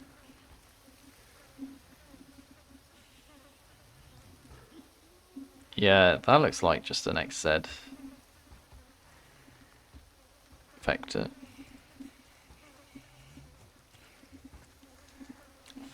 So what I'll do is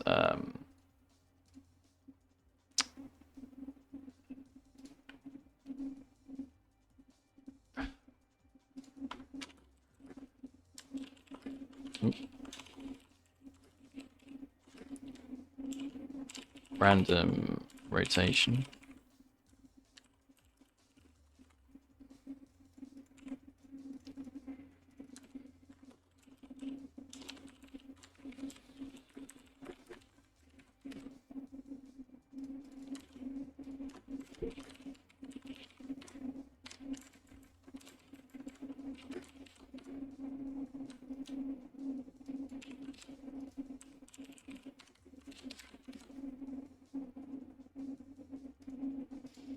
So transform, rotation.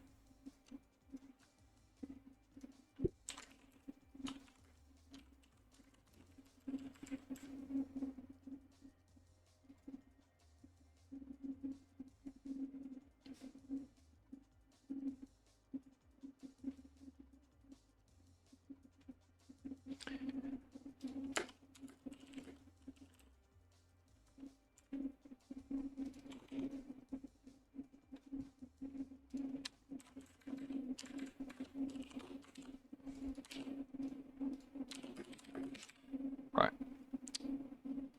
And then in here,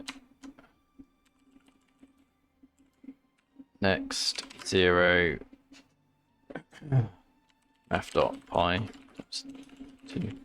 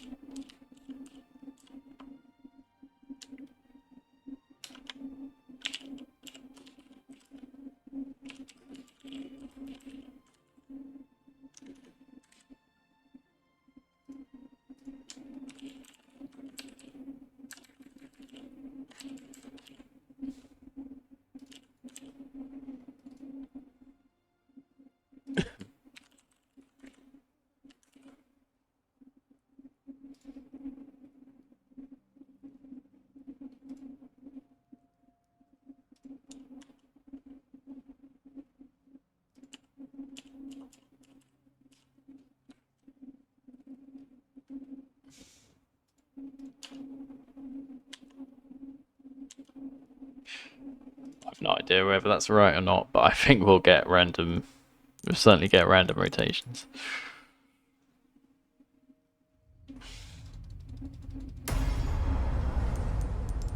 I'm not sure if we even want random rotations. It depends how much we're going to like define the new enemy positions.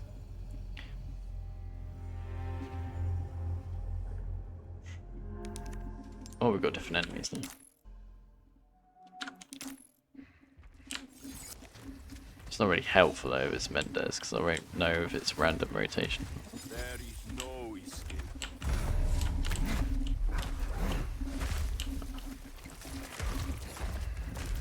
How far could he have gone? Oh, where did you come from?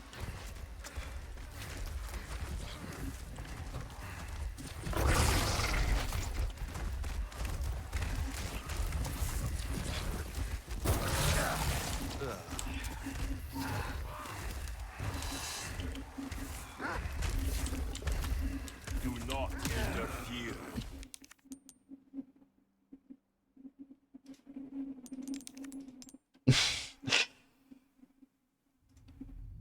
Right.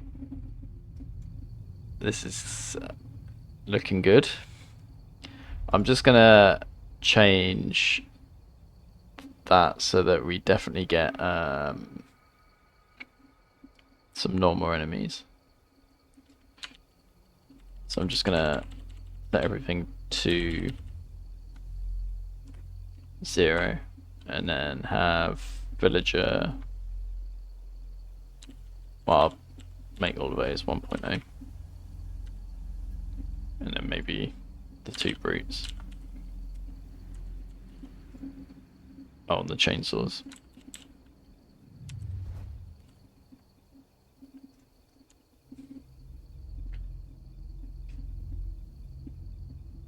I hope you have a good evening, Edger. Will you be around tomorrow?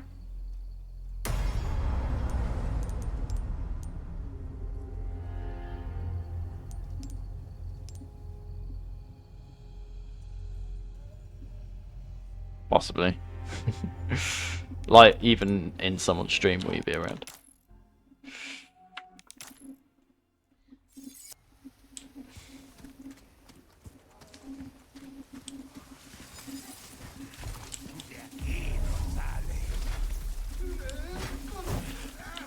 How far could he have gone?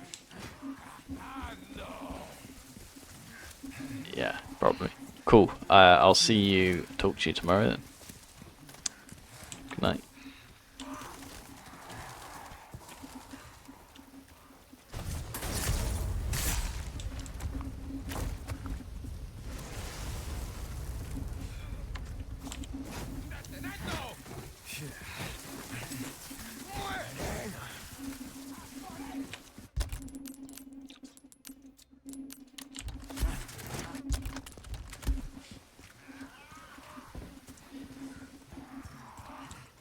So, now comes the boring part. Like defining all the possible positions of enemies.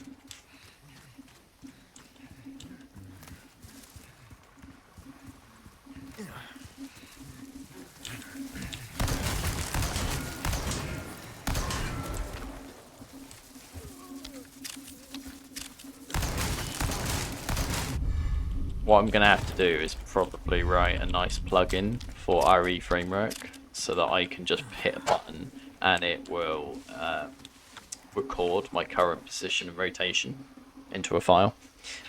So then I can just play through the game, keep hitting a button whenever I want to record a possible enemy position, and then I'll just end up building up a file. Who'd have thought a whale could be so heavy?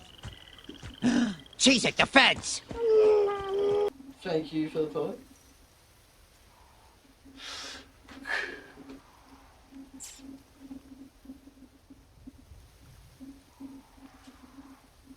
Yeah, it does, because there's just so much, so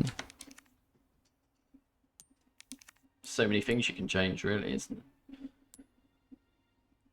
it? Where is... I could try boss fight, but I'm just wondering which chapter is a good one. Because I'm nowhere near a boss fight in any chapter. That's the thing.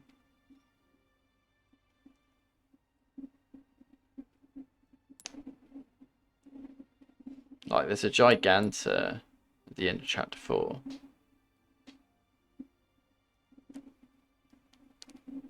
But it's a lot of stuff you have to do to get there.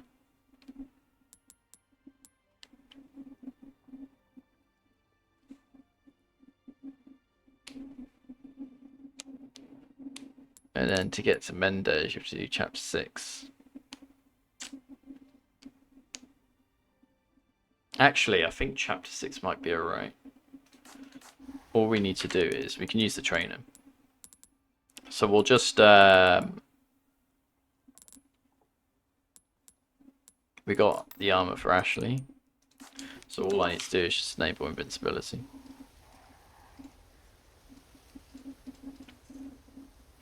Oops.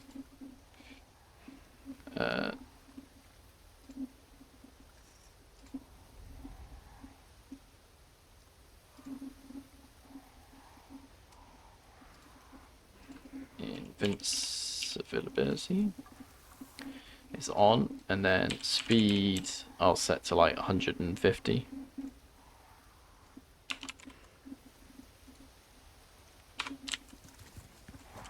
Then I should be able to get to the chapter quite easily. Sorry, the Mendes boss quite easily.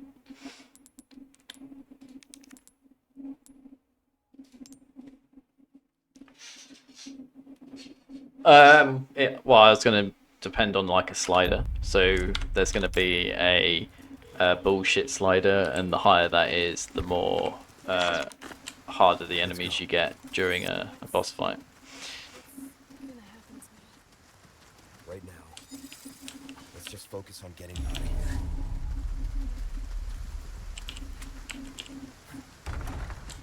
We've got cat ears, haven't I? company. Keep moving, but quietly. Got it.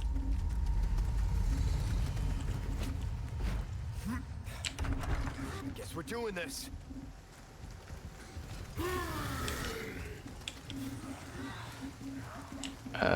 Actually.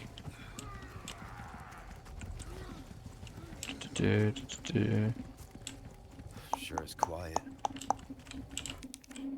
It looks like I need something. I think you can do this. So if I set this to something ridiculous like 300. Oh, hold on.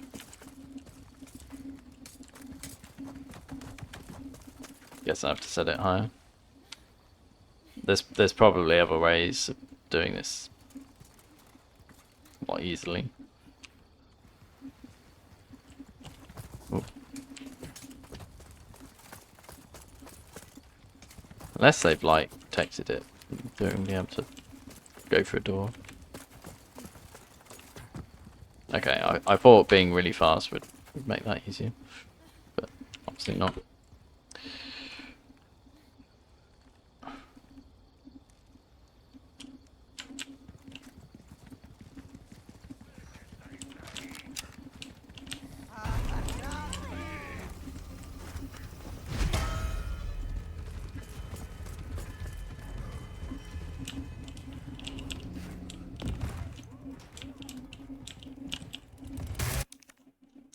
I am flattered.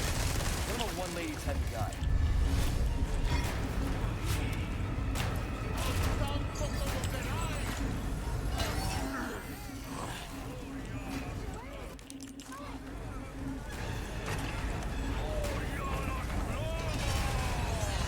I don't think chickens are enemies.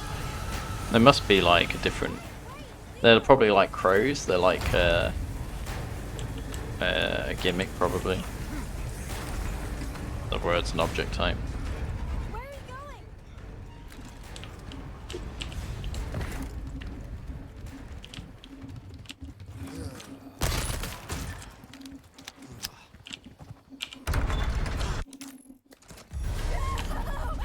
Hurry!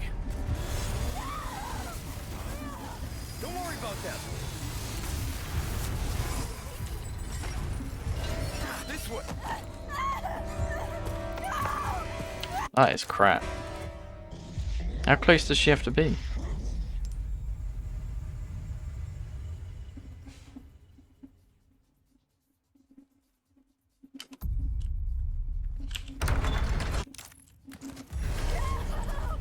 Hurry!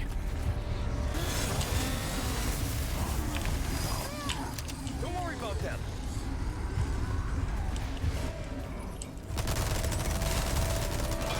Close out.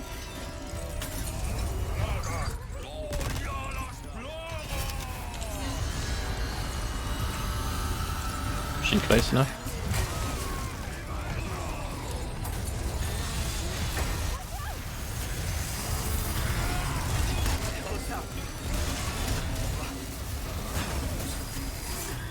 Hopefully she's close enough. Yeah. Listen, you're the one he wants. If we see him again, you...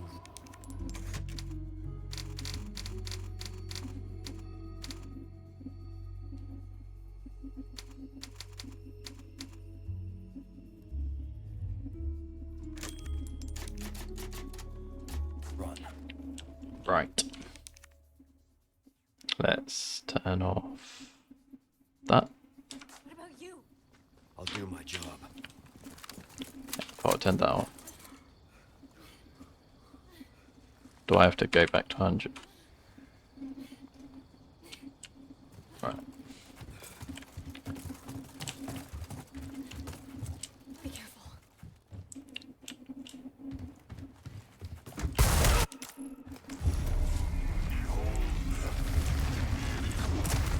Should have known you were one of the bugs.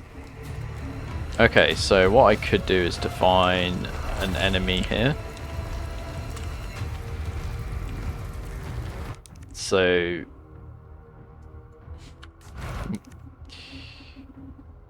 let's just keep a note of this.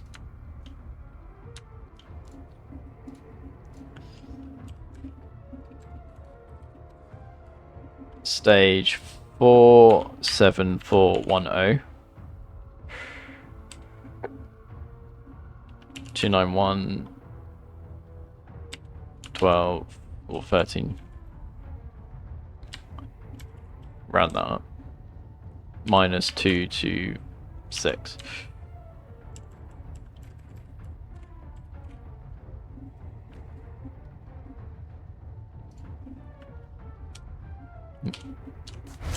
So that's one place you could have an enemy. And then you could have an enemy here. So that's 2, 8, 3, 13, 2, 1, 5.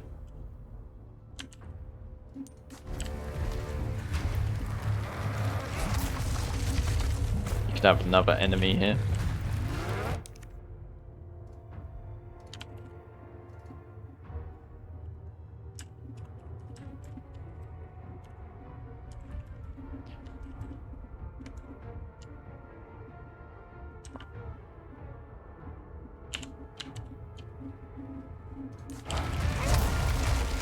And then you could have some enemies on the ground. Like here.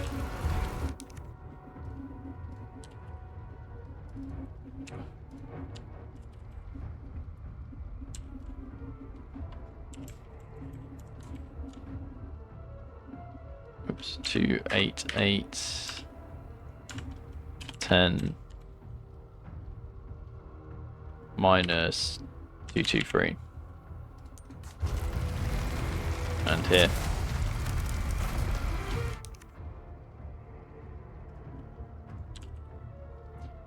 Now, the thing about this is it's going to be in the...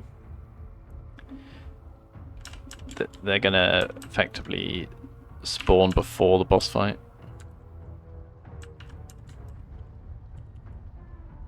That's the only problem that we're going to get here.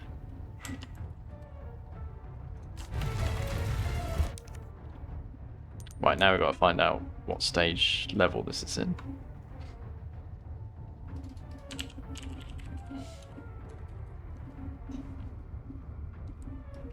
So it's probably that area.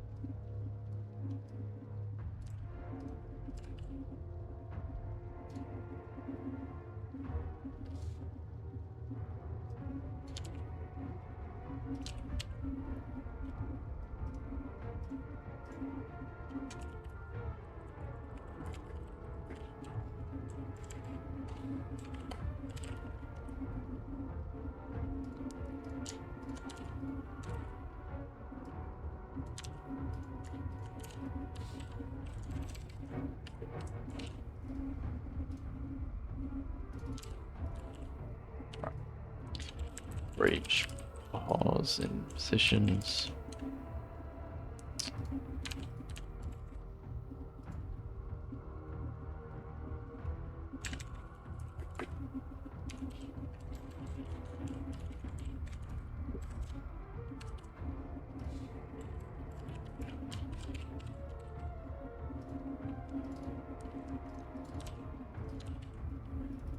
Stage ID is that, and then the pause. Okay, go to that now.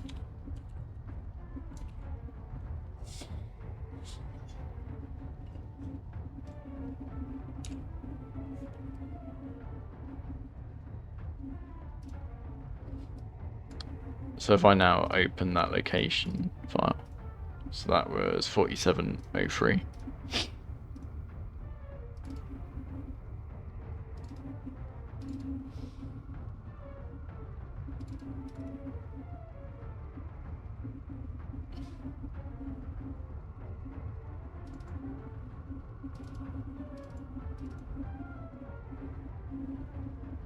Oh, that's in Berserker.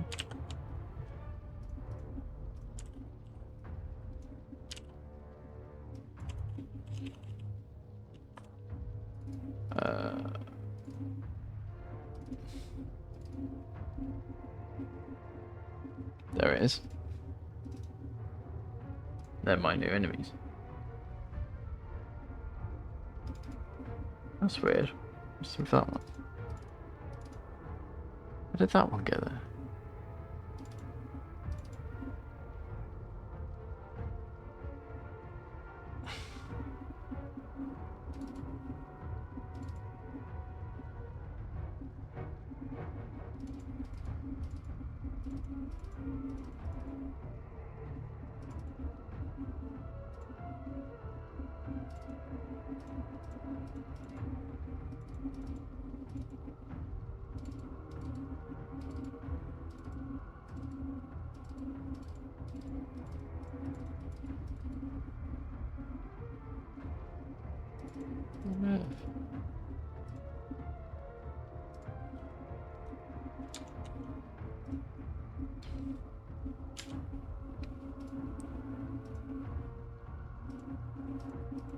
Oh, that's funny.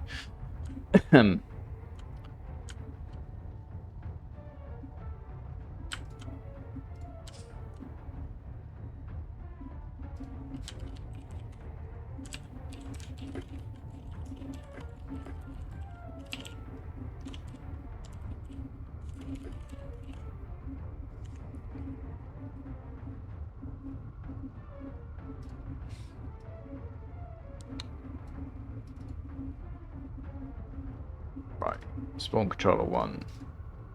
That's our new enemies.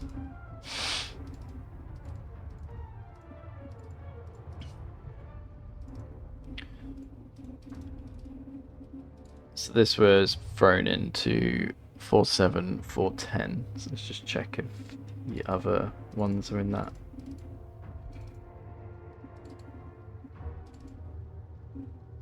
Four 4.7, 4.1. Yeah.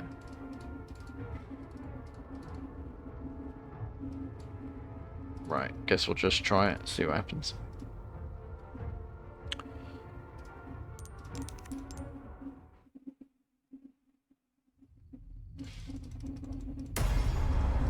And the only thing that's probably not quite right is the fact that the context ID is going to be the wrong group.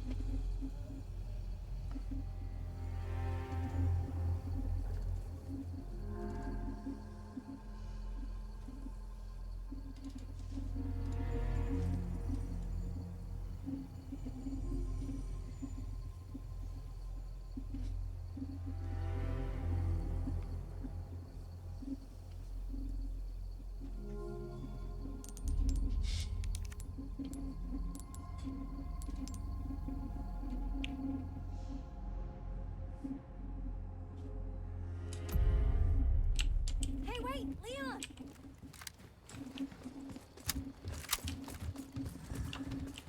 Be careful. So you see our enemies already here before the boss has started. So that's what we want to fix now. But when we activate the boss, we got our extra enemies now.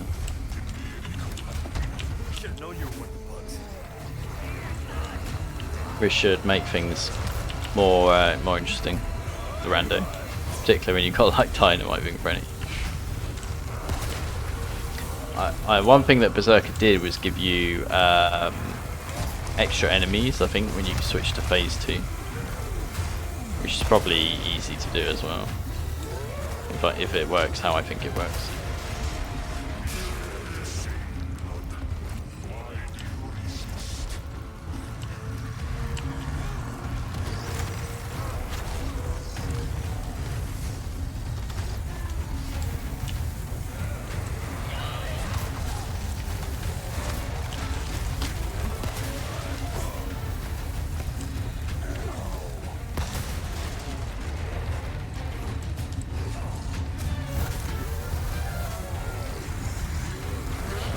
You can actually use these enemies to kill the boss as well.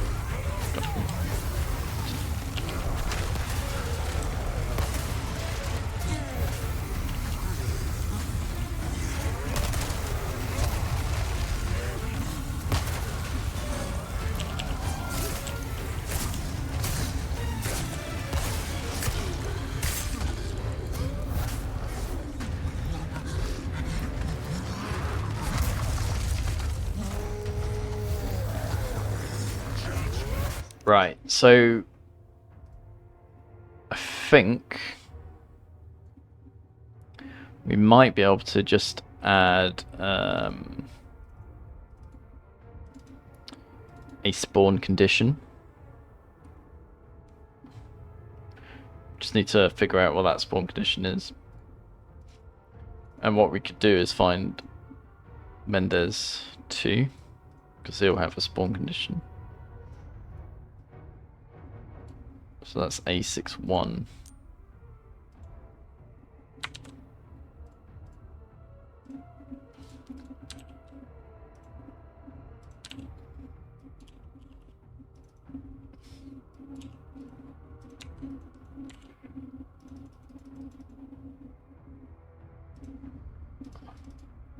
Wish this worked.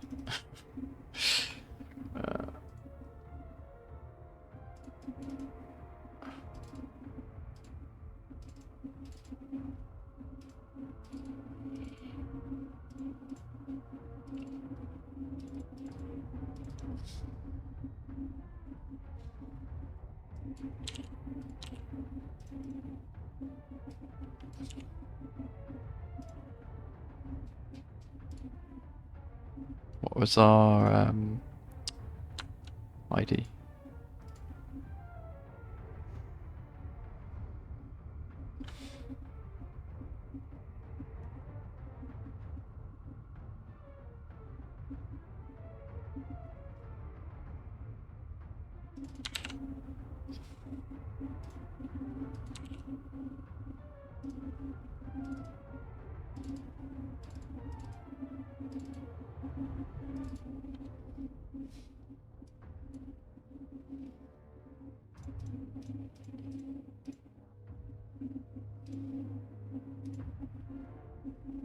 So that's 101.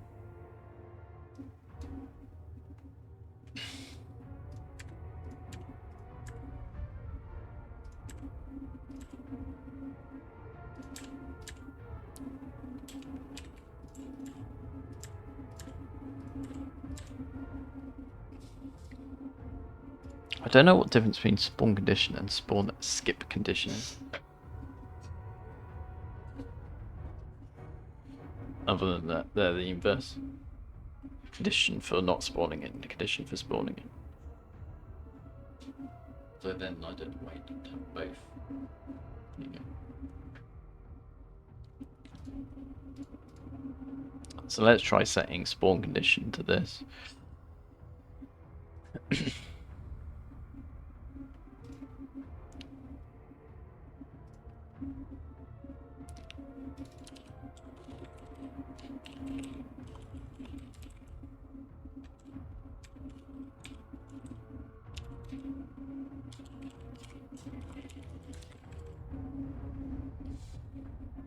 So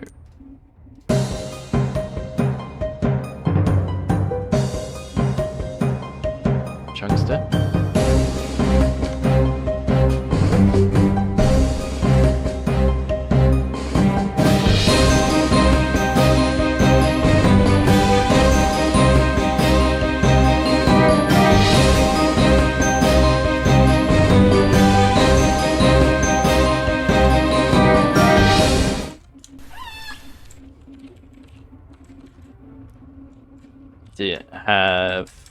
Have you just seen what we were up to?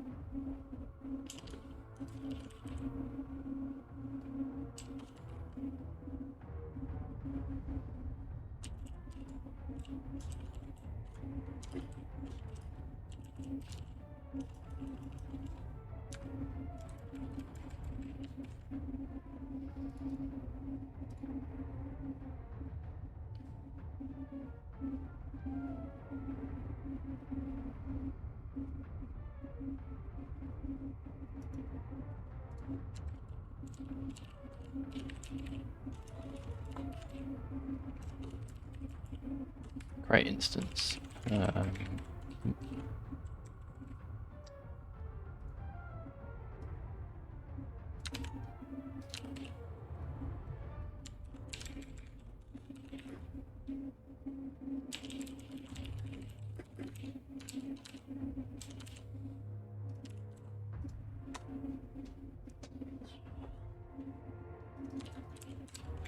Set.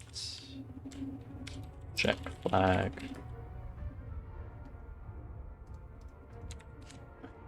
You good?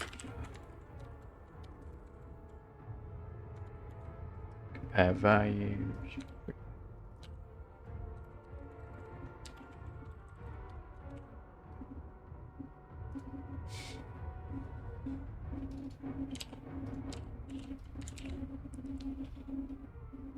So let's try that, see what happens.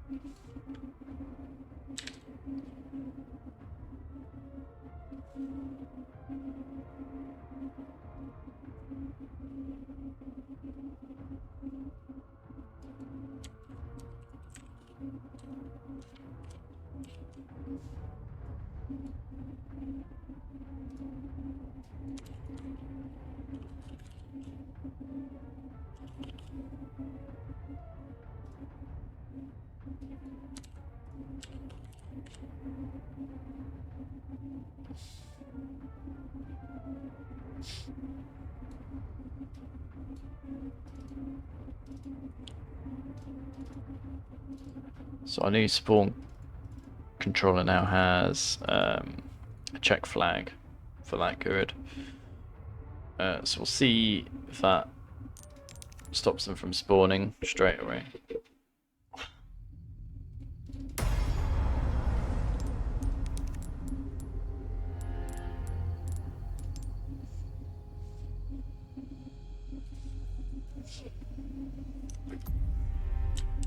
Where are you going?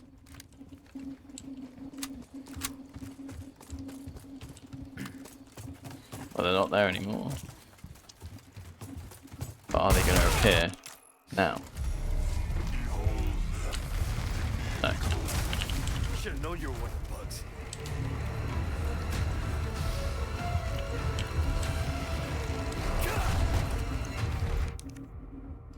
I think that might be the wrong Mendez.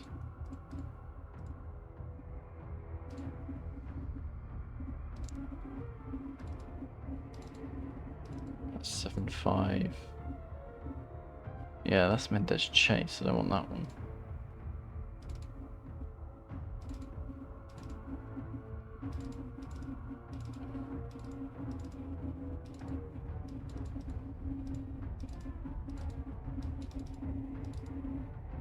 A61. That one. That one looks good.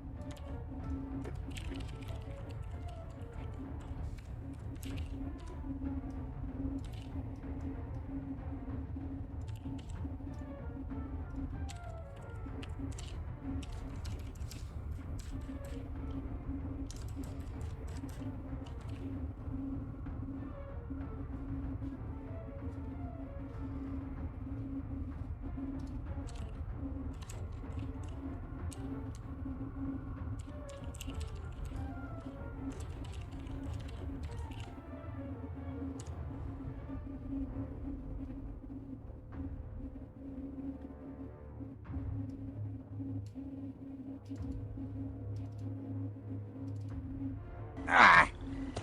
No! Oh, who'd have thought a whale could be so heavy? Cheese it, the feds! Thank you for the follow.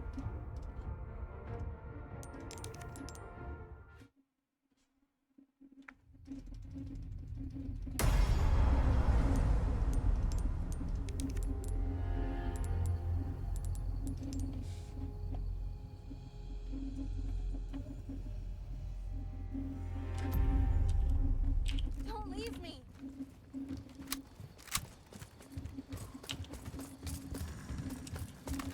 Be careful.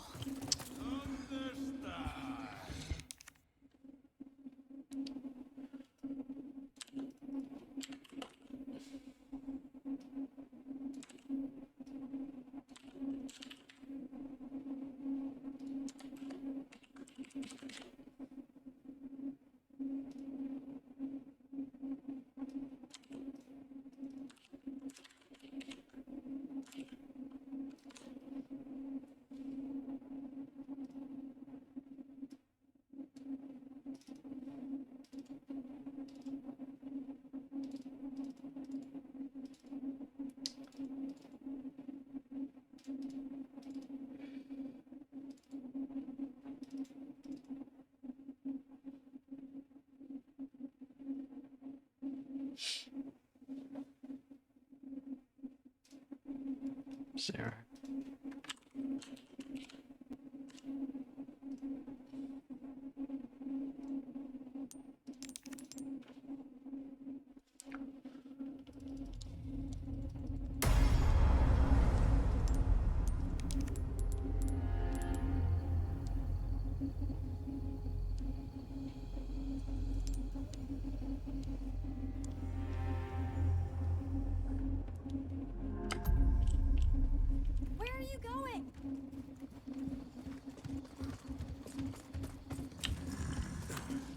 I think part of the issue is that I'm basing this on Mendes, who I think already is spawned into the level.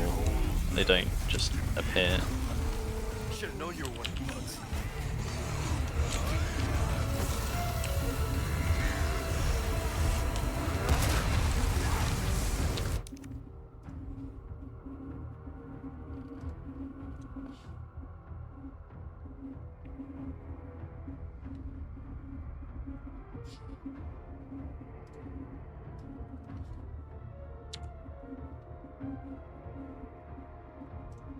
What about Mendes 2?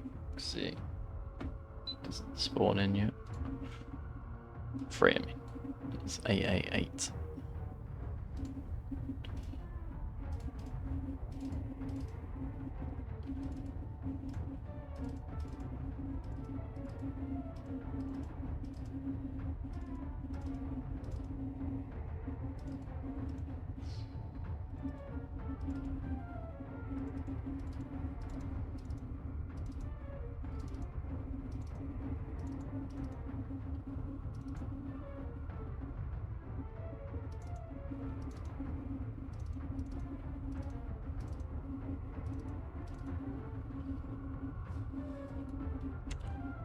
I think that's what we had before.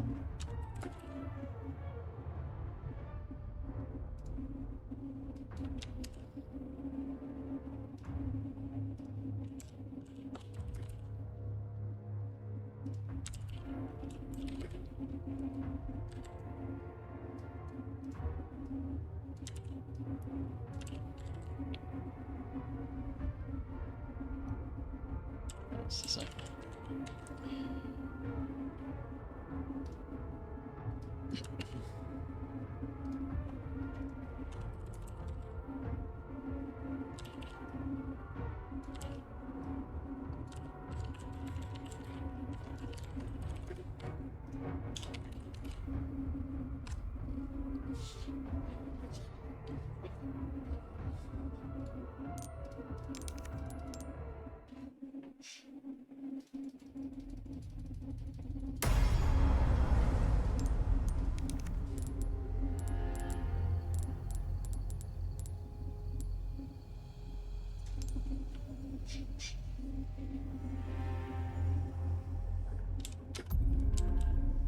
Where are you going?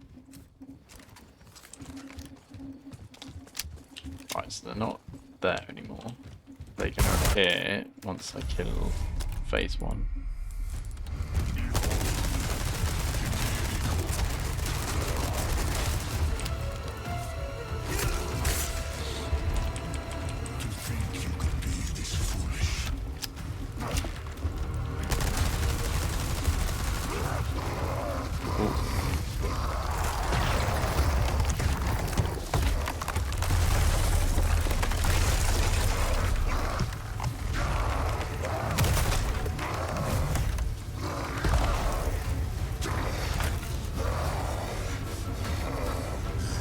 So now they're spawning. Guess your tap dancing days are over. Although they're just getting burned straight away.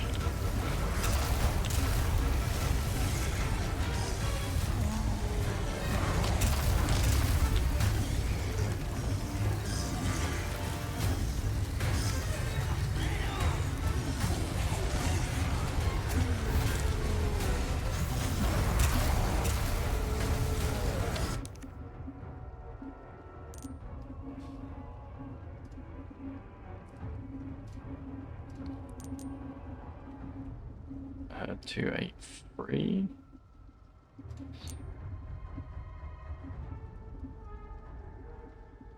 Minus 222.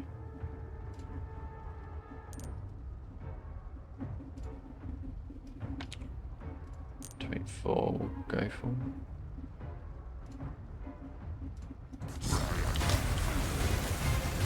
Yeah, this one.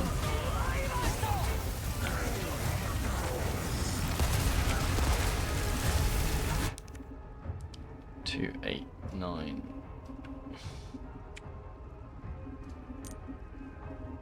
Minus 219.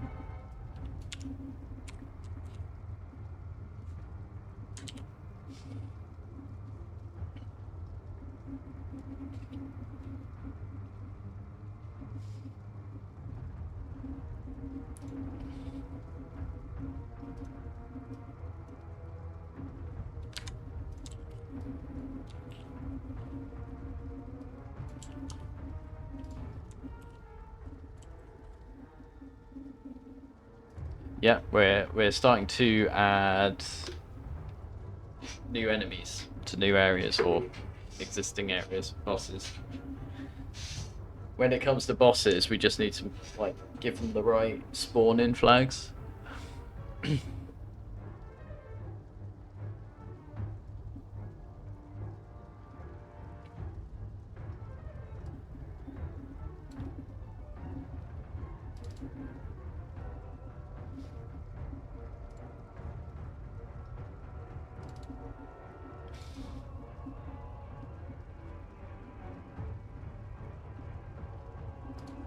I'm just interested in how Berserker mod makes the enemies spawn in at the same time as the boss fight.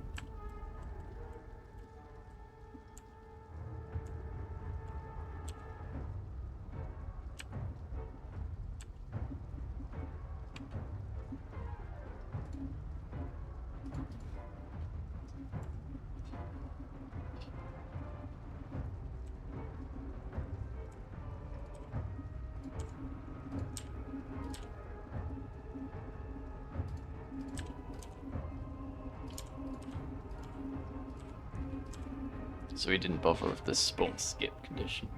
You use 9006. Don't know what that is.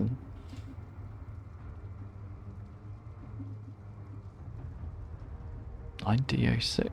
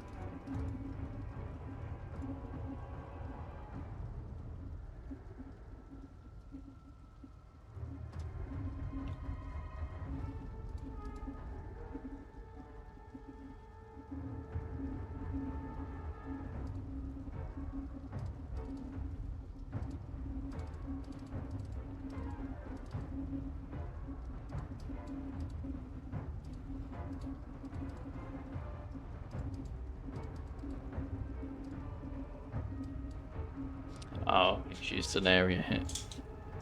Black.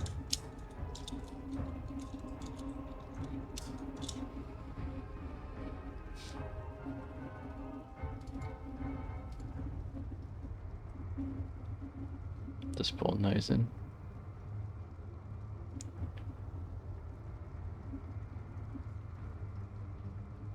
Oh right, that's the that's the chainsaw stuff afterwards.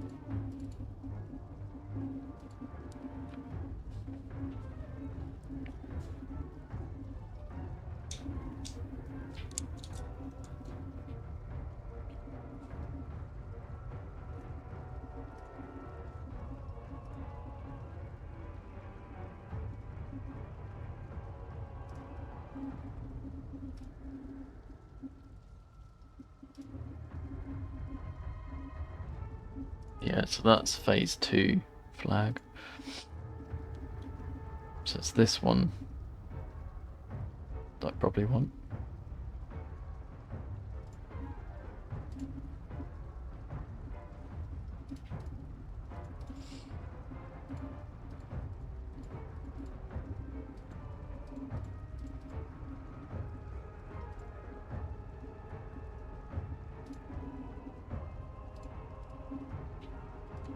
Just translate some of these. See what they say.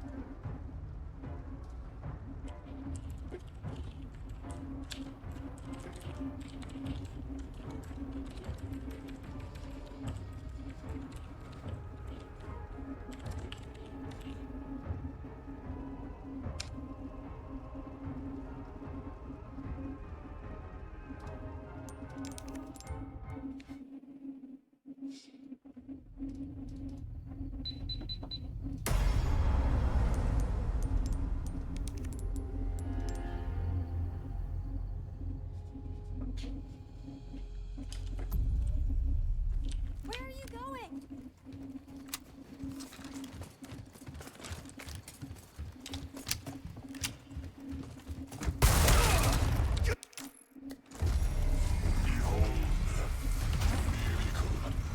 Should have known you were one of the bugs.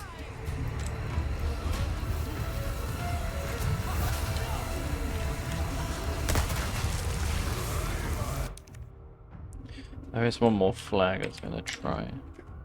That's kind of working.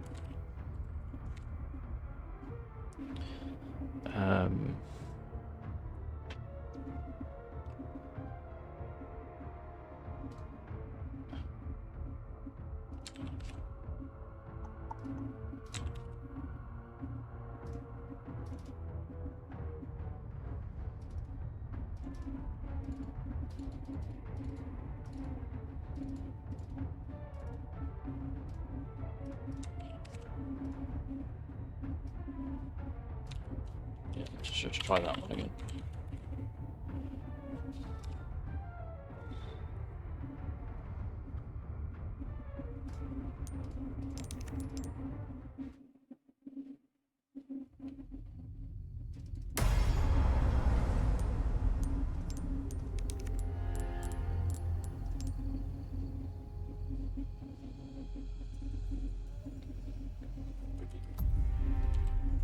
Don't leave me.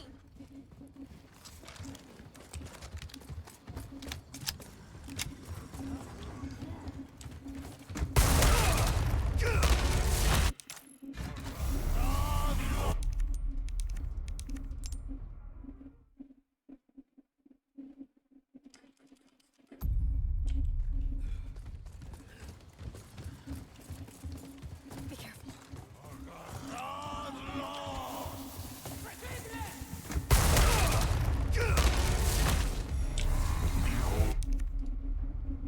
Nah, it doesn't work. I don't know what those flags are.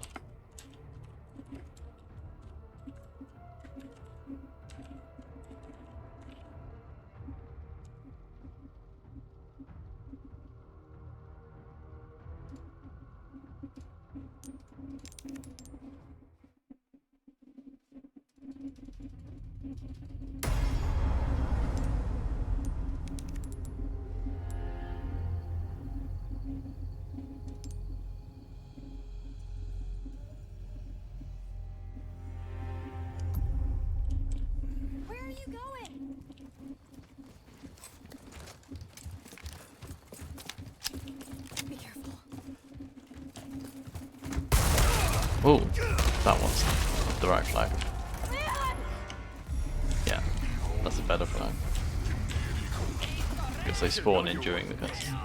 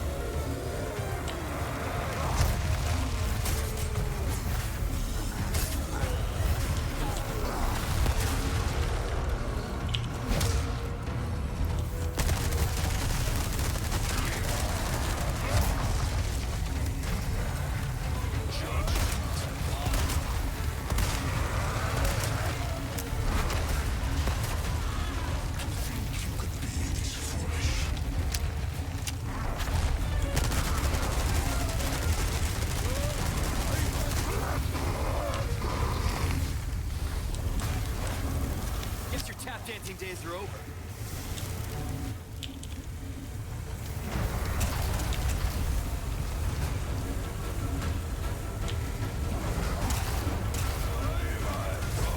That's the end of that.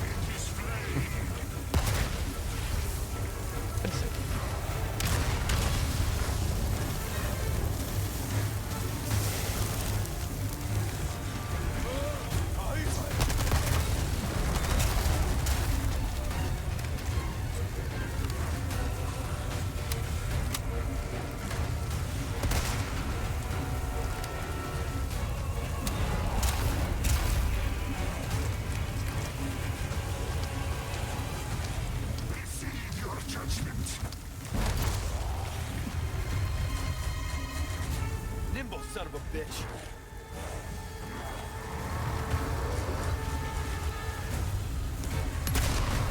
Back at ya.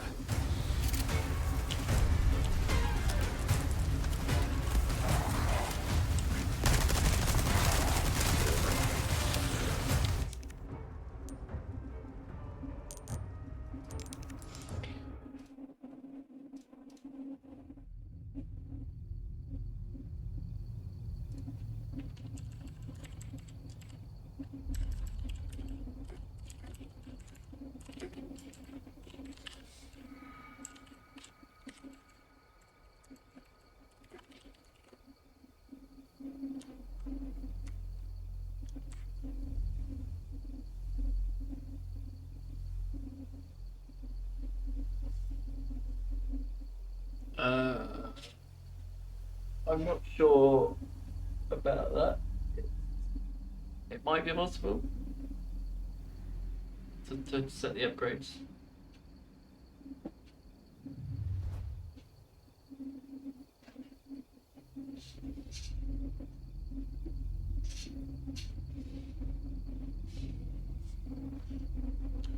Because I have to set how much ammo is in it. So yeah, it might be possible to set the upgrade, the amount of it's upgraded as well.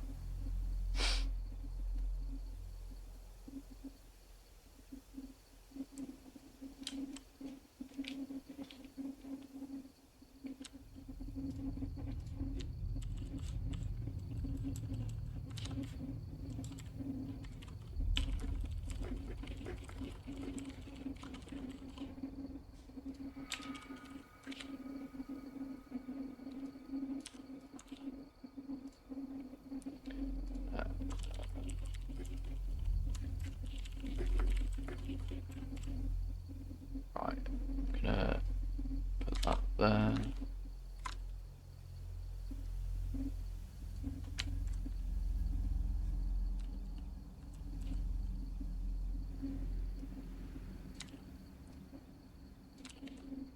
Right, and this can be for each flat.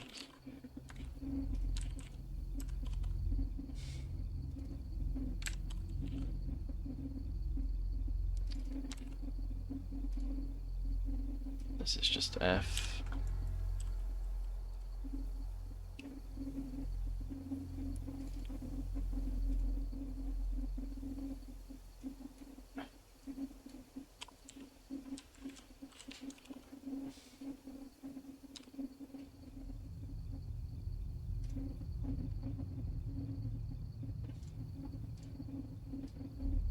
open.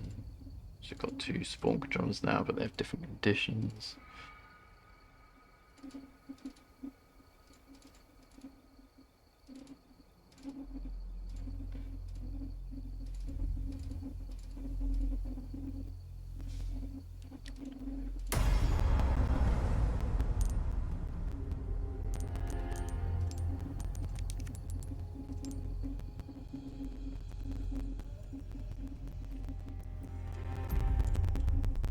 Where are you going?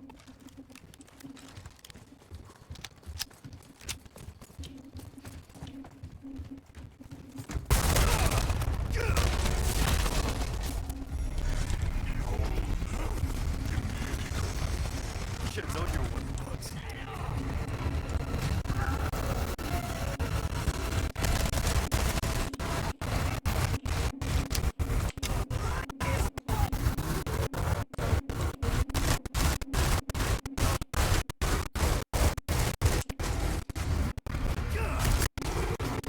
You've done something.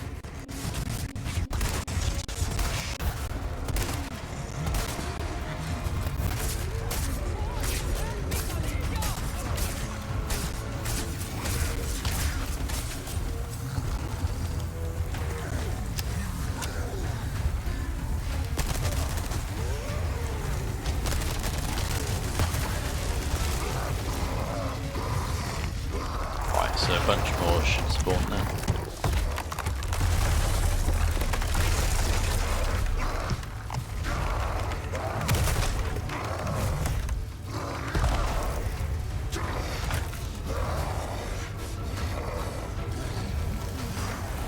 Guess your tap dancing days are over.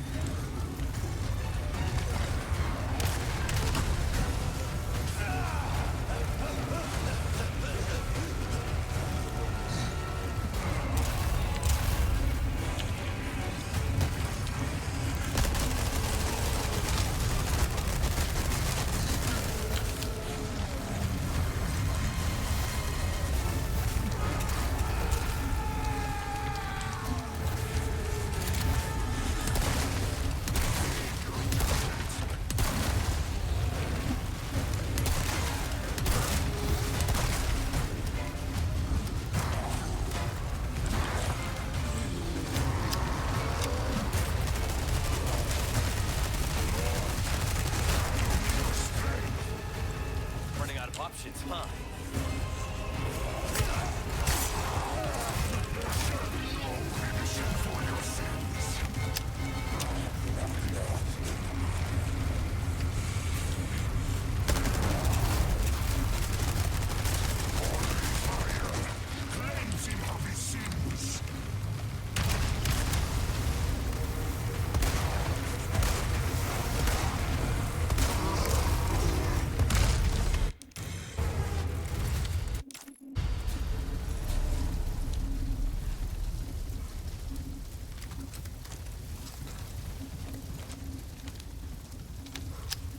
Hey!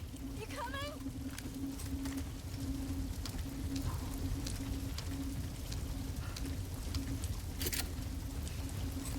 Leon!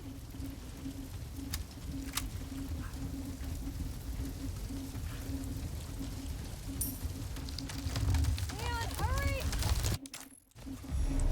This fire's bound to catch their attention. Let's keep moving. Leon, I'm not gonna turn into...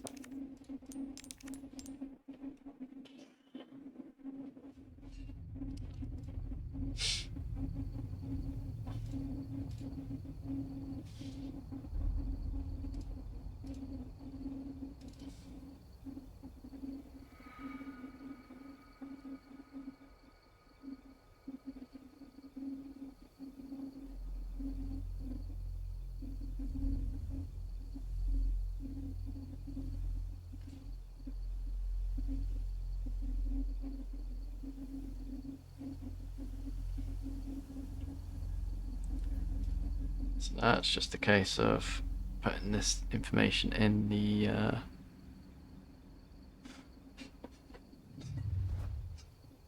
JSON file.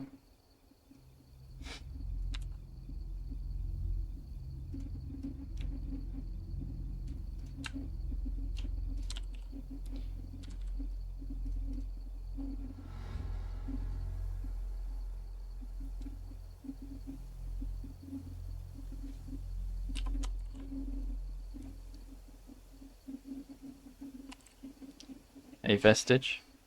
Welcome to the stream.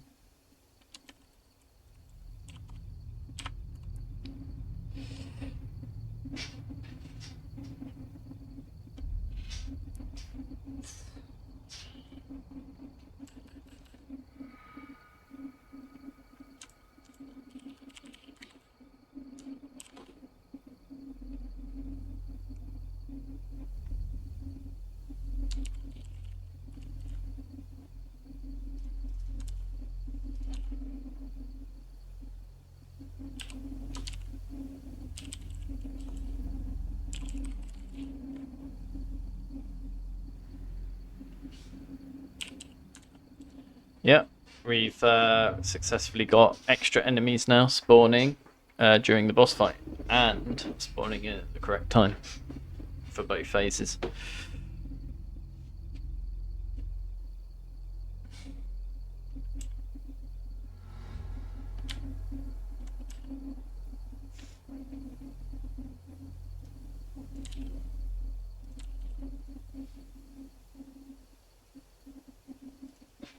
How much have you played the game? The regular version. Is that what the R stands for? RE4 regular.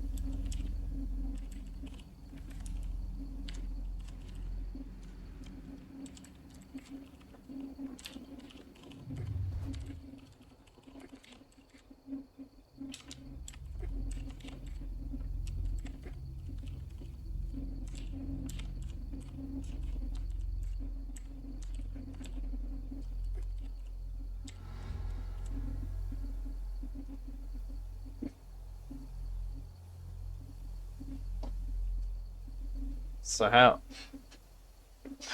many times have you completed the game?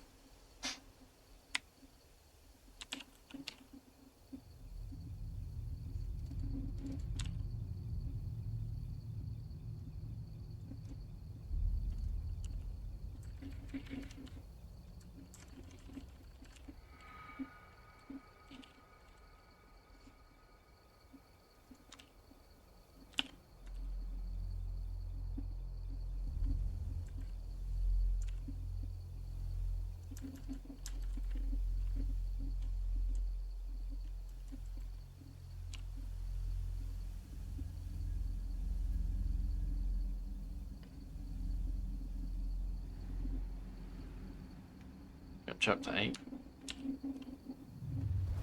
What is that? Your like how many playthroughs have you done? Like is this the second time you're playing it, or have you played it loads of times?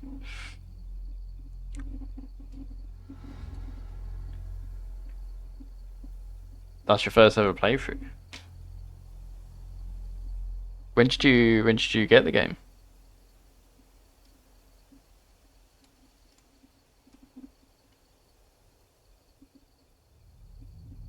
November, and you've only just... Wow. Did you not want to stream it as well? Your first playthrough? Alright, I see. How are you finding it?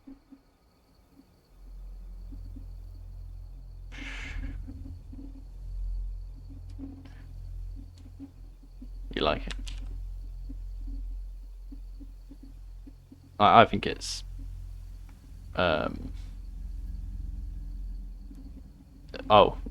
right. My first playthrough is on hardcore, because that's what it said. If you've played the OG game, you should play on hardcore. But I think it is, for the first playthrough hardcore, it was quite tricky.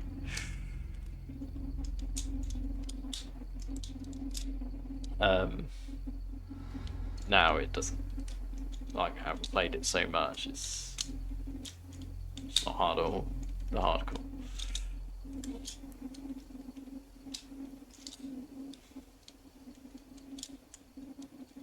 But I played the OG one many times, and the remake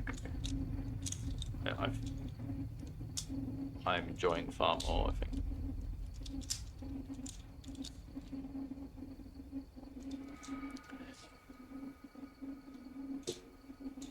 I think it's definitely, for me, it's the best game in the series because it's the most enjoyable. Like, I can play it again and again and again, and I never get bored of it, really.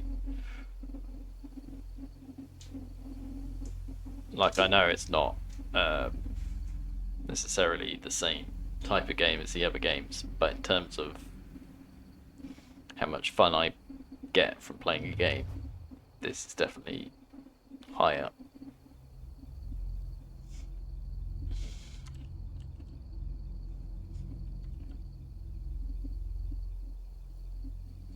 Yeah, and playing on controller's not as easy with aiming. Although on assisted you get auto aim, I suppose.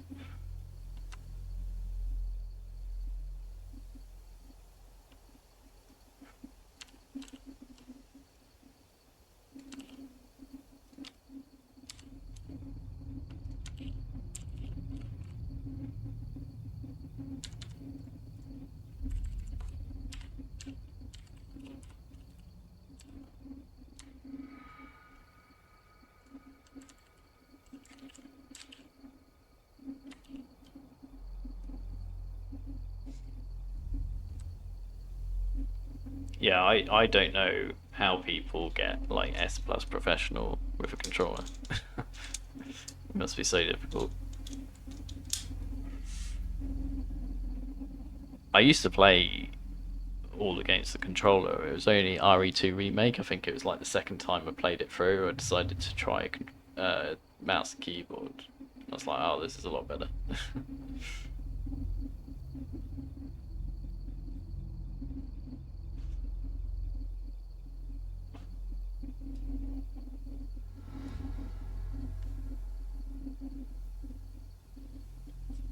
Yeah, like, because it's third person, you wouldn't think that it's that amazing with a mouse and keyboard, but and I don't think the OG one is because of the tank controls. It's only like the remakes, the fact that you can now move and aim at the same time, and it's so smooth that it is very similar to like a first person shooter with the aiming.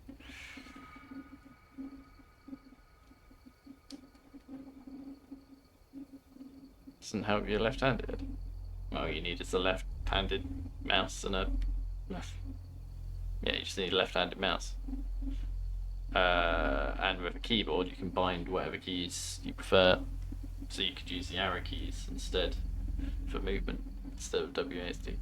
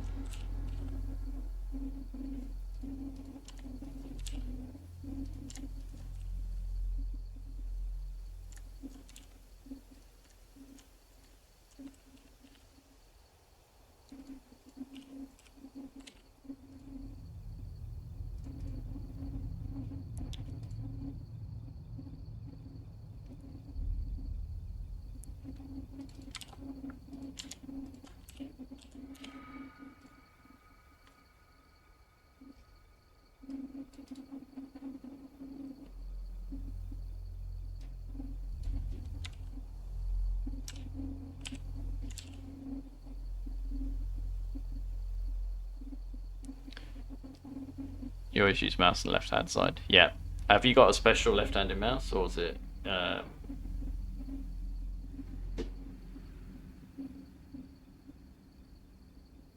Is it just a normal right-handed one? Or is it an ambidextrous one?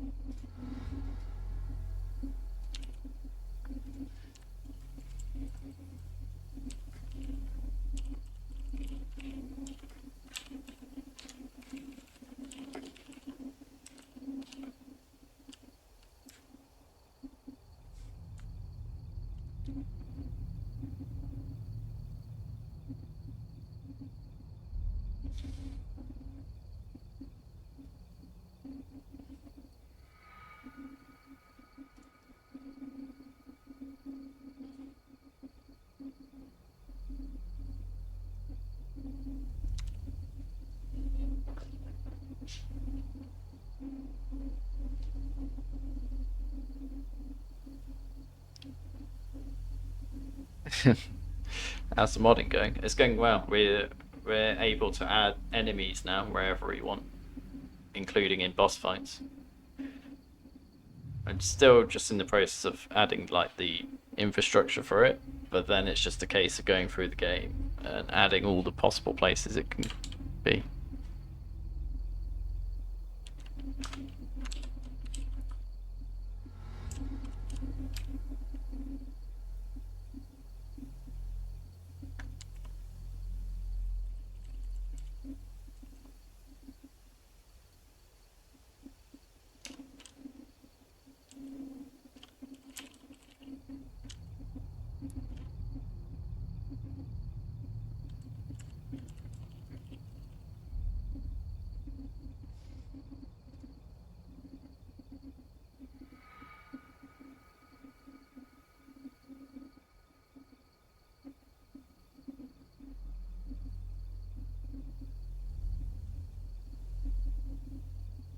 So max amount of enemies you can have in a room before it. There's not really a maximum number of enemies, but if you have far too many enemies, it can crash the game. So we found that in the village, having like 500 enemies was crashing the game very easily.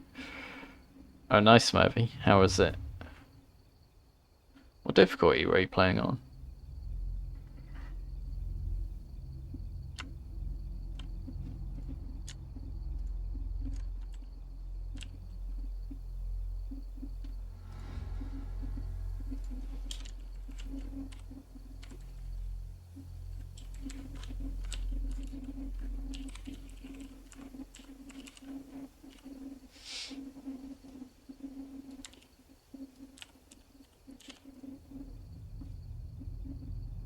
Hardcore, cool. So, I don't know if you noticed, but I've added a new option that adds autosaves to professional now. So people can play on professional and not have to worry about the fact that there's no autosaves.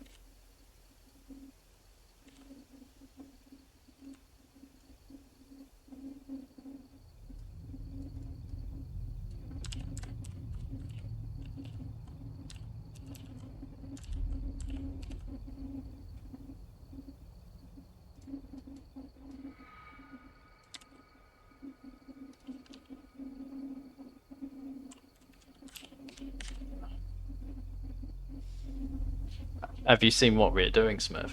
Have you like watched any of the past 15 minutes of the stream.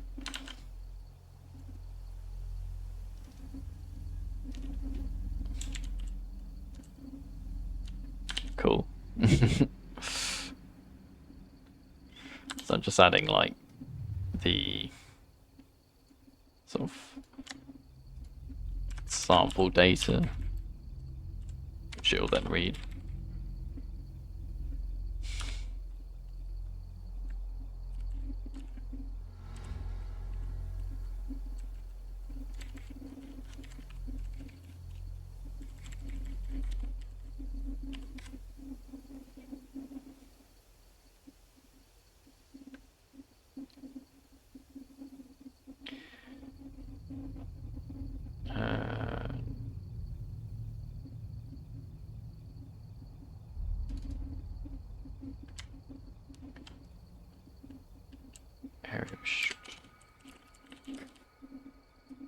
Area.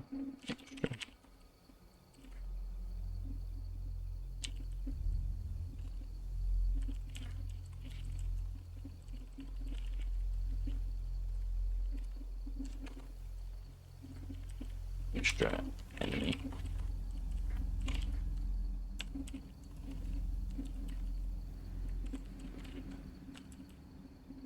Y Z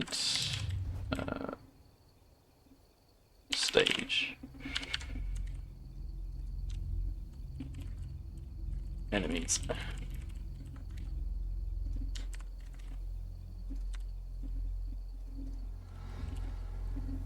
Extra.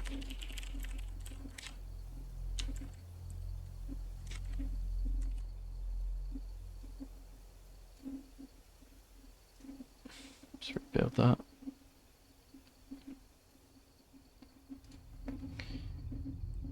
Might try Professional next and not use the new feature.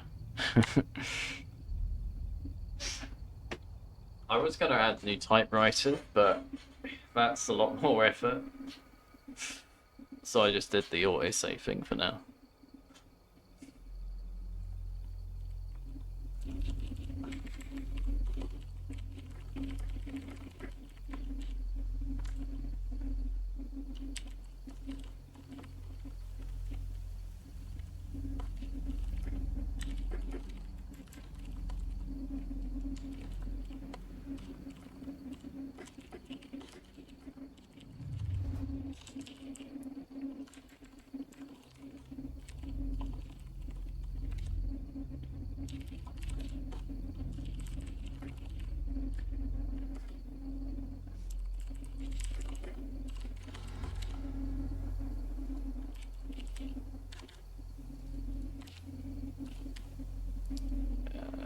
Enemies. Enemy.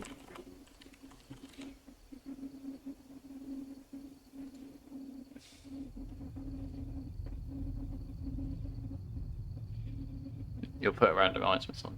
Yeah. Yes, because obviously if your run takes over multiple days, I would have added features in between that. So there's more stuff to do next time around.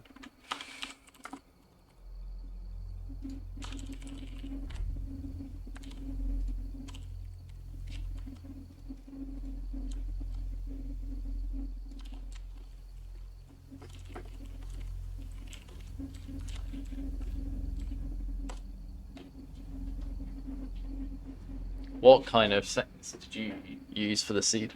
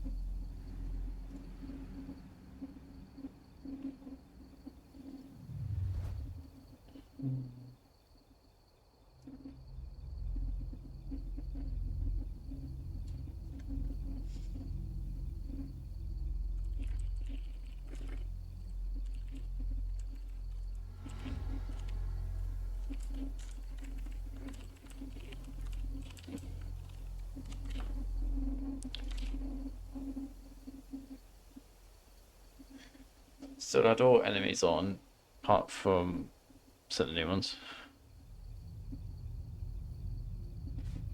Less health items, resources, lower ammo count. Plugger you had on, but only on .6. But you got no crashes. That's good. I think the crashes happen more like if you've got a multiplier, enemy multiplier. They're more likely to happen. But I still think I'm doing something wrong with Plugger, which makes it crash. So I need to look into that at some point.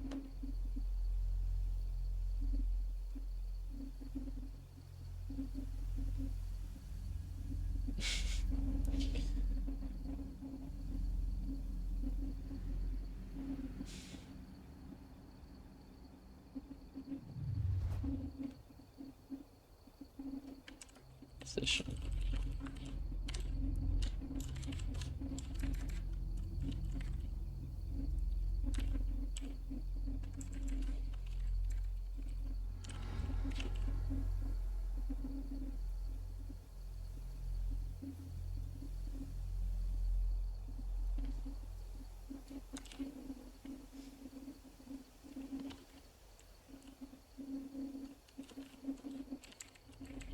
So if extra dot condition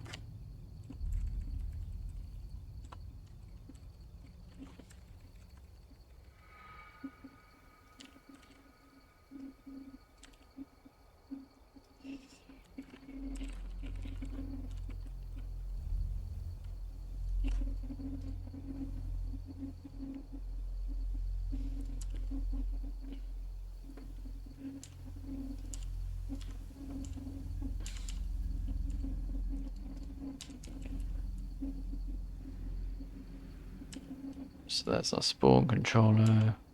There's no condition. That's our position.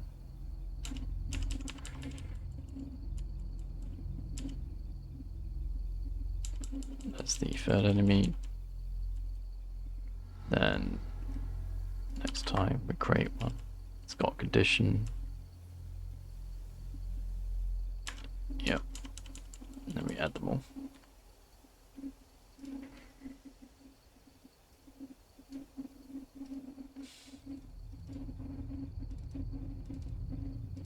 Cool. So that's now all completely programmatically done. We shall try it. And then we'll try using the same stage in a single spawn. See if that works as well.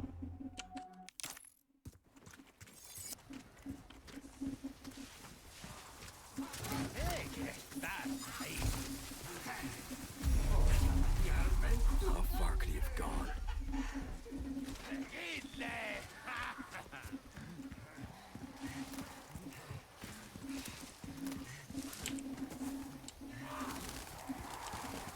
Cool, all works. Now we just want to load the Mendez fight, see if that works as well.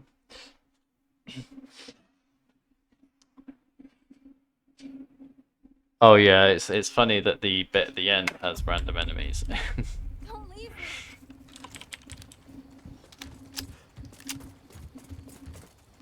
Particularly as there's also a time limit, so you can't really take too long dealing with them. Right, so enemies have spawned, which is good. Let's just kill Mendez.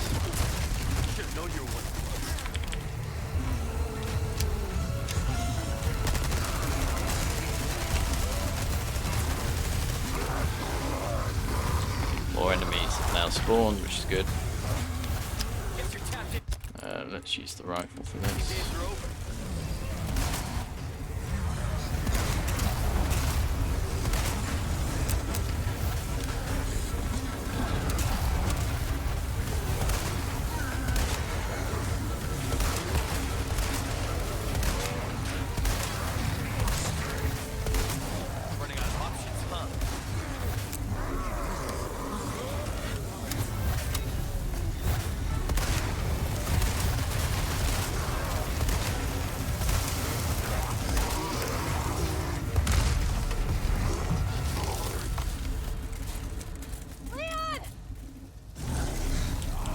what's funny is the enemies are still alive here, so you could end up doing the boss and then dying to the enemies.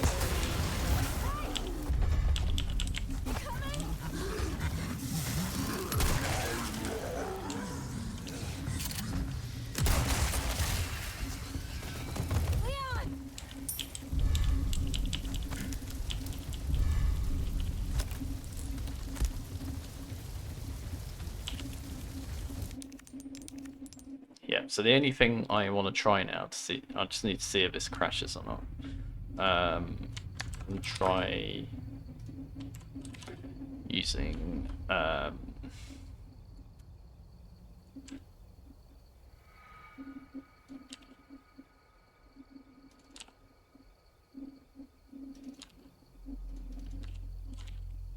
different stage enemies in the same spawn controller. If it crashes, then I'll have to revert that.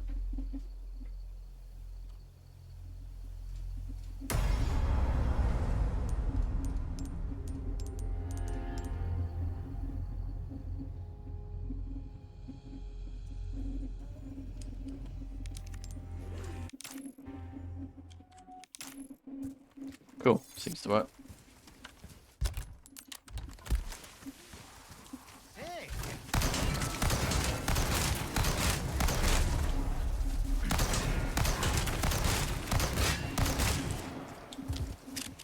How far could he have gone?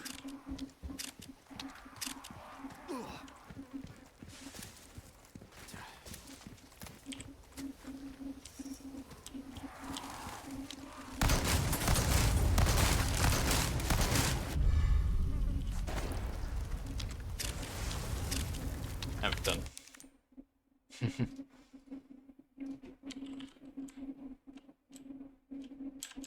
Yeah, no worries.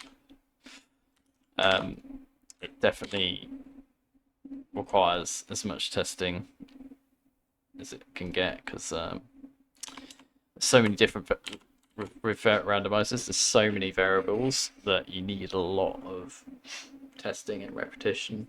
Make sure that there's just no edge cases where things go wrong.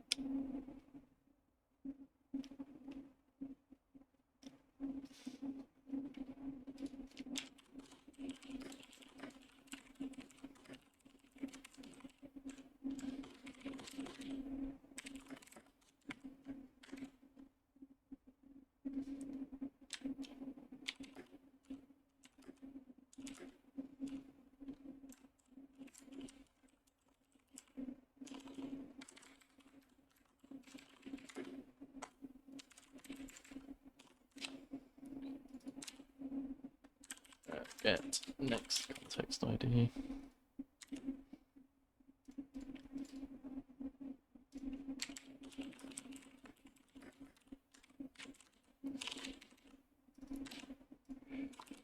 Group. Index.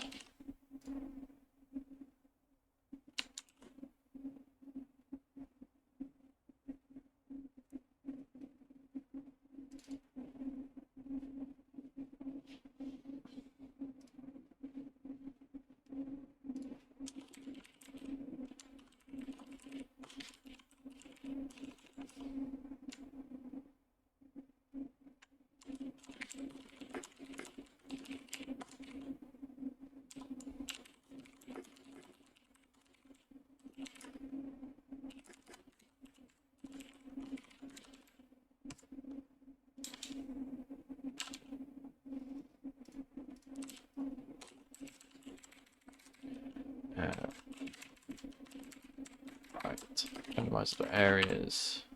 Select many start areas. Array.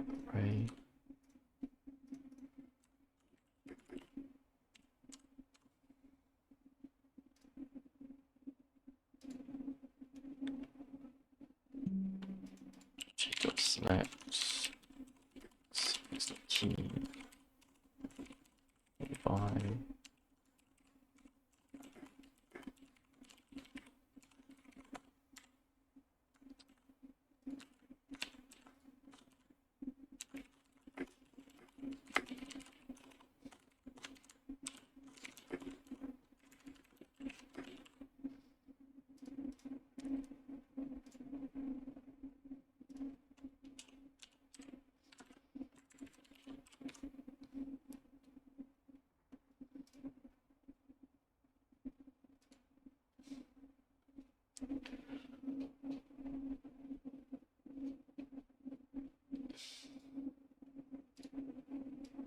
Interesting.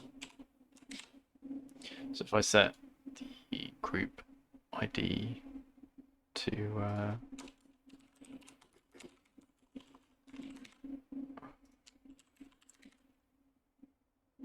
1.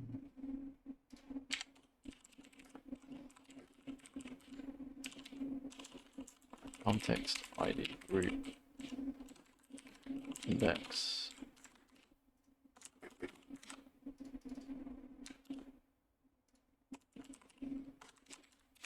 Okay.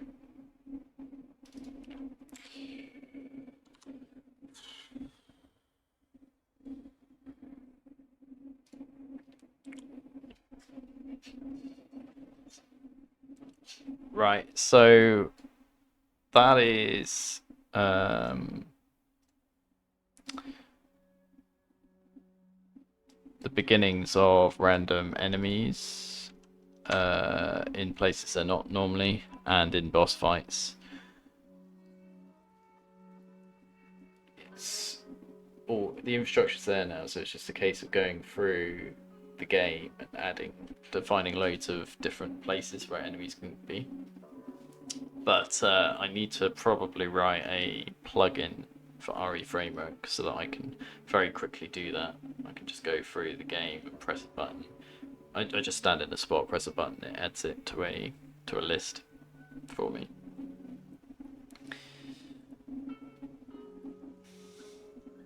And then, like for bosses, I need to add the correct conditions for when they spawn in. It'd also be nice if you got places where you had an area where the enemies aren't spawned in initially, but they get triggered. It's a bit like random events in the OG games. You sort of move into a specific trigger area, and then the enemies spawn in, maybe behind you. So that would be nice to have as well.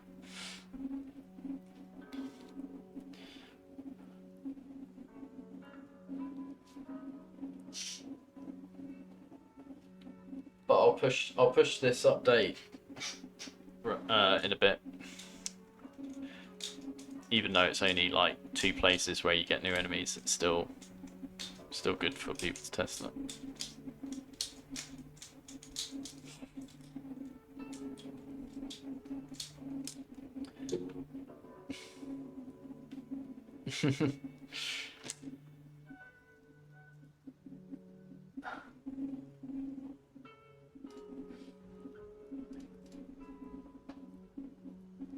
I probably won't be on tonight. Tomorrow night.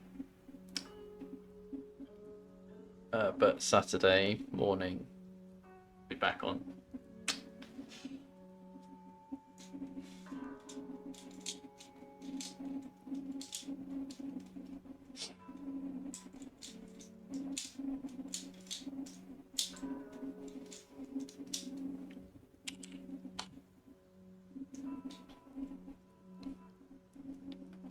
So we're gonna raid Matthewsaurus, who's playing the randomizer,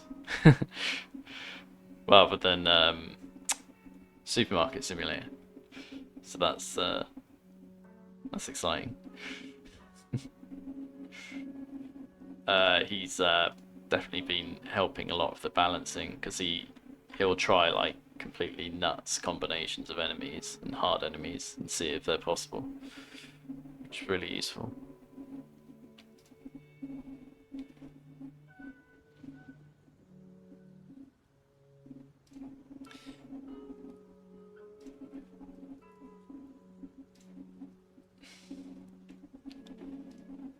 But yeah, this was... I wasn't expecting all the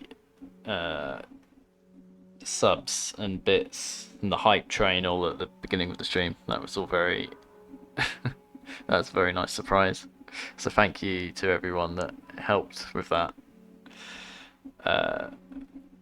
Just to name some people: Mighty, Chili Gaming, Shiny Pockets, and definitely a few others as well.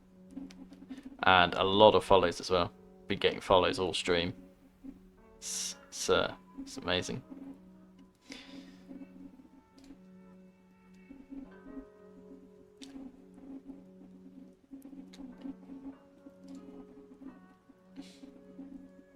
Yeah, thanks Murphy.